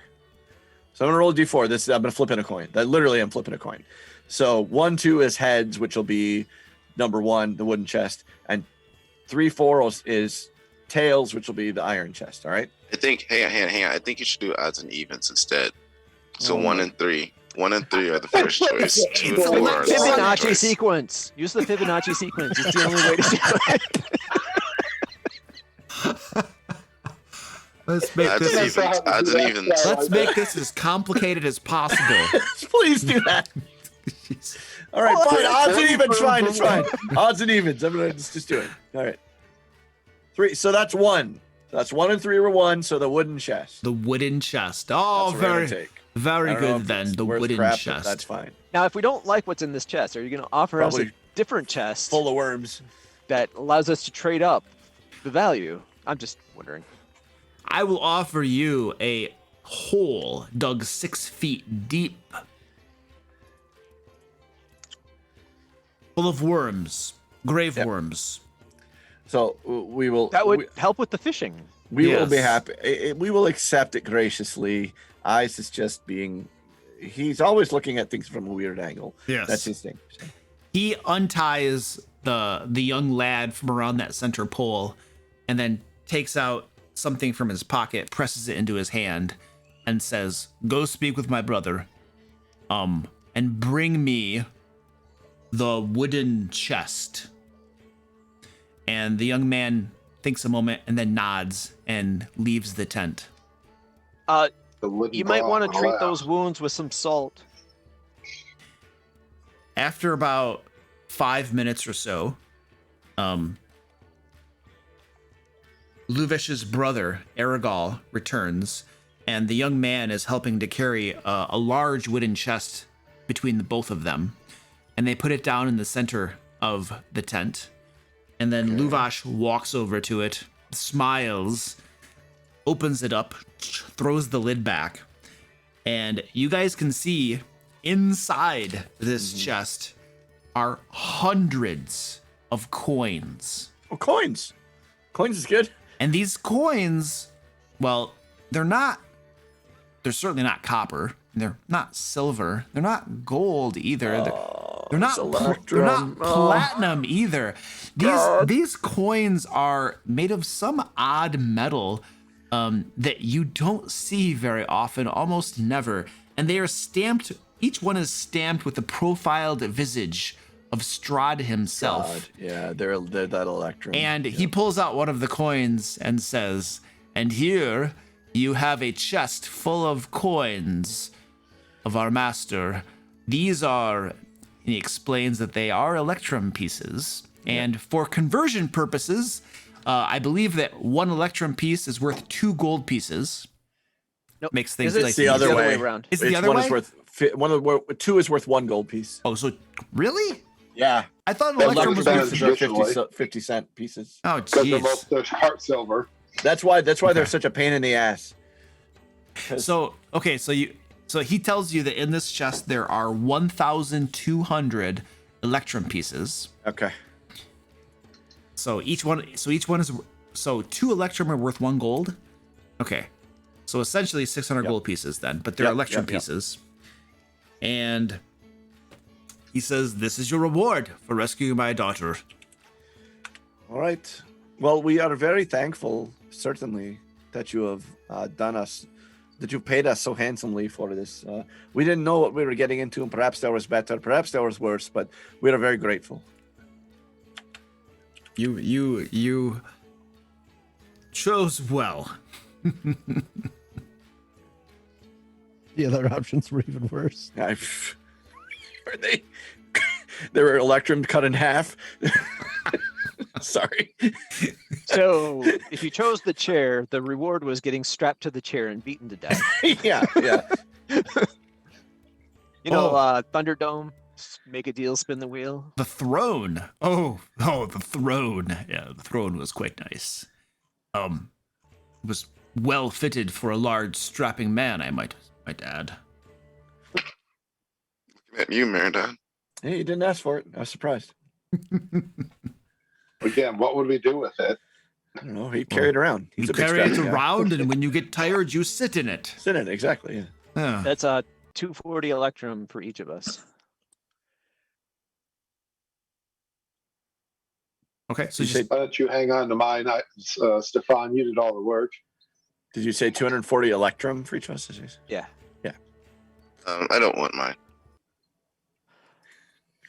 Wait, I put him in the party. I Are don't we blame you. I was splitting going to say put him in the party fund, but I don't blame you guys, man. Electrum is a huge pain in the ass. do you guys just want to leave it all in the party fund then? Let's just do that. Yeah. Okay. Unless anybody wants theirs. If anybody wants theirs, they can take their share out, but I'm good with leaving mine in the party fund too. No, that's fine. I'm not going to say anybody shouldn't. So if anybody wants it, just take it, but I'm good. The party fund where things have no encumbrance. Indeed. Things could have encumbrance, but I don't think we'd enjoy playing the game quite as much. No, that game is the only time. Exactly. The only time I ever bring encumbrance in is when it's like supremely obvious. Like Yes. I want to carry around like 7,000 gold with me. Like, no, hang on. Like, You can do that. Okay, so anyway, skipping that conversation, yes. you guys have received your reward, and Luvish invites you to stay as long as you wish, feasting and Time to drinking go. if you so desire. Okay. We have a date with a mad wizard. I Yeah, think we that's want to true. get there. So the next time, the next time we, how do we say this? So we can remain focused in the future instead of like wandering around the entire land trying to figure out what we're doing next. Very good then. I'm good at that. Best of wishes to you then. All right. What is this doing? And see after your daughter. Make sure she's not possessed. See ya. Have a good night.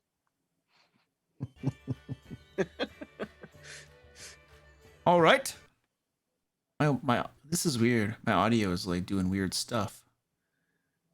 Wonder if it's just that song. Tabletop audio sounds like their servers are crapping out on me. Yeah, it looks like their servers are not doing too well right now. All right, so you guys leave the tent and are heading back to Lake Zarovich again to cross it for realsies this time. Yep, right. for real this time, man. As you guys are descending the hill from the tent, one of these dark-skinned, dark-haired elves approaches you and does a short bow before you and says, "If you would be so kind, our leader desires a conversation with you." Okay. All right. And you guys are going along with that. Yep. I He think leads that's fine. you. Yeah, He we leads haven't you. been ambushed yet tonight. Let's do it. That would be a new for our game, right? No ambushes. Right? We can't leave this without a hit cliffhanger. He takes you back to one of these houses built into the side of the hill. And stand by. Let me find this.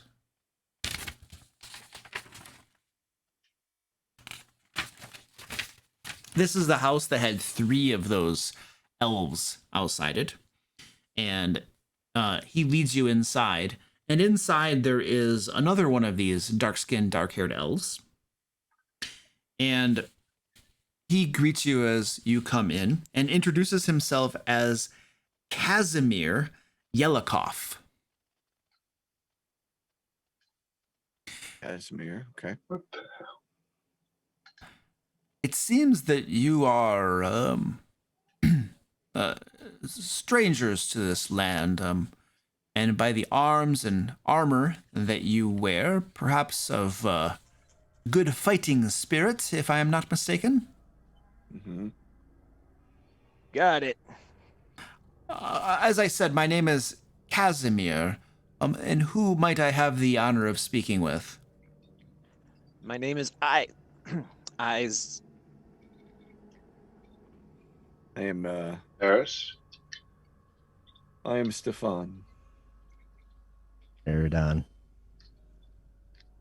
Charles. He said Charles.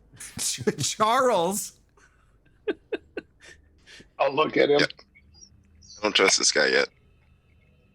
It's just as good as any other name we use. I don't. I half shrug at it. I don't really. It's fine. Maybe that is his name. Maybe he lied to us. I don't know. All I gotta say is when the judge brings Brotor to justice, he's gonna be like, AKA Charles, AKA brought to Exactly. AKA Brought Lord. AKA. Subaru of the 9 realms. No Yeah. higher. Yeah. So I have a a small thing to ask of you, if you would be so kind. My sister her name was Petrina, and well, how do I just go into this? I'll just give it to you straight.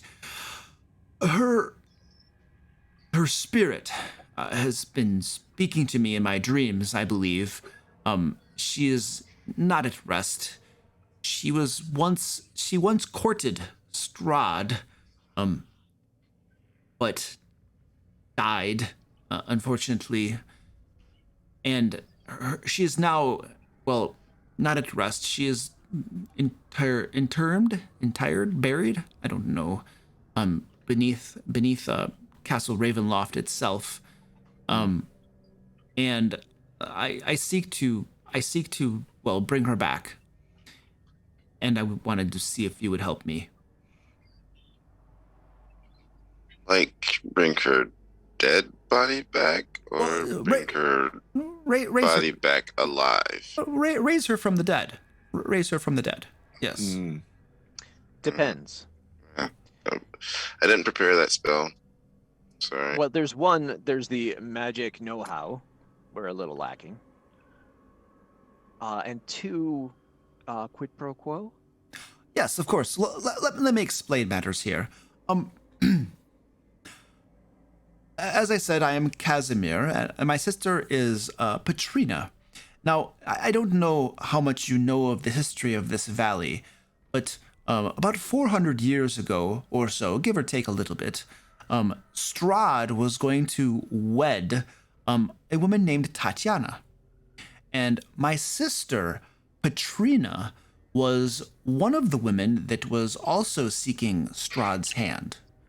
And you see it, if you probably have heard the story, Tatiana decided to marry Strahd's brother instead. And when that, of course, happened, Strahd killed her and his brother in a fit of rage, and then, of course, crossed over into the Nether Realms and became the monster that he is today.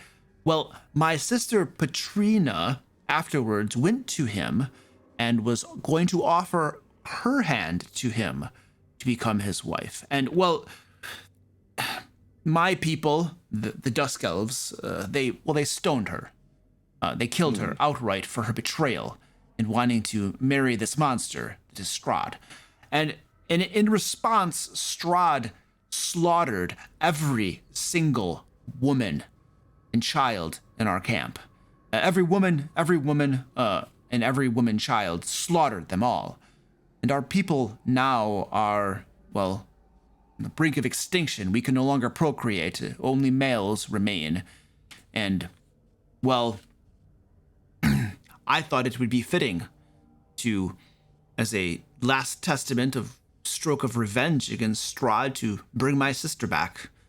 And, well, it's probably not the world's greatest plan, but I would love to have my sister back, and, well, it would be kind of like salt in the wound for Strahd, perhaps, in some way. And, well, there's this temple that I believe holds the key to bringing her back. And wanted to see if you... Amber Temple? I'm sorry? The Amber Temple. Yes, of course. The mountains to the south. Quite a bit's there. Yeah, I wanted to see if you might accompany me there, find the means of bringing my sister back. And you're going to come inside with us? And help us? Well, It's new and different. yeah, absolutely. I also think that probably at this temple is the secret to breaking Strahd's curse upon the land. Yeah, we've heard some such rumor. Yes, and I feel that we could probably do it together. You look like a capable group. So, Deal. No, I mean, I don't mean to speak for everybody. well, but am I yeah, the only one who's a little deal. confused here? There are so many of you here amongst those who serve Strahd. They. It seem a little odd. This is Strahd's judgment upon us. You see, he loved my sister, Petrina. He was going to accept her as his new bride. And when my people stoned her for her betrayal, he was very upset with us. As I said, he killed all of our women. And now, his judgment upon us is that we linger here, a broken, defeated people, and watch ourselves die and fade from existence. You see, I don't know if our race exists anywhere else. I will, sadly, that is, I can say that I've never seen or heard of your people before. He has condemned us to extinction. But if I bring my Seems Seems sister like you back... should start marrying Spears. human women. What was that, Varys? Seems like you should start marrying human women.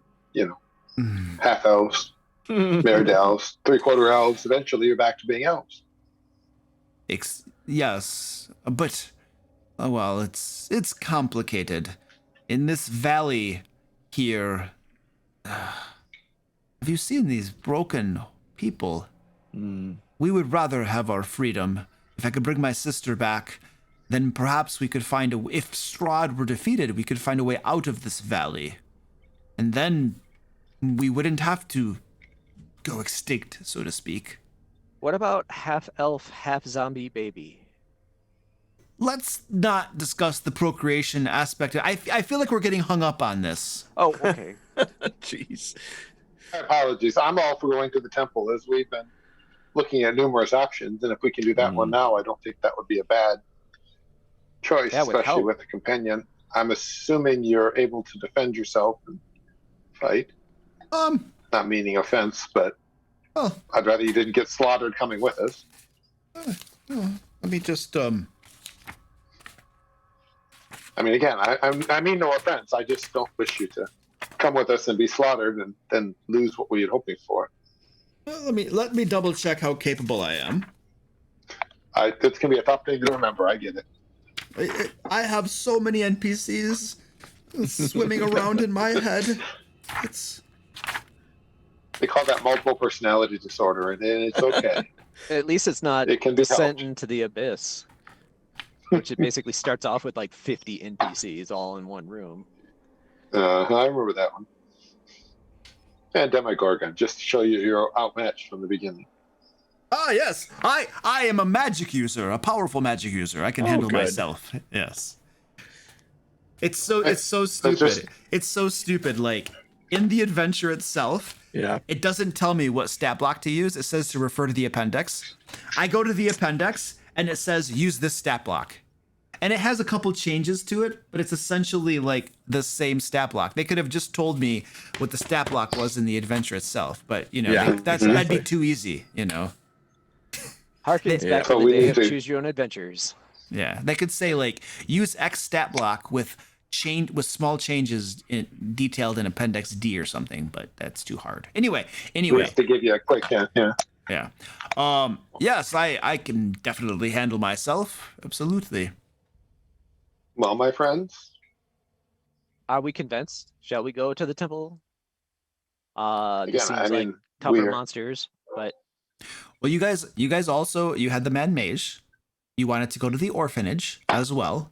Yeah. Okay. So the temple is here. So this is not out. It's not intended to pressure you to do any one thing right now. Okay. But I don't want you to feel out of character like I'm trying to push you in one direction. You know. No, every breadcrumb leads to more breadcrumbs. Right. But this guy is willing to accompany you.